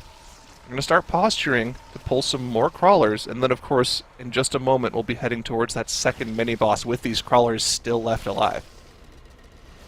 It's just crazy to me just how much time AJ is spending in cat form, considering like that key level and how much damage everyone is taking. And I mean, this is also a season where the amount of damage that healers do, like, yeah, they are of course doing damage and it matters, but you know, it's not as big of a percentage of the damage as it is maybe in like earlier seasons from an expansion, right? So the fact that AJ is trying to min-max damage so much at such a high level is just crazy to see. Yeah, super clean play. I mean, miscount, by all means, impressing with the play today. We'll see if they're able to keep it up throughout the weekend. But just going back to the top 3, the mandatory miscount and holy method. These 3 are expected to be clashing for the title in the global finals. If any of them didn't make it out of group stages, it would have been a massive blunder, or it would have been other teams rising to the occasion and showing that it was their time to play. Miscount, though, playing like one of those top teams right now. Been lights out today. Showing us that somehow maybe 24 Gambit is in the cards as a potential play, maybe this weekend or maybe for global finals. I don't know, if you had that in the pocket as something that you could time, would you even want to do it during group stages, or would you want to hold it for global finals? I think that's something that you have to hold, right? I also think so.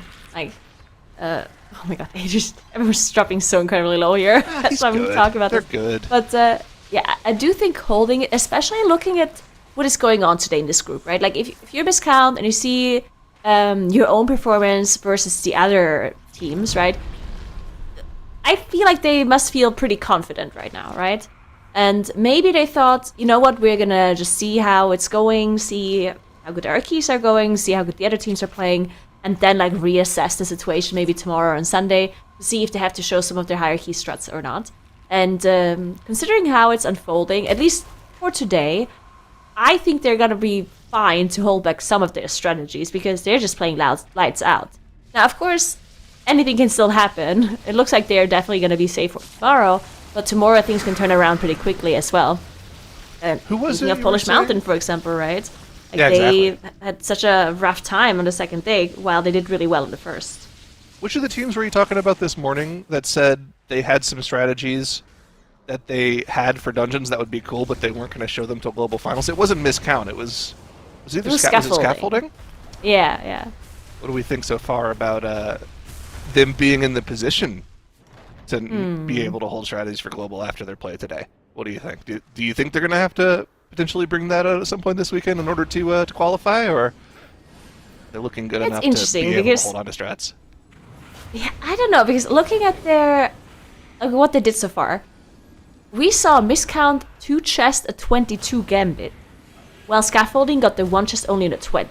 Right now, that is already something that makes me think like, okay, there's at least compared to Miscount, they're a little bit behind there.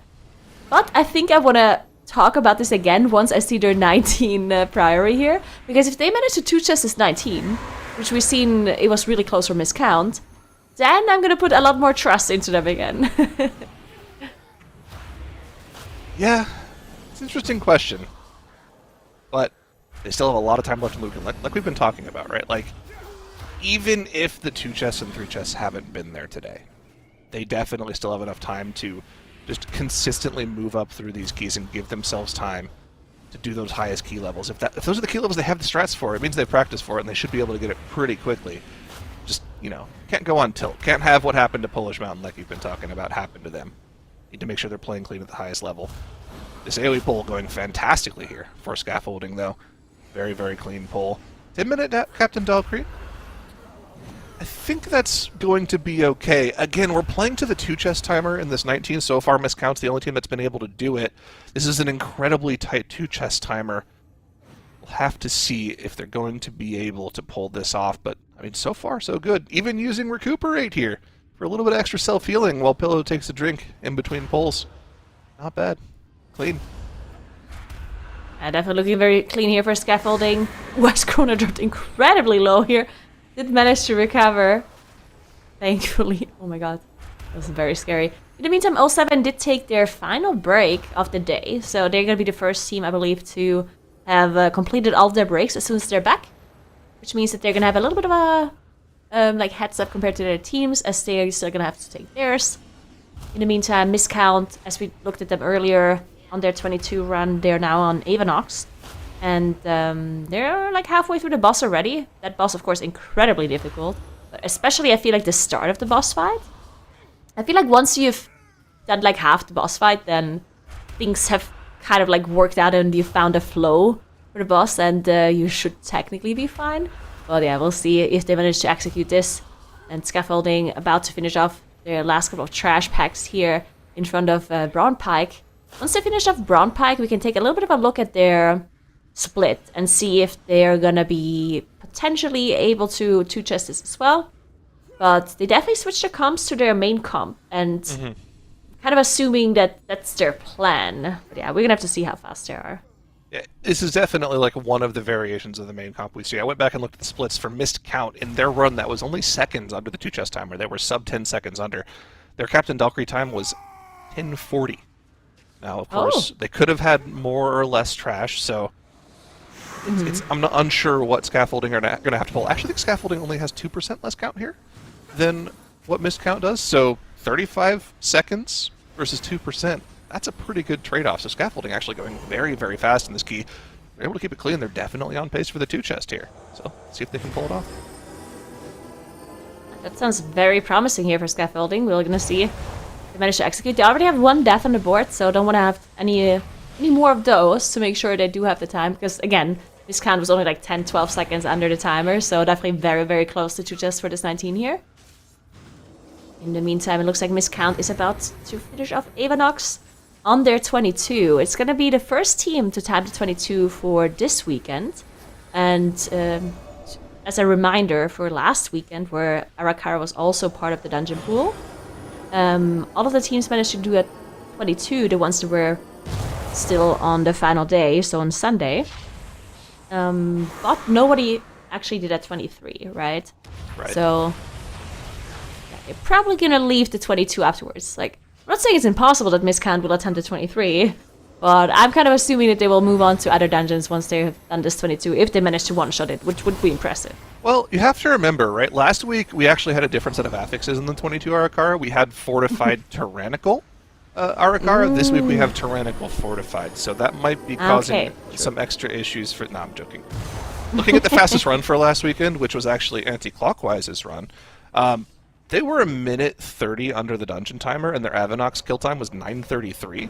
Miscount in this first attempt at the 22 had a 9:40 Avanox. So they're definitely on pace to be as fast or faster than Antimatter if they can accelerate in the middle part of the dungeon here. So yeah, they're definitely competing with the best of the times we saw last weekend, and obviously in the case of Gambit even eclipsing them. So just more par for the course gameplay for Miscount here. Just playing at the highest level. Yeah, definitely. Their last is now ready again, so we'll see what they're saving it for in this 22. Because they have to play through all of these assistant pools and Bloodguard pools, which can be pretty tricky. We've actually seen quite a few teams struggle with the trash here, which is like the worst to like wipe to and reset your key on, because you feel like, oh my god, we just got done with Avanox and with this like first part of the dungeon, and then wiping to this part here is just heartbreaking.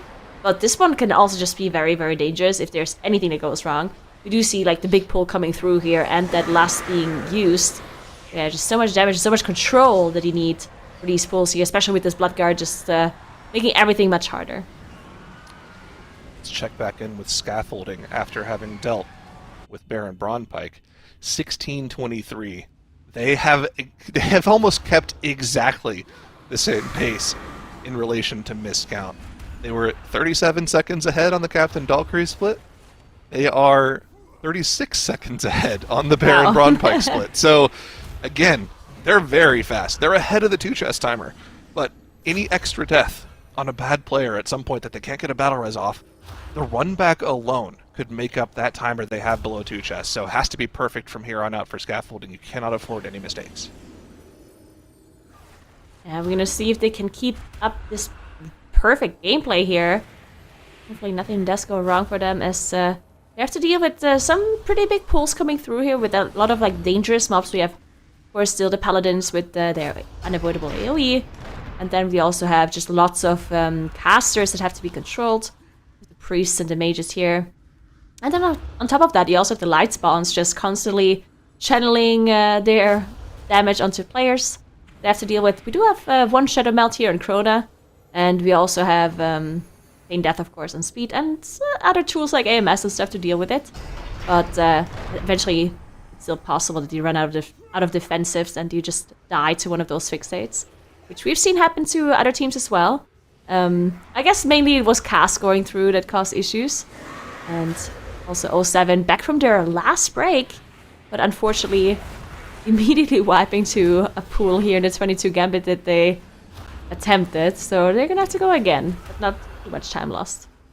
Similar to the BM Hunter, Ellie Shaman, especially if they're playing Stormbringer, it has like a similar level of problems when it dies to BM Hunter. I wouldn't say it's on the same pace, because BM Hunter losing all of your stacks for your next tier set, as well as your trinket stacks, is definitely worse.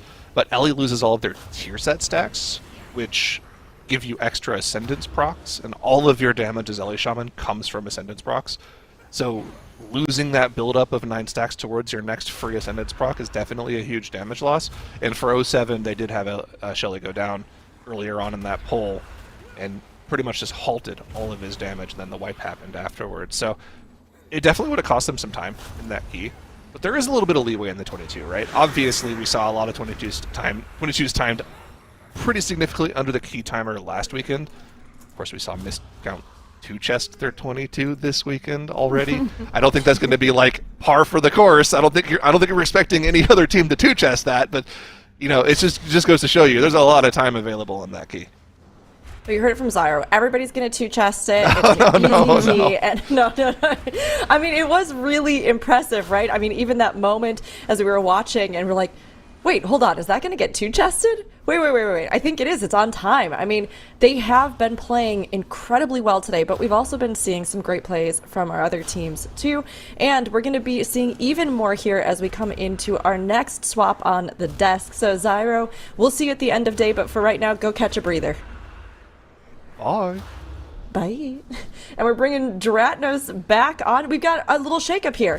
We like broke up the pairings that we've had all day, and finally we've got one from either team, Nagura and Dratnos, on the desk. Dratnos, so like we've been saying, we've been talking about missed count and Scaffolding's runs too, which we're watching right now. But as we keep an eye on their split timers, I wanted to circle back to something that Tettles said at the start of the day.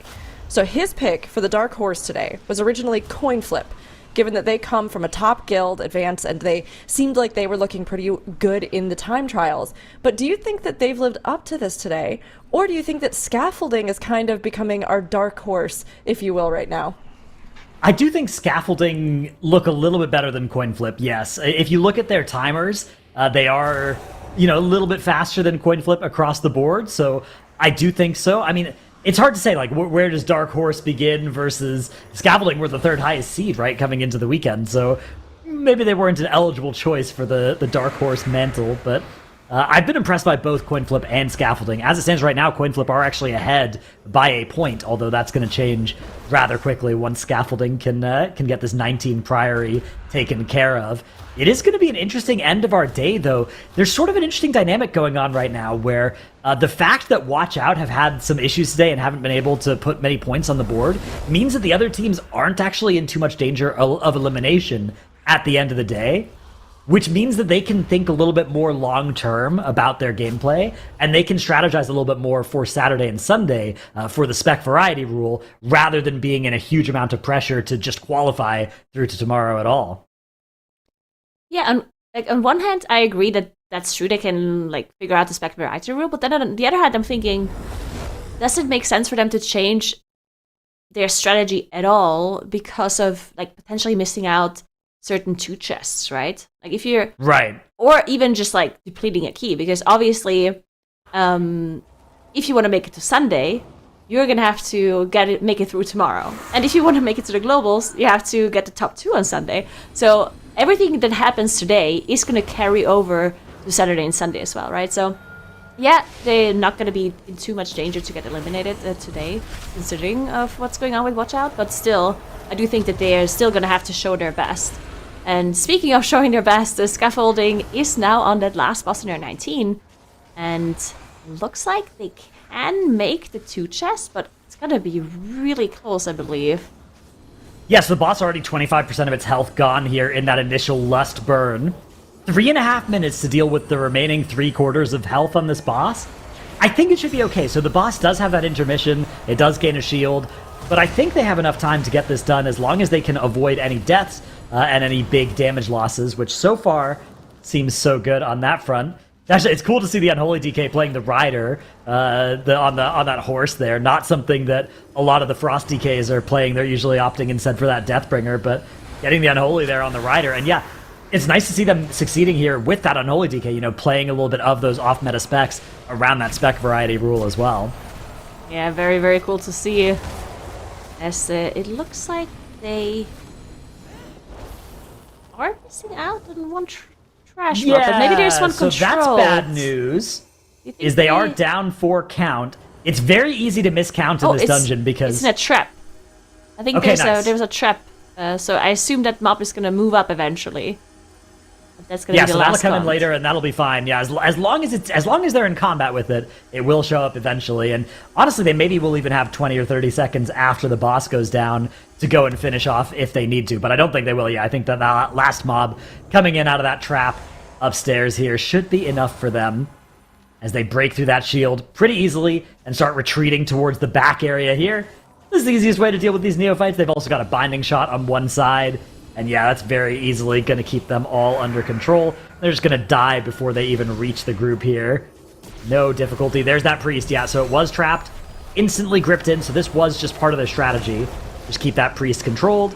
Bring it in once they're done with all the hard parts of the fight, right? Once they've actually gotten through the intermission, and they can just deal with it. They can kick it if they need to.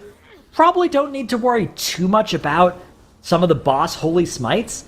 Want to make sure that we stop all the priest holy smites, though, and yeah, that's exactly what they're doing here, because the boss ones are a little bit less lethal than the priest ones. I think they only target the tank, whereas the priest ones can go on anybody. Yeah, it looks like the timer is looking good for them. A little bit over a minute left still.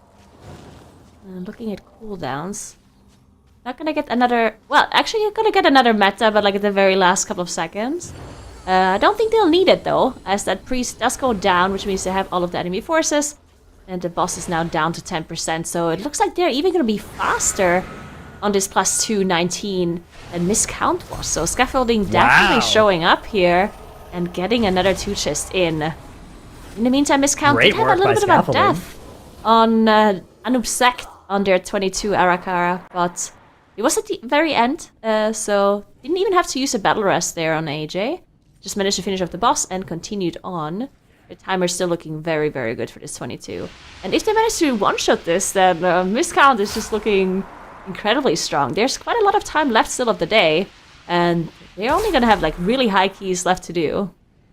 Yeah, I mean, their keys are gonna just be 22 2-chest, 22, and a 19 2-chest. Presumably the next order of business would go and do the 21 Priory, but even then they'll have more time after that for the rest of their day. So, yeah, they are absolutely smurfing today. They are doing such a great job of getting all of these dungeons, not just one-shot, but like one-shot at the highest level timeable, right? Like the +2 in that Gambit, which, you know, the +2 in the Gambit might not end up mattering, right?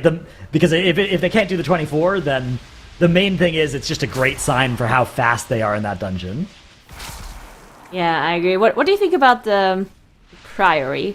I'm kind of assuming that 21 will be the highest we see today, but do you think 22 is generally something we'll see this week? Yeah, so I think that 22 Priory is probably in the same level of difficulty as 23 Ecodome, 23 Gambit, which we did see last weekend, although mostly only out of Holy Method. So I'd like to guess that Miscount will be the only team to do a 22 Priory this weekend. I think the other teams will cap out at 21. That's my prediction. Yeah, I think it sounds likely as well, depending on, of course, what the other dungeons are and how much time they have as well. We're able to push those keys, but yeah, we'll see as Miscount, again, holding on to this Bloodlust quite a while. I think the last time when we saw Miscount here in this 21 on the last boss, we were holding the Bloodlust for such a long time that we were thinking that maybe they forgot about it. But then they ended up using it at the very end. So I think they just have a very specific timing that they want to line it up with at the end of the boss fight here. Yeah, I mean, you may as well save it for the most optimal overlap of abilities, right? There's, you know, people always, whenever Lust is off cooldown, they kind of just want to press it as soon as possible. And they want to press it with their next CDs, right? Like, it's like, oh, as soon as anybody in my group is about to press CD, if Bloodlust is off cooldown, we're just going to press it. But that's not the most efficient way to do it. You do want to try and line up as many of the offensives as possible. It looks like Miscount have found that time now here at 72% on the boss. We have Call of the Wild going. We have a Pillar and a Breath of Sindragosa from Verve here. We have Meta from Hearthjack, so we have all of our offensives here. The only thing we're missing is the boss is not in execute range, which really only scales the Prot Warrior's damage. Everybody else is perfectly happy with this Lust timing. Yeah, this makes sense. Yeah, very cool. And the timer is also crazy. Of course, they're not going to get the +2 here, but I don't think that's relevant, as we haven't even seen a 23 done yet. So a 24, I don't think is likely or possible at all. So I think the +1 is totally fine here for Miscount, but still more than enough time left to time the key. And scaffolding. So after 2-chesting a 19, they straight walked back into the 21. So that's going to be interesting to see if they can get this dungeon done quickly, because we talked about, of course, the 21 being pretty difficult here. Probably the highest key we see in the Priory, potentially all weekend, but definitely today.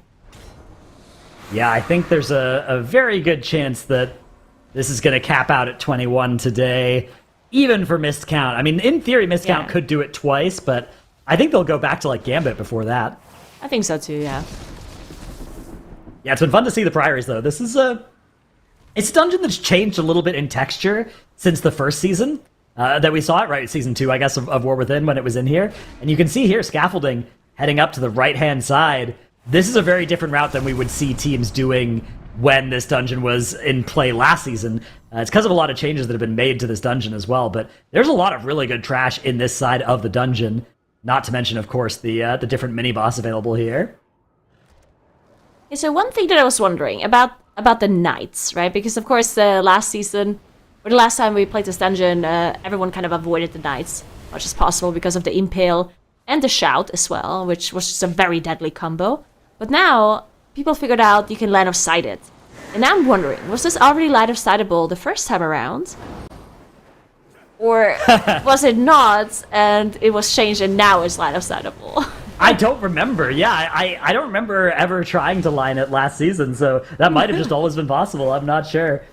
So one thing I feel like I remember was that you didn't see who was targeted, and now you see. So maybe that was like part, but I don't know. It's definitely interesting to see that dungeons are part of like a season multiple times, and then people still figure things out that we didn't figure out for a whole season. And you'd think that people nowadays, especially the players that are participating in MDIs, tried almost everything, right? But yeah, there's still things to figure out months and years later, which is crazy. Yeah, sometimes as well, like the catalyst for discovering something like that is just, oh, we're doing this new route. Oh man, it would be really nice if we could fight this knight here, right? Although I guess it's kind of the same knight that you always pulled, or you would often pull with the old routing as well. But or there is a knight in the old routing sometimes as well. But yeah, being able to line it is huge. That is. Tettle says yes, we just suck. It was line of sightable, so you know that's constant evolution. And you talk about it being a long time, but with the new dungeon rotation, you get these new dungeons in, for a pretty short amount of time. We've only had Priory for a season and a half so far. It's great. We keep getting this new discovery period for a new dungeon every single season, at least one. Yeah, it is very cool for sure. Unfortunately, Coinflip Muko did have to reset their 21 Gambit, because it looks like they did have a wipe somewhere halfway through the dungeon. So, decent amount of time lost for them. Not ideal for sure. And Miscount, in the meantime, did time their 22 Arakara, with a lot of time left, so that's going to be good for their time tiebreaker in case this 22 stands until... It could stand until Sunday, right? So, yeah, I mean, that could be the last Arakara that we see out of Miscount, or maybe a 23 is possible, but we didn't see a 23 last weekend in Arakara, even from Holy Method, so 26:30 is crazy fast, though, for Arakara 22. Very, very strong performance so far from Miscount. They are absolutely showing up today. We are nearing the final hour of the day, so for any tournament rules enthusiasts, you'll know as well, just Coinflip having another death there on their tank, you'll know as well, though, that teams have to have taken their breaks by now, and I'm happy to report that all of our teams have taken all of their breaks, so there will be no break penalties assessed today. We do have 07 now getting into combat with Time Cap and Hooktail in their plus 22 Gambit. 07, if they can get this key done, will move into second place over Scaffolding, but only briefly. Scaffolding, if they can get their 21 done, will get back into second place. Both of these teams right now are 3 points behind Miscount, though. So that should really just go to show how far ahead Miscount have gotten today. And it's not like 07 or Scaffolding have lost huge amounts of time either. Miscount have just been incredibly fast. Yeah, definitely have been looking at the timer. So last week, the fastest 22 Arakar was 28:27. Wow.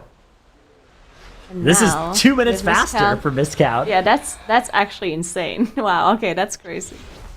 That is not normal. I'm not sure how they've done that, but somebody needs to check the tape, because were there any shenanigans happening there? I don't know. There must have been something. Yeah, Zyro says that the timer is 23able with that, and I 100% agree. They are well ahead of the pace that would be required. In theory, right? If you do it under 10% of the timer, you could do it a key level higher. Of course, there are some caveats to that, right? Like, you get extra phases on boss fights, you're in a little bit more danger of dying, but I am very excited about the potential for a 23 Arakara out of Miscount. If they keep playing like they're playing today, they're going to have enough time to attempt it as well. Yeah, for sure. They also straight away moved into this 21 Priory, so we'll see if they manage to execute this one as well. Scaffolding did enter this dungeon first, so if they're one-shotting it, they're going to be the first ones to time... Oh, but as I say that, unfortunately, they did have a death on their Elemental Shaman here. They did manage to unk and get back up immediately. We'll see if they manage to recover. This is their second death, actually, already on the board, so Scaffolding struggling a little bit on this 21 here. But it is, of course, a very, very difficult key. But we said that about the other dungeons too earlier, and then Miscount just kind of breezed through it. I feel like Priory is the least solvable, like, it's the least possible to make it 100% consistent, because there's just so much random shoots and even just like random disengage directions from the sharpshooters and all that kind of stuff that can just be a little different in run to run. Even if you practice it 100 times, as actually 07 are going to experience a death to the cannon barrage here on Time Cap and Hooktail. That's going to be their first battle res committed as well. So yeah, interesting. It's definitely the dungeon I'd be the most scared of these three. I haven't done MDI practice or anything this season, but my guess is that it takes the most time to get Priory consistent out of these three. Yeah, I do think there's going to be a reset here for Scaffolding, as their healer does go down on the boss here, on the first boss, and they don't have a battle rest available. That means that's a reset. And of course the healer being a Rested Root, not having that Ankh available either. So they're going to have to go again. And 07 though did manage to recover their death on Shelle, ended up using a battle rest rather than the Ankh, even though it was available. Presumably because Shelle died to a cannon barrage, and anking inside that paddle just meant that he dies again. So having to use that battle rest there. I'm not going to name any names, but we all know the shaman that dies ankhs and immediately dies again. Is a very common problem for the shaman class, so I'm not surprised by that play there. Yeah, other than that, it does look good though for them. As the timer, of course, well, as they of course, they still have to do big pulls and do a lot of damage to be able to time this. But still, the timer is definitely fine still. And we're gonna see a skip coming through in just a moment. As Royben is going to be pulling the Starseer to the side, that we've seen most teams do so far. Don't want to deal with that. A couple of deaths coming in. Yeah, for coin flip. Near the start of the dungeon, but they had spent a few minutes on that attempt. But yeah, here comes that skip out of 07. Oh, it's Don't really want to fight on the Druid. Yeah. Interesting. Good Shadow Melt. Nicely done. And they're going to be getting this pull going very quickly. Ooh, and they're just taking the Ritualist in as well. We're not going to CC that. We're just going to knock it and then grip it in. Although it looks like we don't have quite as many enemies in this pull. Okay, yeah, so this is actually a little bit more conservative than some of our teams have gone in this area. They're pulling over to the side, I think, to avoid the patrol that does come this way. Yeah, it looks like Miscount also wiped on their 21 Priory. It looks like it was like the second or third pull that they wiped to, so they have to go again. I think this is their second reset. I think they reset once. Was it the Gambit? But really early on. So yeah, I don't really count it if it's in the first 3 minutes or so of the dungeon. Okay. Perfect. Like, to be honest, you know, obviously it is a reset, but it costs so little time. It's so free as long as you only do it once or twice. Yeah, honestly, like resetting within the first 3 minutes is basically the same thing as just doing a dungeon a little bit faster. Right? Exactly. Like, yeah, it's kind of the same thing. And Miscount has been doing dungeons very fast. So the time they lost for those 2 resets, they made up by just doing dungeons quite a lot quicker compared to the other teams today, at least.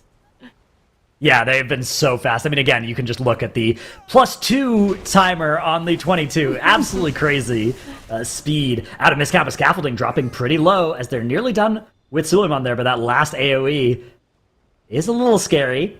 Here comes the next section of the dungeon, and this dungeon, it's kind of all scary. I think that Priory is sort of like Arakara, though, in that the scariest parts of this dungeon are at the start, and the end is usually, if you've gotten there and you've not missed count, you could be miscount, but as long as you haven't missed count, then you're doing pretty well at the end of the dungeon. Yeah, I agree. I said something similar earlier. I think this early part, and then also like the trash before Brawn Pike as well, I think can be pretty dangerous if you don't have enough damage or some kicks that are missed, or a caster that is not moving in. But yeah, unfortunately, we do have another reset coming through for a coin flip here, as they wiped again in the early part in Gambit. They're struggling quite a bit, actually, to this first part in Gambit. That is not the first time we see this. We also saw this a lot last weekend. Just lots of things can go wrong at the start of Gambit. I think, like, if you have a really clean run, it looks super smooth, but the problem, in my opinion, is always like the RNG factor that you have with the Murlocs running away, right? Because they can, like, of course you can control them a little bit, but at some point they will be running, and they run in whatever direction they choose. And that can definitely change the course of your route and how you're dealing with it. And I think that is sometimes what makes these teams wipe early on, especially on those higher key levels. Yeah, I agree. I think that this is we talk about this for a lot of dungeons where the first part is the hardest part, but part of that as well is by design, right? The teams will intentionally put more difficulty into the pulls if they are at the start of the dungeon, because you can reset, like we said, since it doesn't cost you anything, you may as well go a little bit more aggressive at the start of the dungeon. Now, the Murloc section at the start of Gambit can really punish you for doing just that, though. As you said, there is that RNG element of where they decide to run.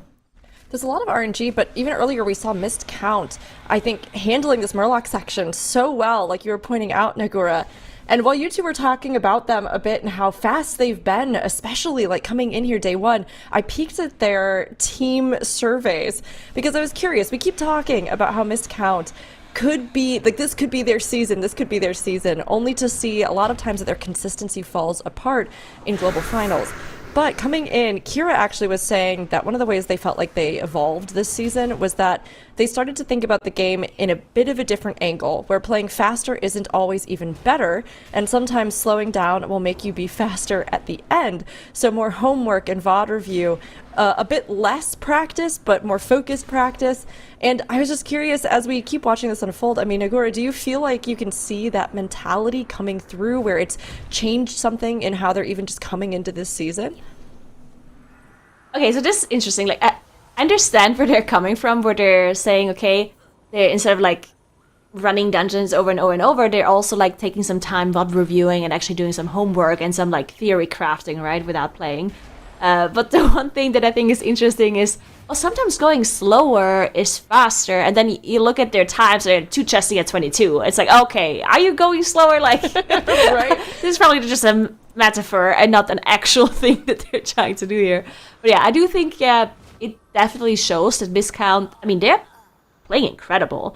One thing, of course, to note is that they've seen whatever happened last weekend, so they saw what Holy Method did and what the other teams did, and they were able to iterate on those strategies and maybe improve upon them. They had a whole week to just say, hey, let's see what the other teams have been doing and just kind of make it better, and it definitely looks like they did. So yeah, honestly, Miscount is just incredibly impressive this weekend, and I don't know, like, thinking of the global finals, if they manage to get there, which definitely looks like they are at the level where they can, then they're looking very strong. I mean, right now it looks like they can definitely compete with Holy Method like easily.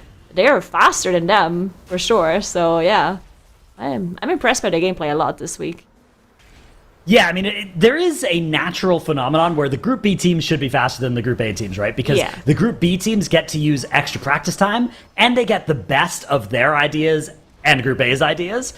That being said, there have been several MDIs in the past where Holy Method or Echo before them, right, they would have the best times in Group A, and then nobody would touch them in Groups B or C, right? And that is definitely not what's happening this time around. Miscount, a better 22 Gambit. Of course, that key does go to 23 at least, so we don't know there yet, but better in the 22, better in the 22 Arakara as well already, and that's just in the first, 4 hours of the 15 this weekend, so very strong showing from them already. Extremely impressive performance. I like the idea as well of going slower sometimes helps you go faster, because, like you said, obviously, it's not literally true, but there are a couple of ways that it can be a good thing to think about, right? There are a lot of pulls in dungeons where there's sort of the obvious thing that jumps out at you as what's probably the best, and if you don't really think about it or test some other things, you can end up just going sort of autopiloting into a strategy, and taking the time to really think about every possible optimization you could make does feel slower, and it feels like a slower use of your strategy than just blasting practice runs. But I'm really excited to see what Miscount can do with a bit more of a methodical approach to the strategy of this. I think especially for the purposes of trying to do the highest level keys, and even just like making 23 Arakara possible, you absolutely need to be able to do that. But Scaffolding are going to be taking another wipe here potentially. Yeah, they have no B-res for speed here, so they are going to just have to wipe this one. There's a couple of deaths coming out as they attempted to fight that boss there with some of the trash. That's going to be another town portal for Scaffolding. A couple of attempts now in this Priory have gone the wrong way for them. Hopefully they can get this figured out soon, although, because we've said these early wipes don't cost them too much, but 10 minutes isn't that early, and if it starts to add up, you could start losing a substantial amount of time in this dungeon. Yeah, definitely. This is a dungeon that seems to be very difficult for the teams, as Miscount also had to reset once at least to be able to get through this 21 priory. Yeah, this is definitely like a high push. I don't think we're going to see anything higher than this 21, if it's even timed. We're going to have to see about that. But yeah, interesting about Miscount. Like, I do think that, I mean, Miscount has been around for a little while now, and they've always performed really well, but again, like, kind of missed out on those global finals. I think part of it goes back to what I said earlier today, where practice is something that we as viewers rarely, like, get to see, right? Like, we see the end product, right? But we don't see how they practice, because of course they're trying to hide their strategies from their competitors. But a lot of teams always say, when we ask them these questions, like, what have you improved on? Like, what do you struggle with the most? A lot of teams say that they really struggle to, like, be effective and efficient with their practice time, right?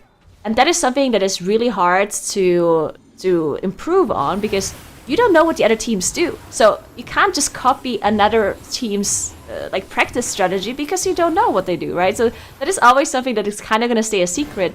Like, how does Holy Method practice? How do they approach their practice? What do they do first? How much time do they spend on each individual kind of dungeon or pool or comp? And that is something that each team has to figure out for themselves. And they don't really get any outside help. They just kind of have to figure it out and get more efficient at it eventually. Yeah, that's one of the things that I think makes having high-end raiders in your team be super valuable as well, because they have some of that experience. But here's a look at our leaderboard right now. You can see Miscount currently in that first place, 63 points. 07 have just gotten to 61, so still 2 behind. Scaffolding at 60, and then Coinflip and Drivepug. So Coinflip and Drivepug aren't in danger of elimination today. At this point, watch out, have been eliminated. They're not going to make it through to tomorrow. But tomorrow they will be, right? Tomorrow, if we extrapolate this forward, it might end up going down to Coinflip versus Drivepug. So already, they might be feeling some of that pressure. It'd be really big if either of these teams could just put that 21 Gambit on the board and then start working on something like the 21 Arakara, maybe the 20 Priory being something in range for them. Yeah, they definitely want to get this Gambit on the board. You can see Coinflip resetting the key quite a few times, but so does Drivepug as well. So definitely want to get this Gambit on the scoreboard. Miscount, in the meantime, did manage to reach the first boss. This is the moment where Scaffolding wiped earlier and had to reset, so we'll see if Miscount can execute it this time around. This pull is actually really hard, because you can see Yargi kiting and just kind of constantly walking around because of these like cats that are jumping around, and then you also have the sharpshooters that jump out if not everyone is stacking. So it's a little bit of a difficult pull to do, because you want to stack in for the sharpshooters to not disengage out, but at the same time you have these cats jumping out for you, right? So it looks like they did manage to finish off all of the trash now, and now they only have the boss left to deal with. So looking pretty good for Miscount here, but yeah, definitely difficult to execute. This is a lot more difficult as well compared to how it was in the first season with Priory, right? I feel like this boss has gotten quite a bit harder now with the change in strategy as well, and like this mini boss that you're dealing with here seems a little bit like it's more to deal with compared to what we know from before. It's interesting because I think most people's reaction to doing this boss fight with this mini boss is like, oh no, this is a lot worse. We can't do this, right? And then eventually you do figure out a way to do it, because you know the trash side is better and it works out nicely. But yeah, it is scary. I mean, look at all these projectiles they're having to dodge here, while also landing so many interrupts, right? You have an interrupt that the boss itself calls for, and the mini-boss calls for. It's pretty scary. I mean, it's a high coordination, high damage, high ground denial fight that you're also fighting in a pretty small space to avoid getting in trouble with all the other trash that's nearby. Yeah, I think it's a very impressive fight for teams to be able to do. And you're right, it used to be a lot less dangerous when it was just the other side mini-boss that was all in here, right? And especially the fact that they're pulling trash on top of the boss initially, right? When there's so much to deal with the boss already, and then you have all of these cats jumping around and these sharpshooters just randomly shooting, which also does a lot of damage on top of everything else. So yeah, crazy to see such a pull on a 21. But yeah, Miscount definitely looking like they're going to be able to execute this here. As their last has been ready for a while, they decided to not commit it to the boss. I'm assuming they will be using it on potentially like the first pull in the Brawn Pike room, which is going to be a lot of trash, a lot of paladins, a lot of AoE damage to deal with.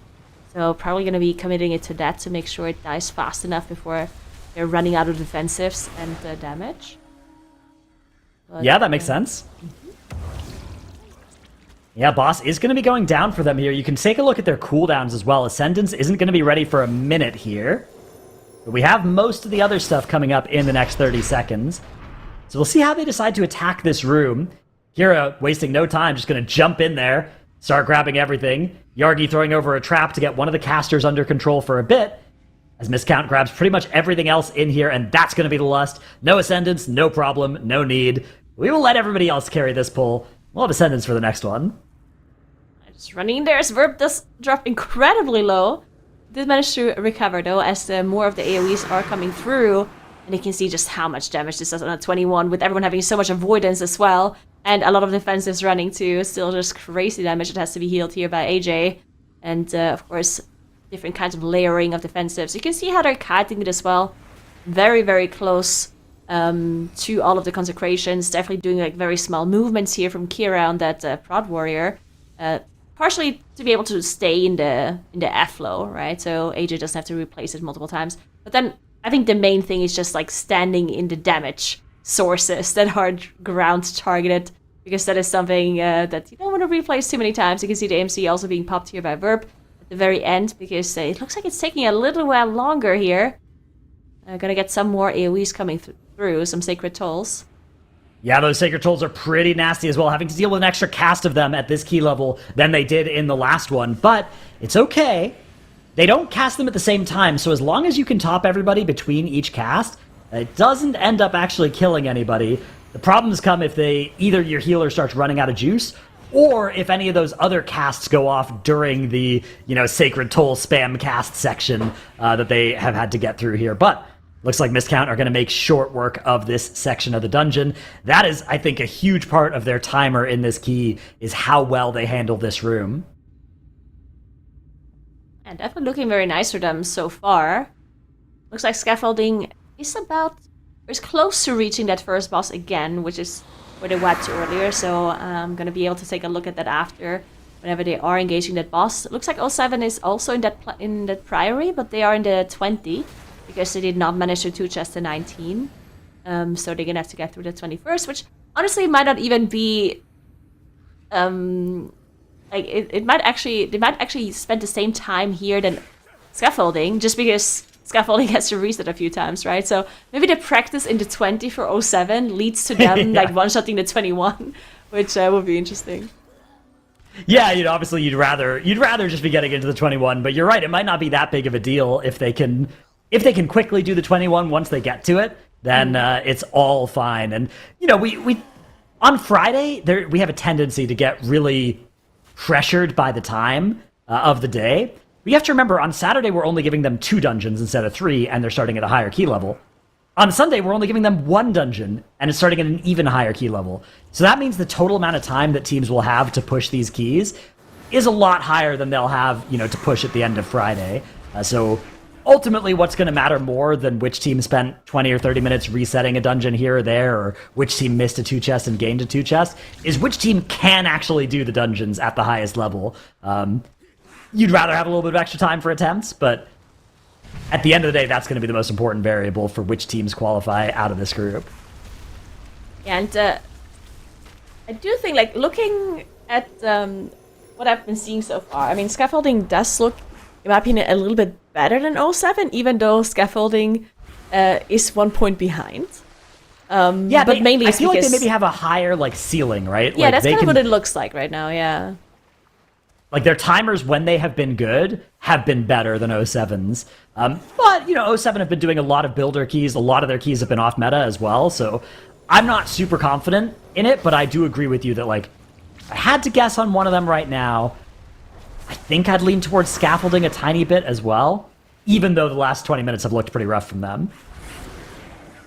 Yeah, the only thing where I'm thinking that maybe 07 is going to come back later is, like, maybe they just struggled with the builder keys a little bit because, with the players that they have, like having those 2 healer mains, they might not have been able to like optimize their like second comp because of the spec variety rule. But maybe once they can switch to their kind of main classes, which I'm saying main classes, but Robin is still playing a hunter. But I do think that, especially because they're just so experienced, maybe they're going to be excelling at those higher key levels, which of course would be important for tomorrow and for Sunday. Because today, with having those 3 dungeons, the builder keys definitely have more of an impact if you're faster at those, which we do see for scaffolding, getting those 3 chests in the 17 Gambit, getting the 2 chests in 19 Priory, right? But tomorrow and Sunday is definitely going to be more high-end keys, and that is potentially where 07 can come back and maybe even overtake scaffolding if they are not going to be able to realize those points in the high key levels.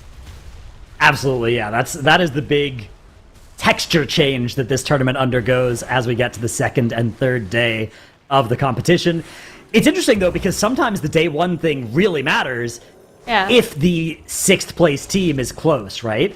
But the good news is that all of our teams don't have to worry about that. The good news for everybody except for Watch Out, who unfortunately have already bowed out of the competition, but every other team not in danger of elimination today, so they have that flexibility to, focus on the long term, and they can maybe leave a couple of points on the table today if it sets them up better for tomorrow and keeps that spec variety rule optimized. They don't have to do any panic swaps to the meta to try and stay alive. Yeah, we're gonna have to see how that works out for them. In the meantime, Miscount is now fighting Braun Pike and is approaching this kind of like, easier part of the dungeon, as we've talked about earlier. Of course, there's still things that can happen, and I don't want to necessarily say that the light spawn pools are easy, but yeah, definitely a little bit of. Or most of the difficulty lies at the start of the dungeon, and then also before Braun Pack here with all of those paladin pools that we just saw Miscount do masterfully. So we're going to see how they're going to be dealing with the rest of this dungeon. The timer is definitely looking more than fine, as we've seen they're generally just incredibly fast in all of the dungeons they've done so far. And the scaffolding, as they did have a wipe earlier on that first boss in their 21 Priory, it looks a lot better this time around as they're about to finish up that first boss. That dealt with the trash that they pulled on top already as well. And they're still on 0 deaths. So definitely having a much better second run here of this 21 Priory compared to what we saw earlier. Yeah, looking great as Miscount. Going to be starting off the Paladin pull here. This is probably the easiest pull in the dungeon because you just can't really do anything else with it. So yeah, you just have to kind of fight this. Yeah, exactly. That's the thing. Teams hate the easiest pull in the dungeon. They always want to make it harder. That's how the MDI mindset works for these very special breed of players that think that way. But it's very fun to watch as once these 2 paladins are taken care of, they'll be able to start heading up the stairs. And like you said, the light spawns are difficult. But they are a little bit predictably difficult, right? The main thing the main danger they bring is if they unfortunately channel into, the same person every time possible, which I think they have some protection where they won't pick the same person twice anymore, but in a row. Kind of two at the same time. So if you have 2 light spawns and one person is already targeted, then the other light spawn will cast their spell, but if they realize, there's already one on there, then they will recast. Yeah, exactly. So it's a little bit less, lethal in that way, but you can still get burned down if it keeps targeting. I think it's probably the shaman that you'd want it to target. Like, if every time it's possible to, it chooses the shaman, that probably starts to be a little bit scary, but I imagine that they have the plan to heal through even that. And Resto Druid, one of the big strengths of Resto Druid is that if somebody is in a lot of danger and the Resto Druid can see it coming, a couple of globals of prep of putting those hots on the target and then just bombing regrowths into them during the actual heal, they'll be able to keep them alive. Yeah, and if the shaman gets targeted multiple times, then they can just use their personal Ankh, right? So yeah, that's they're true. gonna be fine. That's always an option if you need to. Speaking of that, Hearthjax is getting focused here by one of those purifications from those light spawns, but it's fine, of course, as it was that first one. Yeah, with those Paladin Sacred Trolls coming through as well, it is definitely difficult combo. And another one on Hearthjax. I think we might have jinxed him here, as he's getting a lot of fixates now.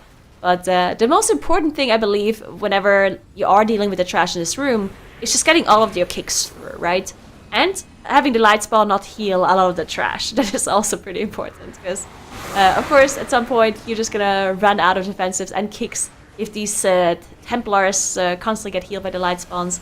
And then on top of that, you're just running out of interrupts whenever the mages keep casting the fireball volleys and the smites from the priests. And there's lots of control that needs to be done on these pulls here. But very beautiful on the double kill on the light spawn, both of them exploding at the same time, and the mobs moved out of it beautifully. Yeah, miscount making it look easy. Trust me, that part is not easy. Very easy to accidentally heal the light spawn before it starts its burst of light cast as well, if you don't perfectly push them both at the same time. But yeah, miscount have done a great job of that. Last Risen Mage of the previous pull goes down, and they are already into the next pull here. Light spawn channeling that purification, but not any serious risk here. One of the strengths of the MDI comps as well is that you have either Shadow Meld or potentially even Shadow Meld Potion available on your players. Now, you probably don't want your DPS players to use a Shadow Meld Potion here, but you have Verb, for instance, able to hit that meld when targeted by Purification. AMS as well, right? The combination of Anti-Magic Shell and Shadow Meld, basically impossible to ever die to a Purification if you're aware of it as the DK here. Yeah, definitely very safe on that DK. In the meantime, it looks like Scaffolding unfortunately had to reset their 21 Priory. Even though it did look so good and they managed to finish off this first boss, they did wipe afterwards and had to reset. We also see a death here coming through for speed, it looks like. So maybe they continue. Yeah, they just sent the battle rest. It was at the end of a pull. And instead of resetting, you might as well just, continue and see if you don't need that battle rest, and you just time the key without any more deaths. Because usually on such a high key level, if you have a second death, you're kind of running out of time anyway. So you might as well just give it a shot, even if something like this happens on the first pull. Yeah, exactly right. It's like, we may as well keep it. The decision about when to reset or not it's often informed as well by just how deep into the dungeon you are, right? If you're early in the dungeon, you may as well just hit the reset. But if you're late in the dungeon, you may as well just keep the attempt going, as we do have a death coming out here. This is on the healer, no B-res, no way to recover this one, except the boss is low enough that they don't have to worry about it. So that is the good news. Down it goes, and they've easily handled it. Very good news, as there is a way to recover, as Muko says. Timer problem, potentially, though, may be building for Coin Flip. Although, I think they're actually ahead enough, as Scaffolding going to be resetting after a wipe once again. Yeah, miscount now.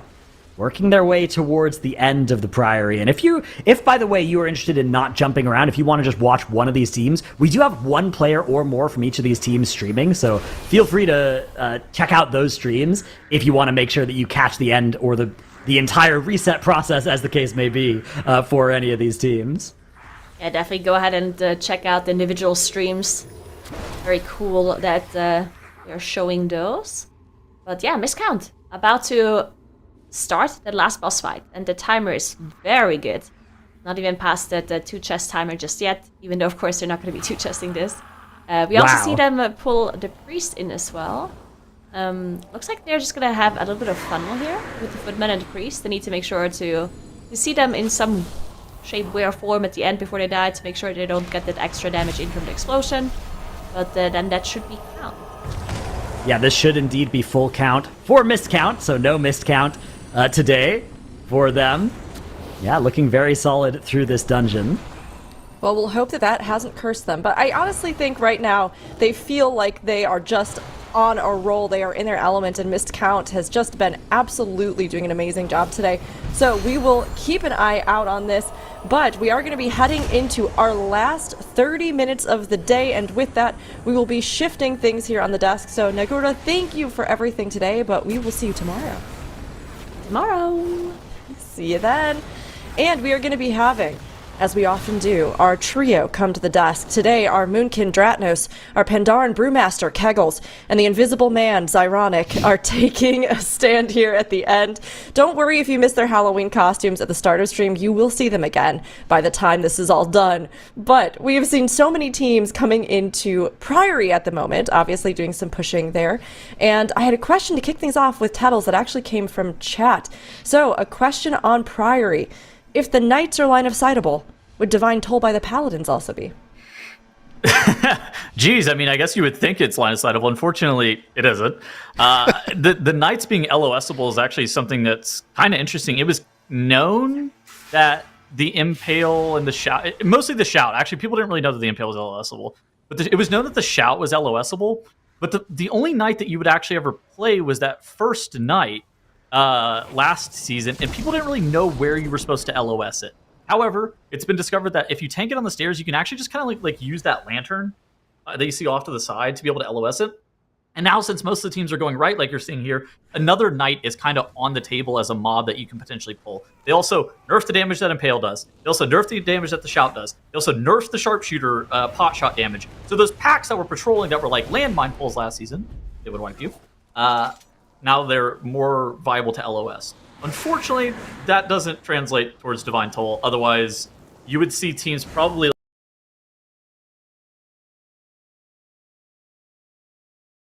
the doorway, if I had to wager a guess, and just trying to LOS. You would do every single trash mob in that dungeon in one singular pull and just camp. Yeah, if only it was easy enough to say, this mechanic works this way. Should another similar mechanic also work this way? If only it was that easy in World of Warcraft. Yeah. I think that the Paladin pull, you would probably know really quickly that it was LOSable, mostly because every tank ever has died to that pull, and then you try to kite it back, and then you're still just getting hit by the tolls 40 yards away and like out of LOS. You're like, wow, what is going on?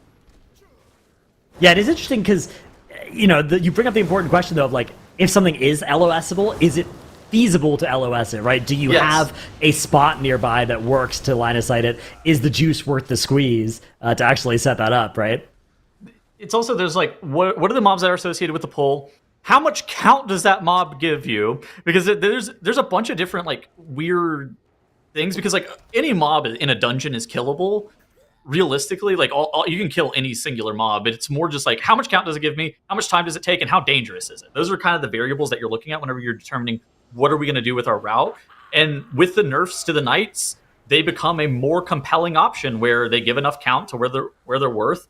And they're still deadly, but they're, livable. Like you can live them with LOSing, and if they give enough count and you do a pull like you're seeing here from Scaffolding, where you have Emberlins and a Knight, is this a doable pull? If the answer is yes, okay, we're getting the Knight in the pull. Yeah, so you're going to see them kind of all post up next to these corners. You can see we've got nice line on that. Shu and Pillow on the left pillar there, Corona, Speed on the right pillar. Anytime either a Shout or an Impale goes off, you'll see either the entire group or just one of the players go behind the pillar. We just saw Shu go behind it for the Impale. Very clean. And yeah, we'll probably see it for the Shout as well. Or they might just tank it. You never know. There's not a whole lot of AoE damage in this pack aside from the Shout if Elena's not pulsing. Yeah, I mean, the Elena pulse is the only thing. Like, if you're LOSing every single thing here, Elena pulsing is the only thing that actually has to be healed through. On Ellie Shaman, I will say I like to LOS everything. Like, I don't actually like to take anything on the Ellie Shaman, but I bet as that Death Knight, you're comfy regardless. You're like, whatever, I'll just take the entire world. I have a permit.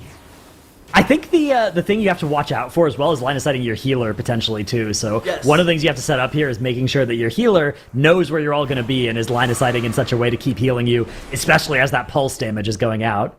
I mean, it's kind of brutal. I mean, the Impale cast is like a 2-second long cast, so you have to be like corner camping the pillar. And if you notice that the Impale is on you like too late, it's already over. Like if you're not paying attention to when the Impale's happening, you've already lost. Funny camera POV here from our observer for Scaffolding, showing off the footmen that are way, way below. Mm-hmm. Not really sure what they're doing down there, but let's just not worry about them. I think the routes that we've been seeing in this dungeon have been kind of interesting, because I think the top route on live does this weird back pull of the links after they do all of the paladins. And I was looking at that last night, or like 2 nights ago. I was like, that cannot be the right pull. Like, I don't know what's going on where you kill the paladins and then you do a links pull where you run 20 seconds. I was like, there has to be something better. Yeah, I wonder to what extent the extra avoidance that we have on Tournament Realm as well lets you pull combinations of enemies you otherwise couldn't get away with. This is the pull that they do after the paladins right here, like with the top run on live, which it's a good pull. It is a ton of count. You have your hunter standing at range, baiting the lynxes the entire time. Turns on a popular Maroon 5 song to listen to while he's sitting out there just running in circles around the mobs. But then it's just like, all right, tank the Knight, don't get tripled off by pot shots, press defensives on that, don't get caltropped. if you're a Death Knight, and everything's totally fine here. I mean, everything's said perfectly, right? You can stand behind the sharpshooters if everything is nice and stacked together, right, and just dodge all of the pot shot damage. Yes, yes, you can do that if they get perfectly stacked. These mobs are pretty annoying to get stacked like that, though. I will say. Yeah. You don't have enough tools to like prevent all of the different disengages, right? I guess you can Ursul's one. Yeah. Grip one of them. They leap in every 15 seconds. Like if you only had to do it one time, you just like slam down an Ursul's and you grip everything, and then you'd be chilling, right? Your tank would just be standing in front of the pack. But unfortunately, they keep leaping over and over again. So now look at this. Everybody's kind of in front of these sharpshooters getting shot.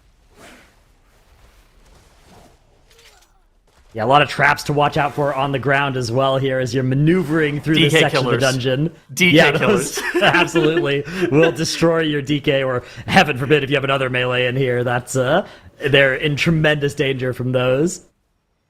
Looks like they've made it through this pole, though, nice and easily. We're going to cross over the fountain now. More count? Interesting. Yeah, a little bit more count, perhaps. A couple of links and a sharpshooter going to be joining the pool here. We've seen a trap go out on the patrol as well. Ooh, this LOS is nice because that sharpshooter comes all the way in, especially as well with speed standing super far. There was no target for that sharpshooter, so it just walked all the way in. I really like that starting spot for scaffolding there. That was nice.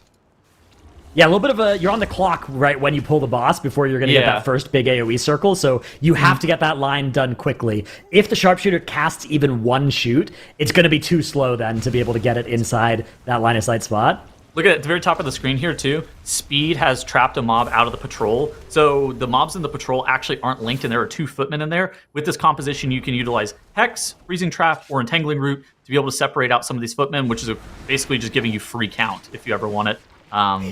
We saw it's funny because last season there were priests in there, right? And they took those away, but there's still footmen in that patrol, so you still grab those instead. I mean, it's free count, kind of. It's just... It's free real estate. Exactly. Yeah. What's going on with miscount? They're not done for the day, are they? They might be the goats. It's hard to really say. They certainly aren't going to be done for the day. It would make no sense. Yeah, we may see a team end early if they're far ahead on a Sunday, but it would never make sense to do that on a Friday or Saturday. No, they would go for exactly Gambit or something weird today before they would like call it, I think. Yarky did type Dedge in the Warcraft chat. I think it's unlikely. It's a cunning misdirection. Don't worry. I think it's unlikely to attempt a 24 Gambit during group weekends because it feels like that is like a, an ace up your sleeve kind of key that you like. If you feel like there's a strategy that you don't really want to show for global finals, it would be in some of the 24 Gambits or maybe like an Ecodome or something like that, right? Yeah. It's kind of the same reason that we didn't see the 22 Floodgate put up last weekend by Holy Method, or potential. I have a conspiracy theory that Holy Method was running a different route than they played during time trials in Ecodome, and they could do a key level higher. Ooh, that's a fun conspiracy theory. I am a little bit of a conspiracy theorist. Got the tinfoil out for that one? Yeah, absolutely.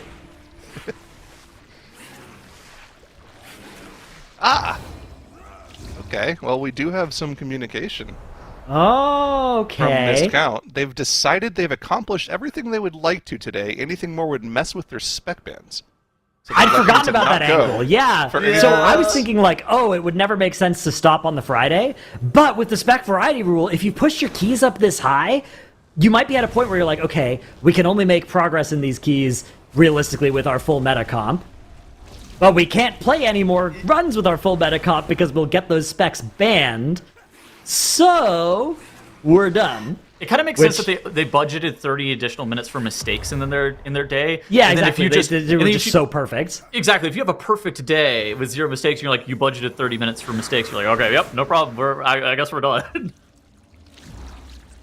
Well, they're not going to be ending on the triple world record like we saw from Holy Method last week, unfortunately. Only 2, unfortunately. Oh, man. Didn't get the trifecta. Dang. I was also kind of hoping they'd finish on 22, 22, 23. That'd be kind of the funny number. Bananas. Getting the 21, getting the timer world records in both the Priory and the Arakara, though, is a huge dub for missed count. I mean, doing that on the Friday is just such an impressive performance. So yeah, I am surprised that they are done already, but it makes sense. Their reasoning why makes perfect sense now that it's been explained to me. Mm-hmm. I mean, did they look better than Holy Methods day one? I want to say yes. I think that the most impressive thing that any team has accomplished on a Friday so far this tournament has been the 22 two-chest gambit by missed count. Yeah. Yeah, I agree with that. I kinda had my interesting headphones because- on during that segment when I was listening, and you guys are like, "Oh, they're in the 22. They have 5.5 minutes left on Gambit." I'm like, "Wait, what?" Yes, That's what we were Wait. saying too.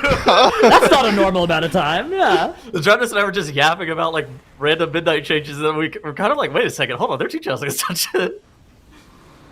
I do think that Miscount is kind of an interesting team because I feel like the last couple of MDIs and TGPs, they've come out of group play and we're like, okay, they looked the best during group play. Are they going to be able to convert that in the global finals? And then they kind of talked about it after the fact, and it's just like nerves seem to get to them like during the global finals play where they just show up and they're a little bit worse than they were in group play. And it's just like, if they're able to finally capitalize on just the raw potential that this team has, I think they're slated to really like win this MDI. Like they're so good. I think that's an important thing to talk about because that has been the case for them for a long time, right? Where we've seen the potential in this team in Miscount for a long, long time, but they have had issues performing at the highest level. I don't think this past Globals was them not performing, right? Because I remember talking to AJ after the fact, asking, what happened there. And they just genuinely didn't think that any of the three keys that gave other teams higher score than them were possible. They didn't know that they could do the 23 mother load, but somehow they still did it anyways in like three They attempts. did it first. They were the first team to get it done after watching other teams have good runs at it. And they didn't know the other two keys, Theater of Pain and Cinderbrew, were doable on a higher key level. So maybe going back to the thing that Guro was talking about with preparation and taking it slower with practice, maybe they'll have that higher cap this time that they were lacking last season. I mean, it certainly looks like it with their Gambit, Priory, and Arakara runs so far. Like, all three of those dungeons, they look like they would challenge anybody in the world in each of those. I was talking to Shine about this, like, I think it was like during the last MDI, where we were talking about how all the teams that put up the highest scores during time trials and really make a hot contention for winning the global finals, they're practicing 12 hours a day most of the time, and none of them timed that mother load in practice. They didn't really realize it was possible. And I just sat there and I typed back to Shine. I go, I wonder if more focused practice and less raw hours would actually be better. Like, I wonder if you still spent 12 hours practicing, but instead you actually only spent 8 hours in the dungeons and say 4 hours, like really thoroughly VOD reviewing and trying to push like even further than what you think is possible in practice, if that would have been more suitable. And he was like, yeah, teams don't play like that. Like it's very common to just go for raw number of reps with the MDI format, and it makes sense. Like, you need to be able to see every possible interaction of everything so you can control for all the variables. At the same time, having at least a sixth man on your team too could help you point out some of those maybe mistakes, or you're overthinking something, or you write off something as not doable, and you're like, and somebody else comes in with like a unique idea that could really help you. Yeah, I think something as well is like, you'll look at a key and you'll be like, okay, we think this caps out at 22, right? And then you'll practice it a bunch on 22, and I think an important thing then is like, okay, are we sure? Are we sure that this caps out at 22, right? Like, is there anything that our 6 hours of work in this 22 have made us rethink about whether the 23 is possible? Yeah, and I mean, the dungeons that are the most... this has the highest likelihood of happening are dungeons that you have a lot of timer left remaining, but the key level higher has insane amounts of damage scaling, where you're like, oh my god, I don't even know how I lived that, but the timer should be fine if we make it there, but I don't know how I lived that. Yeah, I think that's that flavor of dungeon. I think all of our teams now have learned never assume that Holy Method won't be able to do that dungeon a key level higher, right? And so you should always assume that you might need to as well. Not doing Cinderbrew or Motherload in practice and then being able to time that during the finals was the craziest story I've ever heard. Yeah, exactly. It's you're never safe on that kind of dungeon. I think though even other dungeons as well, right? Where it's like, oh man, this Gambit, we actually found 2 minutes in here by cutting out the Goliath, or cutting out the scale binders and adding Goliaths. Like, yeah, that sort of thought process is exactly what you need to win an MDI. Yeah, and I think that Ecodome and Gambit really those are the kind of dungeons that you're looking at where you're like, I think +1's doable here. Even though Holy Method looked like it was, the 23 was really tight. If you can make up a few minutes worth of timer and you can go 1 key level higher and somehow you can figure out how to live those stupid mobs in the second boss area, it's doable. Yeah, the one Colossus that you have to take care of being just like the most difficult mob ever created. One Sentinel to rule them all. So, looking at the dungeon pool that we have available to us, what do you guys think that extra potential level is going to be? Tell us, you've already talked about the Ecodome. You think Holy Method can go to 24. Is there anything else that you think of? I think that Priory and Floodgate, it's kind of assumed that those cap out at 22. I think there's maybe a world where one of those could hit 23 somehow. Well, we didn't even see the 22 Floodgate last weekend, right? We saw the 21 one. I mean, Holy Method had like 4.5 minutes in the 21. What did they have? Maybe 5 minutes or something? Something ridiculous. Where it was like, okay, this is definitely doable. Okay. Does anything stand out to you? Yeah, I'm a 22 believer in that dungeon. I think 23 is... I would love to see it. I'm not currently a believer. That's why it's the cook. That's why it's the cook of the baby. I think the 22 is clearly within their realm of possibility, but I think that will already be nuclear difficulty. Yeah, I mean, the timers and just how hard some of those bosses are in Priory and Floodgate, I mean, it becomes ridiculous to do those a key level higher, but then, Yeah, the ridiculous keys do end up happening. They have an alarming pattern of happening in the global finals. Yeah, the one ridiculous key a season there's no way that's doable, and if somebody figures out how to make it doable. Never trust your instinct if your instinct says a key is not doable. You start playing a Frost Death Knight, you're jumping off pillars in Theater of Pain and backtracking with the mobs that are giving you Eye of Kazan stacks forever, and then one person's impossible becomes doable. Oh my god, I forgot Eye of Kazan was a thing. Last season's MDI was insane. I think it is hard to really quantify just how crazy that was. How can we cheat staying in combat for the entire key? Let's find I like out. how there's been a different flavor of that trinket every season. We had Spymaster's Web, then we had Eye of Kazan, and now we have the Nether Prism, and it's a slightly different flavor, and different specs have gotten it each time as well. Mm-hmm. Kazan was just generically so yeah, it was so powerful, but the Kazan, it was like if you drop combat for like 3 seconds, it uninstalls your game and deletes your hard drive, right? Yeah, I mean, you needed an average stacks over the course of the dungeon of like 12 for it to be better than a replacement level trinket, just stat value wise, and then you would just have teams fully stacked, never dropping combat. They're like 20 stacks the entire dungeon. You're like, oh yeah, I guess it's good if you're doing that. Yeah, finding the way to stay in combat, finding the way to not like die to a death skip and just jump around. Yeah. Like you said, the Theater of Pain, that was one of my favorite things to see. Theater of Pain has been the source of 2 of my favorite things, because back in Shadowlands we had the Pandaren racial tech to accomplish the same thing, which was very cool to see too. Yeah, that was crazy. I feel like Ecodome maybe is one of the dungeons that has the most weird routing possibilities of the season, mostly because it's kind of unexplored as to what you can do in there. Obviously, the Sentinels are stupid mobs that you're probably never going to pull, but that's about it, right? I'm curious what you think the hidden Holy Method cook that you believe exists is. Like, what do you think that there's possible to do that differently in there than what they did? I wonder what their first area actually looked like. Their first area and the trash leading into the second boss. I feel like there's something that's there that can be done differently. I'm not sure of it, but they were 4.5 minutes under on a 22 in time trials pre-turbo boost. Yeah. Okay, you think they took trash onto the first boss in a way that they haven't been? Yeah, or something along those lines. Or took trash on the first boss, or did some absolutely crazy stuff in the second area.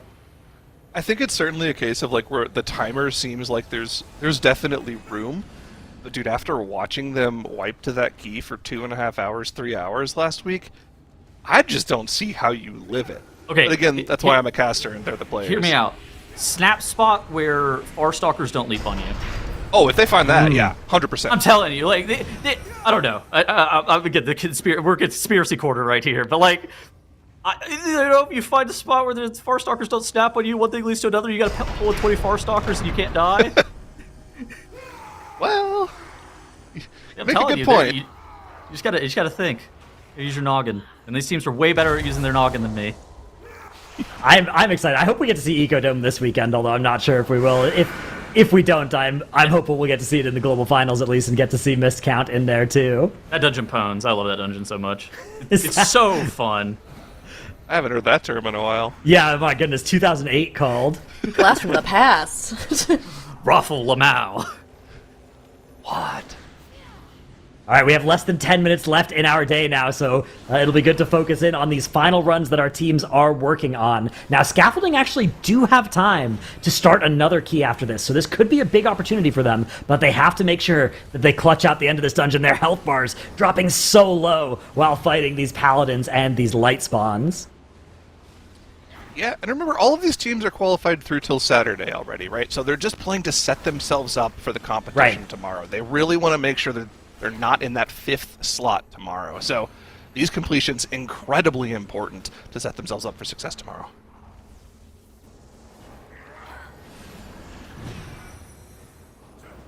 We have seen Coin Flip reset this 22 Gambit a couple of times, unfortunately, but all of them have been very early on in the key. I remember talking about this earlier today, where I watched a lot of Gambit practice for one hill over the course of the past few days.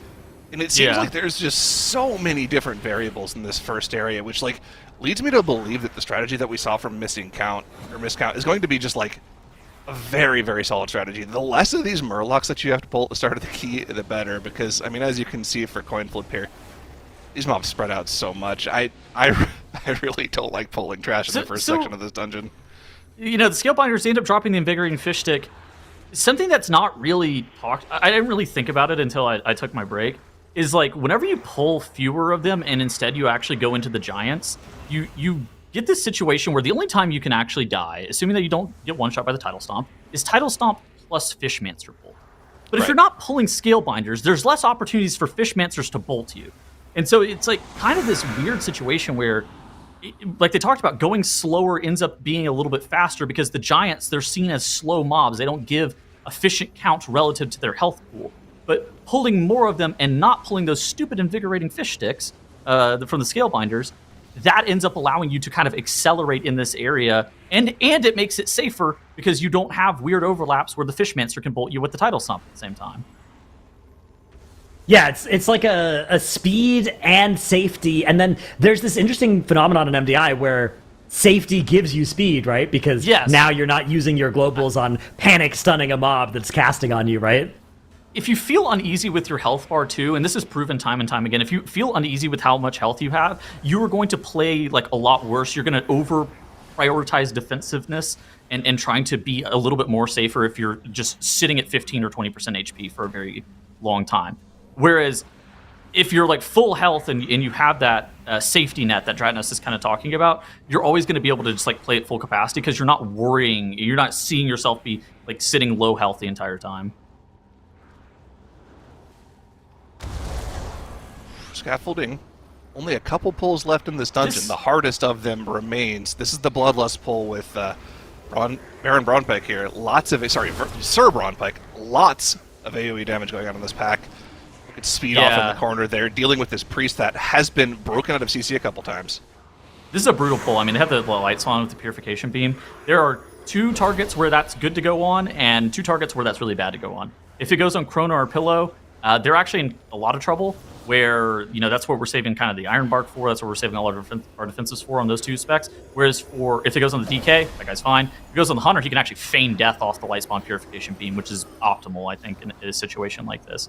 And so that Light Spawn plus the pulsing AoE from Sir Braunpike is very deadly. On top of that as well, you have to get a bunch of CC on these priests. You do end up running out of kicks. How it's going to be set up is it's going to be the Shaman plus the DK on one mob, and then it's going to be the rest of the group on the other mobs. And you actually see the DK going down, getting hit by a fireball at the exact same time the AoE is going off. And then now our healer's gone down. It's going to be a full wipe here for Scaffolding. 5.5 minutes remain. Maybe this timer's doable, but not if we end up having a full wipe. Lizelle sitting here at 15% HP, getting meleeed by the Risen Footman and dying, and it's going to be a town portal for Scaffolding. Bad news for them, but good news. They have 4 minutes remaining in the rest of their day to start another dungeon. That's right. We are nearing the overtime section of our day. Most of our teams are near the start of a run as well, as we do have, of course, Miscount already done for the day, but our other teams mostly near the start of their dungeons. I wondered what was going on there. At the start of that poll, I saw they had a priest hexed off to the side.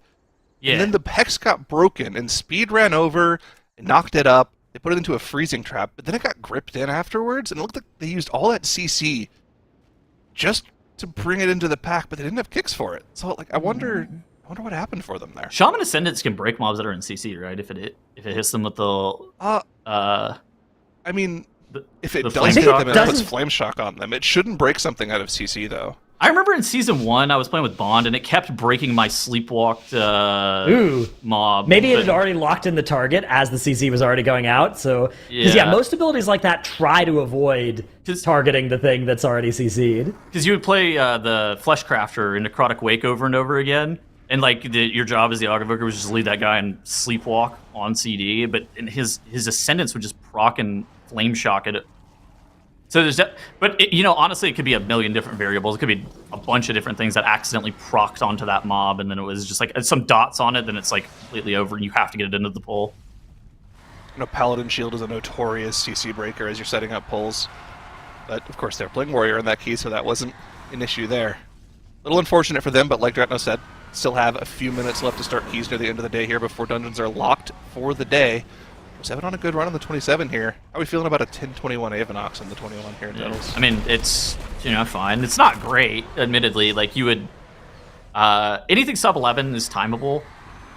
You're hoping for like a 9:30 probably. Like if I'm just being completely honest here. At the same time, you're just focusing on getting points on the board by the end of the day. If you're 07 here, you're not really worried about. Oh yeah, we'll figure out how to time a 22 whenever we need to. We're focused on this 21. We can't really be too future minded. Whenever we have some time at the end of the day today, that's when the time to discuss the 22 is on the table there.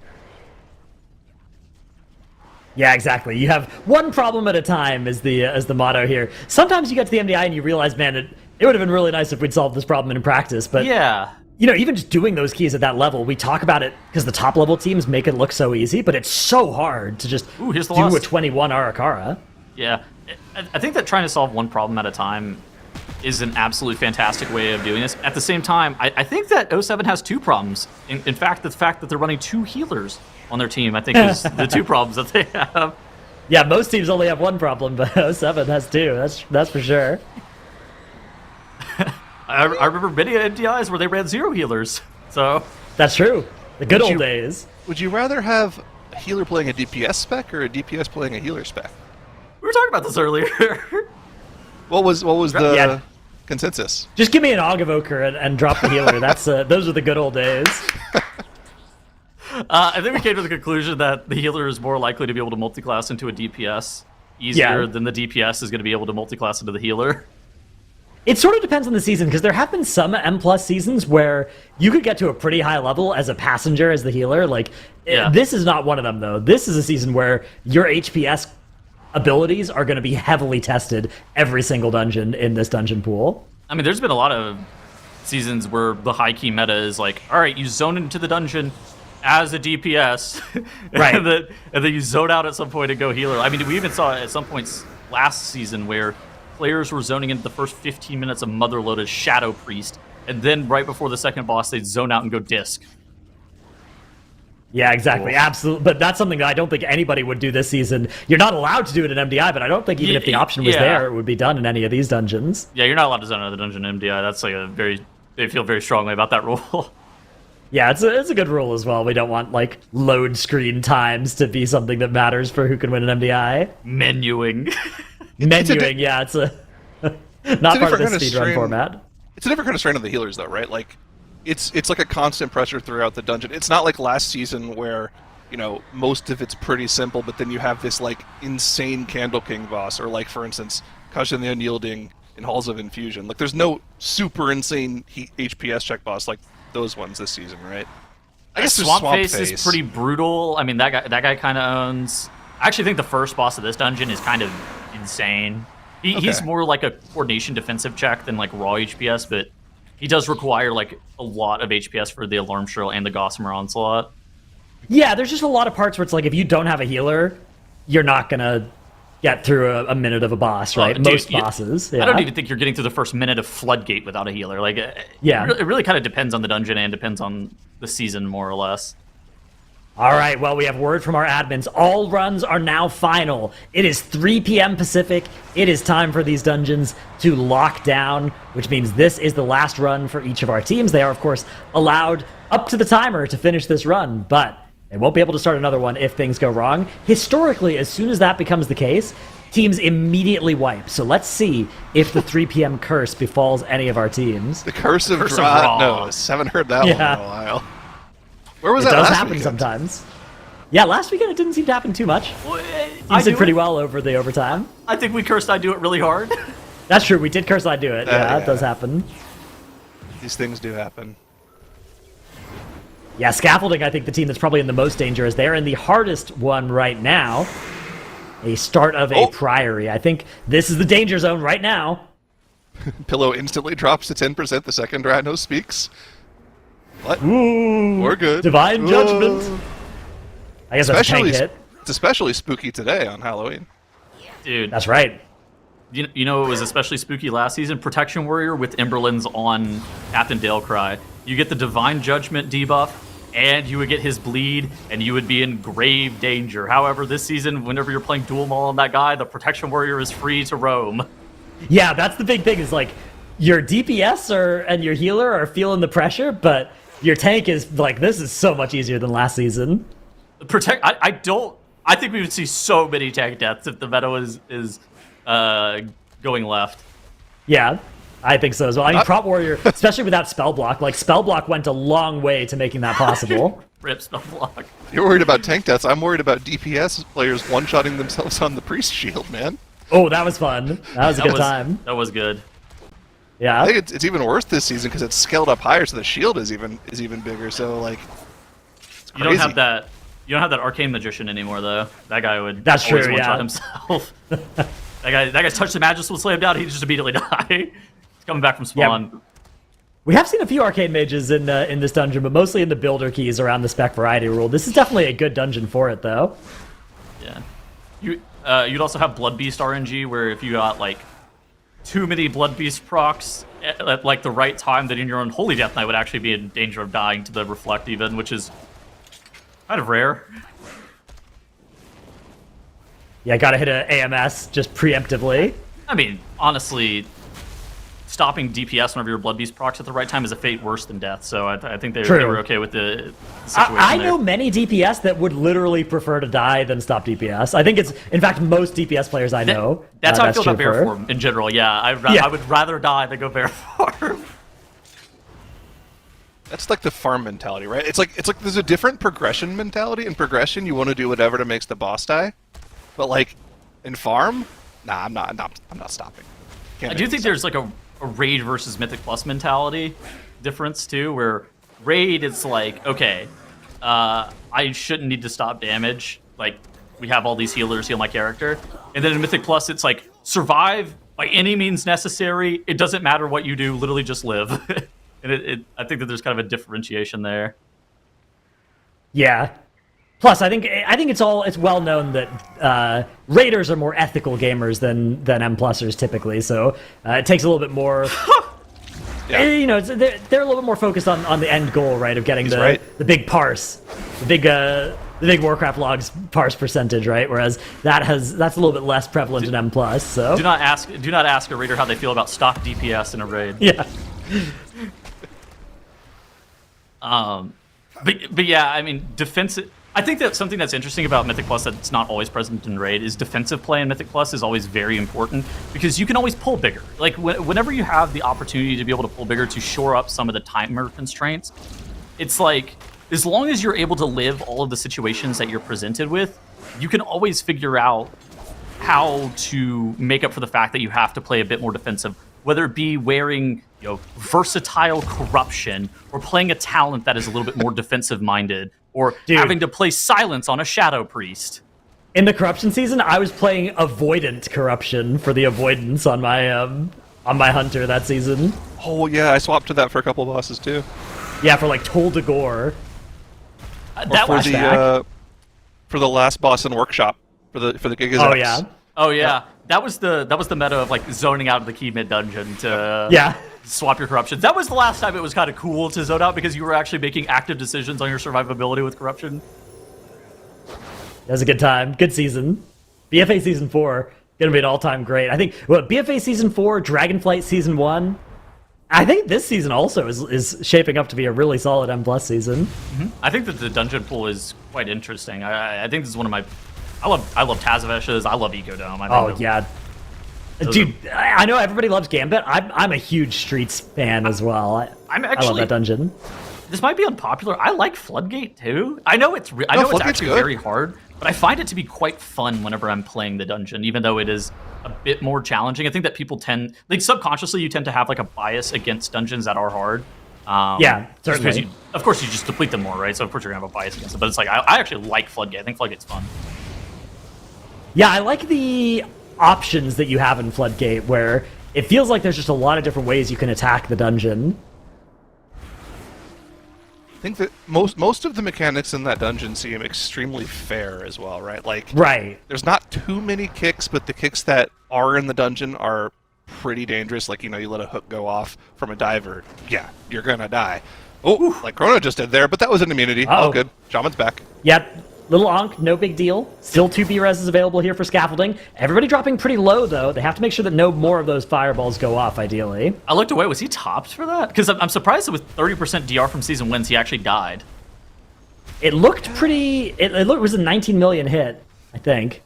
Yeah. Okay. Maybe he was topped. I mean, maybe we have reached the key level where one fireball, even through a 30% DR, just kills you. Plus 21s do not mess around, especially in Priory. Priory is one of those dungeons that's like a key level harder than it looks. I think Dual Maul's fireball one-shots you unmitigated at like a 16 even. Like I think that's the part where it starts, but Shaman is very durable. Like Shaman is, it's kind of, there's kind of a question as to what it's durable versus. Anytime you can have a season wins DR stacked up, it is very durable. Like a dungeon like Dawnbreaker, for example, you just get so much shadow damage from it that you're just the actual tank the entire dungeon. Yeah, so you're talking about their talent where they kick and then they get a damage reduction against the school of the spell that they kicked? Precisely, yes. Season wins. That's actually, it's a really powerful effect, and if you're interested, it's coming to more classes and it's becoming more simple in Midnight. In Midnight, it's not just Shaman, but like DH is going to get it too, where when you kick, you just get like a 15% spell damage reduction from like all magic damage. For the next 10 or 15 seconds. Yeah, it's going to be great. Having played a lot of Shaman this season, it makes me like, all right, I'm kicking next. Please, God, I need this DR. Oh, yeah. And Warriors get like a 5% damage gain kick talent as well. Yes. Yeah, like old Demon Hunter back in Legion would get that. They have it right now, though. Fury does, right? Yeah, I think so. Yeah. But it's like damage versus that mob whenever they kick. Oh, yeah, I think this one's going to be just global. That is... I actually like that kind of talent for teaching people to interrupt, giving them. Yeah, making it so you want to interrupt is definitely good. I will say, a lot of people don't care about DR, so they're not going to really care so much. But for me, it's really powerful though. Like for high keys, it's super big. Like this pull right here, Krona has a 30% stacking DR because he's been chain kicking the priest, and so now he has a 30% DR versus every single divine toll cast, and that allows him to save things like his wall, like his stone bulwark totem. Whenever he has permanent wall basically against that damage. Yeah, it's incredible. Yeah, so he's going to be taking a lot less damage than the rest of his party, even though in theory he would be the most susceptible to dying on a pull like this. Yeah, the hidden tankiness of the shaman. Well, not so hidden if you're playing at this level, but yeah, no, I mean they're also like passively pretty sturdy too, right? We were talking about this last week. The physical damage, Shaman, one of the few casters that can wear a shield. That gives him a ton of extra physical mit. I've been surprised that they've been wielding the shield. I feel like more often than not, you would just like slam on a different embellishment in your offhand. Yeah, because if you want Ascendance and you want one of the Void Glass weapons, you need to play a non-shield offhand. Yeah, they just been slamming shield and they're going Dawnbreaker or Dusk Thread or Dawn Thread. The versatility what they want. Thread, right? Yeah, Dusk Thread. One of them was like Dawn Thread. I was looking at last week. I think it was maybe weird. Clicks even. Yeah, I saw it. I was like, that's strange. Because embellishments are so low impact, you'd only just take the versatility because you're like, oh, this Yeah. 0.1% damage is like whatever.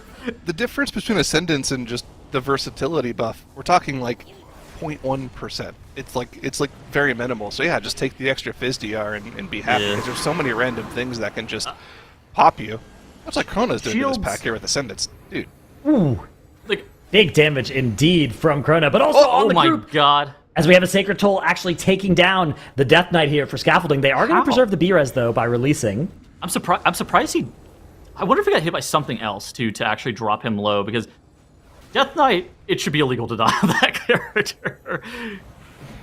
Yeah, maybe one of the casts went off as well, something like that, or maybe just, not quite topped. Like we said, very high key level. And we have another Death here actually coming out. It is he a got fireball this time. Oh, god. So yeah, the casts, the kicks. And I think the problem is this pull is just living for longer than it was supposed to, as we have another Death coming out here on Pillow.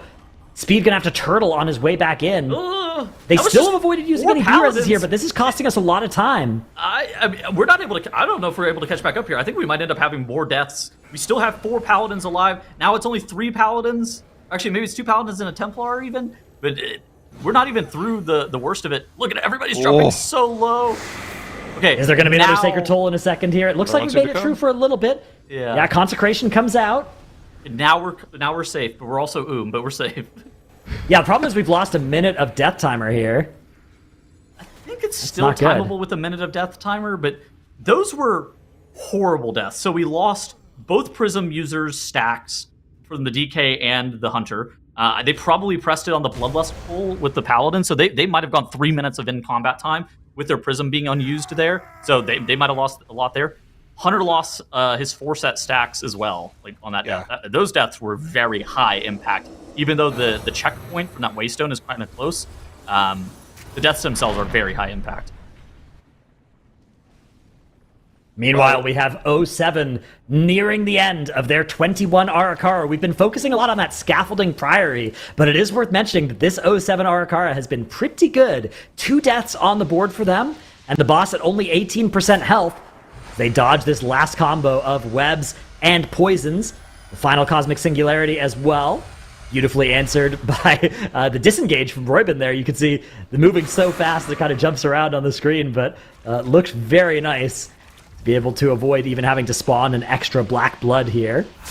Which you do get some benefit for your Havoc Demon Hunter, each one that you spawn, but it is also annoying to deal with as many of them as possible. But they are going to be getting this dungeon done with about 2 minutes left on the clock, so timeable on 22? Maybe. They can avoid those 2 deaths. Either way, they'll be happy to have their overtime key end in a dub. I mean, I think that their first boss split was just a little bit slower than it needed to be. Like, again, I was saying on a 21, they're going to want like a 9:30 first boss split. So that way, it kind of scales up to that 10:30 in the 22. I think that there's, they can get in the lab and look at some of the other routes that teams are playing in here tomorrow. So I think that while they had a pretty acceptable day one, 63 points, nothing to really scoff at that. We've been holding the feigned death there for the end of the day. I think 07's had a pretty solid day considering, right? We were talking about pretty much throughout the day. 07 was a team that was playing something a little more off meta, something a little more comfort. They miss out on a couple 2 chests and 3 chests here and there, but ending the day only 2 points behind Miscount. Not bad at all. With that, yeah. What a dominant performance by Miscount at 65 points. That is gross how many points they were able to put up today. They looked so good. Yeah, meanwhile, Scaffolding fighting here for 2 points, so this would be 62. They would still be in second behind 07, but this run is going okay, aside from that little issue with the Trash before Bear and Braunpike. Their timer is still looking possible here. It's going to have to be very clean for the rest of the run. And we do also have Coin Flip. They are down in the bottom right now, but you can see they are working on Solia. We'll put them full screen for you for a bit as they near the end of this dungeon run as well. Okay, so I think that most people are looking at Mist Count, Scaffolding, and 07 as the top 3 teams from this group. I think that this is my dark horse. I talked about it a little bit earlier. I think that a team with Griwi and Scyther on it, I think that is a team that absolutely can overperform expectations just because how good those players are. And it's going to be really about just like how much practice they were able to put in. But I think that having high caliber players, we kind of saw it last weekend with Anti-Clockwise with like Yaunt and Divine.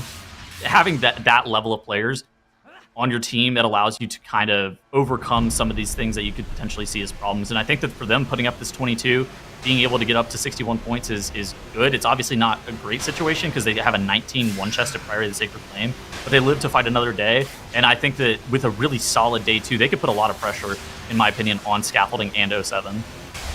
Not only that, but they're fighting for bragging rights, right? They're playing against their guildies. That's True. That's a little bit of extra motivation, right? You don't want to lose to your guildies. Gotta have that bragging right in your guild, or they're gonna be hearing about it until whenever season 1 starts. For midnight. I think it's interesting that 07's going to end up ahead of Scaffolding at the end of the day, because 07 I think was the 9th. Were they the 9th seed? Is that right?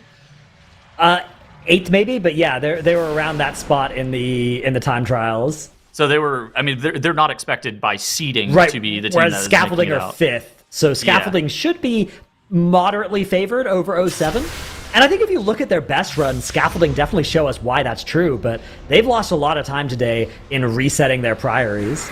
Yeah, and I think for them, it's going to be about having really strong capstone level dungeons. I think that the resets are likely to be non-impactful throughout the course of the entire weekend.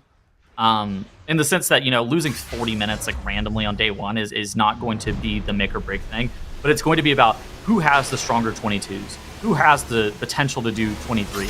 What do your timers look like in those dungeons? What is your consistency like at the absolute capstone level of those keys? And that's going to be kind of an important thing, and like Dreadnought was kind of alluding to, their routes are fast whenever they have everything going for them. It's more about getting warmed up and feeling comfortable with all the situations that you're presented with. I'm curious how tough it is to get back into dungeon running form on a weekend like this, because you have to remember, right, the teams don't have the tournament realm available to practice on in between days. So their only form of playing dungeons in between is just to log on live and do live keys, but the same thing, that's not the same sort of practice as tournament realm would be. I think a really nice thing is everybody's in the mindset of trying to continue to improve from day to day, and you get to look at what did Miscount do, right? What did 07 do? What did Scaffolding do? And you can kind of take. Drenus talked about how Group A to Group B to Group C tends to have teams that just continue to improve. You take the best ideas of what they came up with the best ideas that you came up with, and trying to integrate those into your strategy. And there are some things that you just watch a team do, and you're like, okay, we'd have to go back and practice that. And then there's some strategies that are like, oh, they pulled this mob this way. We've been doing this really bad. This is free. If you just add it into your strategy, you're like, minus 30 seconds.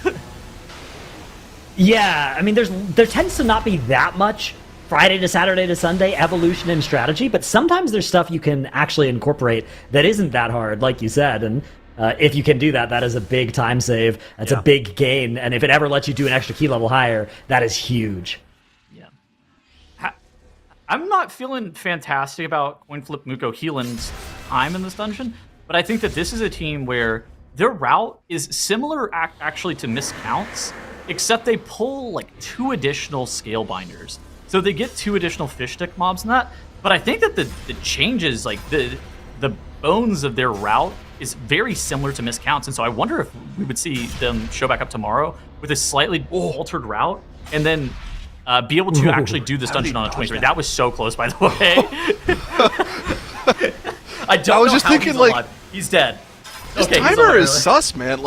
One death could be the end of this key, so playing those spears so close is very scary.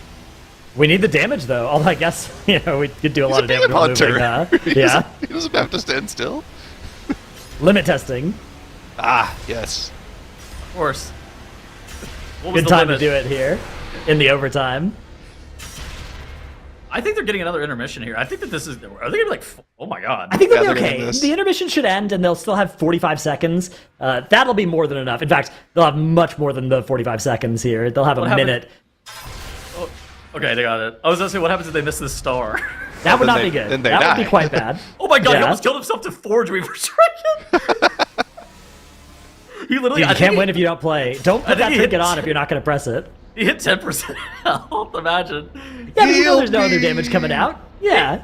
It crit you at the beginning of the patch. Yeah, all good. Doesn't anymore. That's true. All right, nicely done by Coin Flip. They are going to be advancing to 61 points there.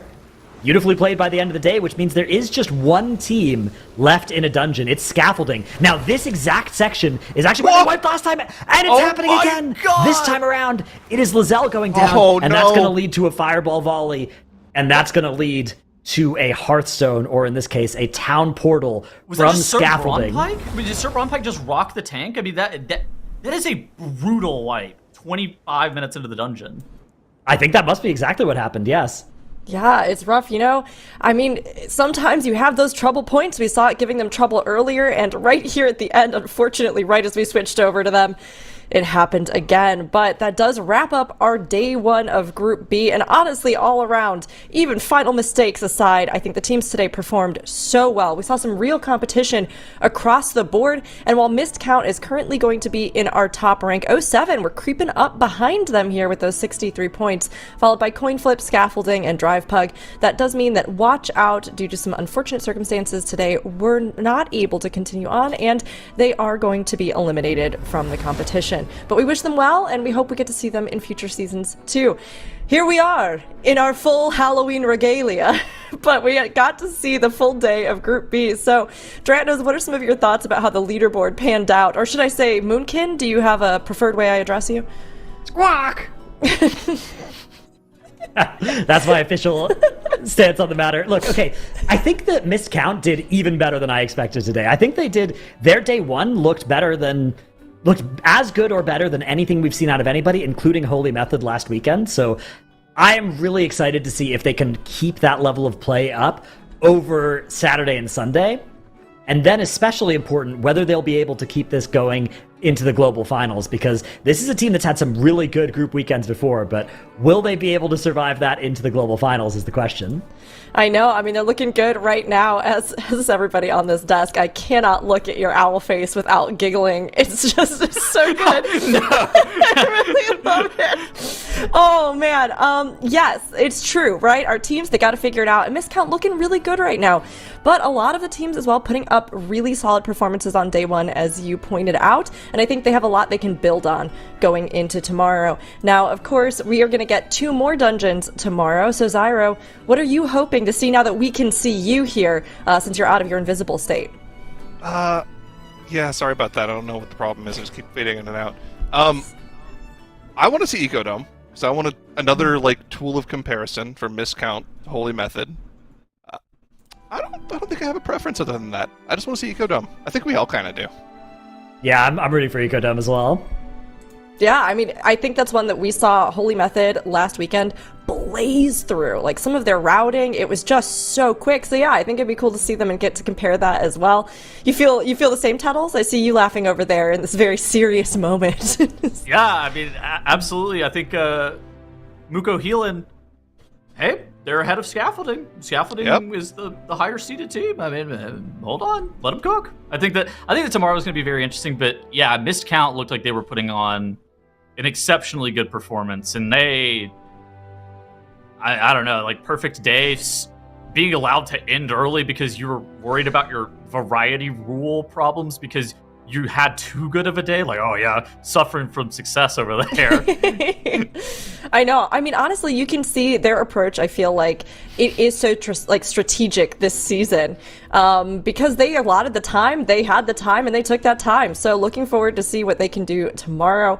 But of course, our spec bans are something that all the teams had to take into account, and were part of the reason that we even saw Missed Count decide to kind of let things lay where they were today. So Tuttles, I know you just talked a little bit, and it looks like your Pandaren has taken a nap. But do you want to tell us a little bit about what you think is going to happen with the spec bans for tomorrow? Do we have the bans? Do we see what? We have check some Discord. Check this. Suspected bans. We can't confirm until we have the official statements come the morning. But we have some suspected.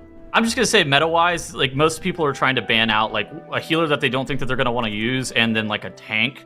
Realistically, it looks like a lot of people are banning out a tank that they played plus some random miscellaneous DPS. Then that allows them to kind of sit in a situation where tomorrow they're going to do all of their starter level keys with that with some of those DPS that they want to get banned. Unholy Death Knight, there's a Destro Warlock, there was Vic Min's Balance Druid. like random stuff like that. Those are the things that you're going to want to try to get banned for tomorrow. But it's all about preserving the specializations that you want to play in your capstone level dungeons. It's all about preserving that, like, protection warrior, that beast mastery hunter, that LE shaman. Everything that revolves around the spec variety rule is based around trying to protect the specializations that you think that you need for the capstone level dungeons. Well, we're going to have to see how all of it pans out, but so far teams have been pretty strategic about it, so whether or not they're going to be able to protect those ones that they want will definitely come to, I guess, sort of a head tomorrow, because after that, all of them will be determined for our group finals. And while we have a lot to look forward to coming up, so do you. The Midnight beta test goes live November 11th as a little reminder. We just got the news yesterday, so while you're watching the MDI, also look forward to that on November 11th. Players who have opted in can be selected to be testers, and players who upgrade to the Epic edition of Midnight will also gain access to the beta. More details can be found at Blizzly/Midnight Beta, so go check that out, and if you want to get in there, jump in and preview some of the many things that we're going to be getting with Midnight ahead of time. And now, here we are at the end. You know, we started with the Headless Horseman's poem, so let me end with one of my own. As the sun sets on Group B's first day, the darkness brings pumpkins, candies, and Headless Horsemen your way. If our teams want to avoid meeting their Hallow's End, they'll have to fight for their place once the sun rises again. Stay safe tonight, whether tricking or treating, and be back at 10 a.m. PT, 7 p.m. CET, or a bit earlier for our pre-show meeting. Happy Halloween, all.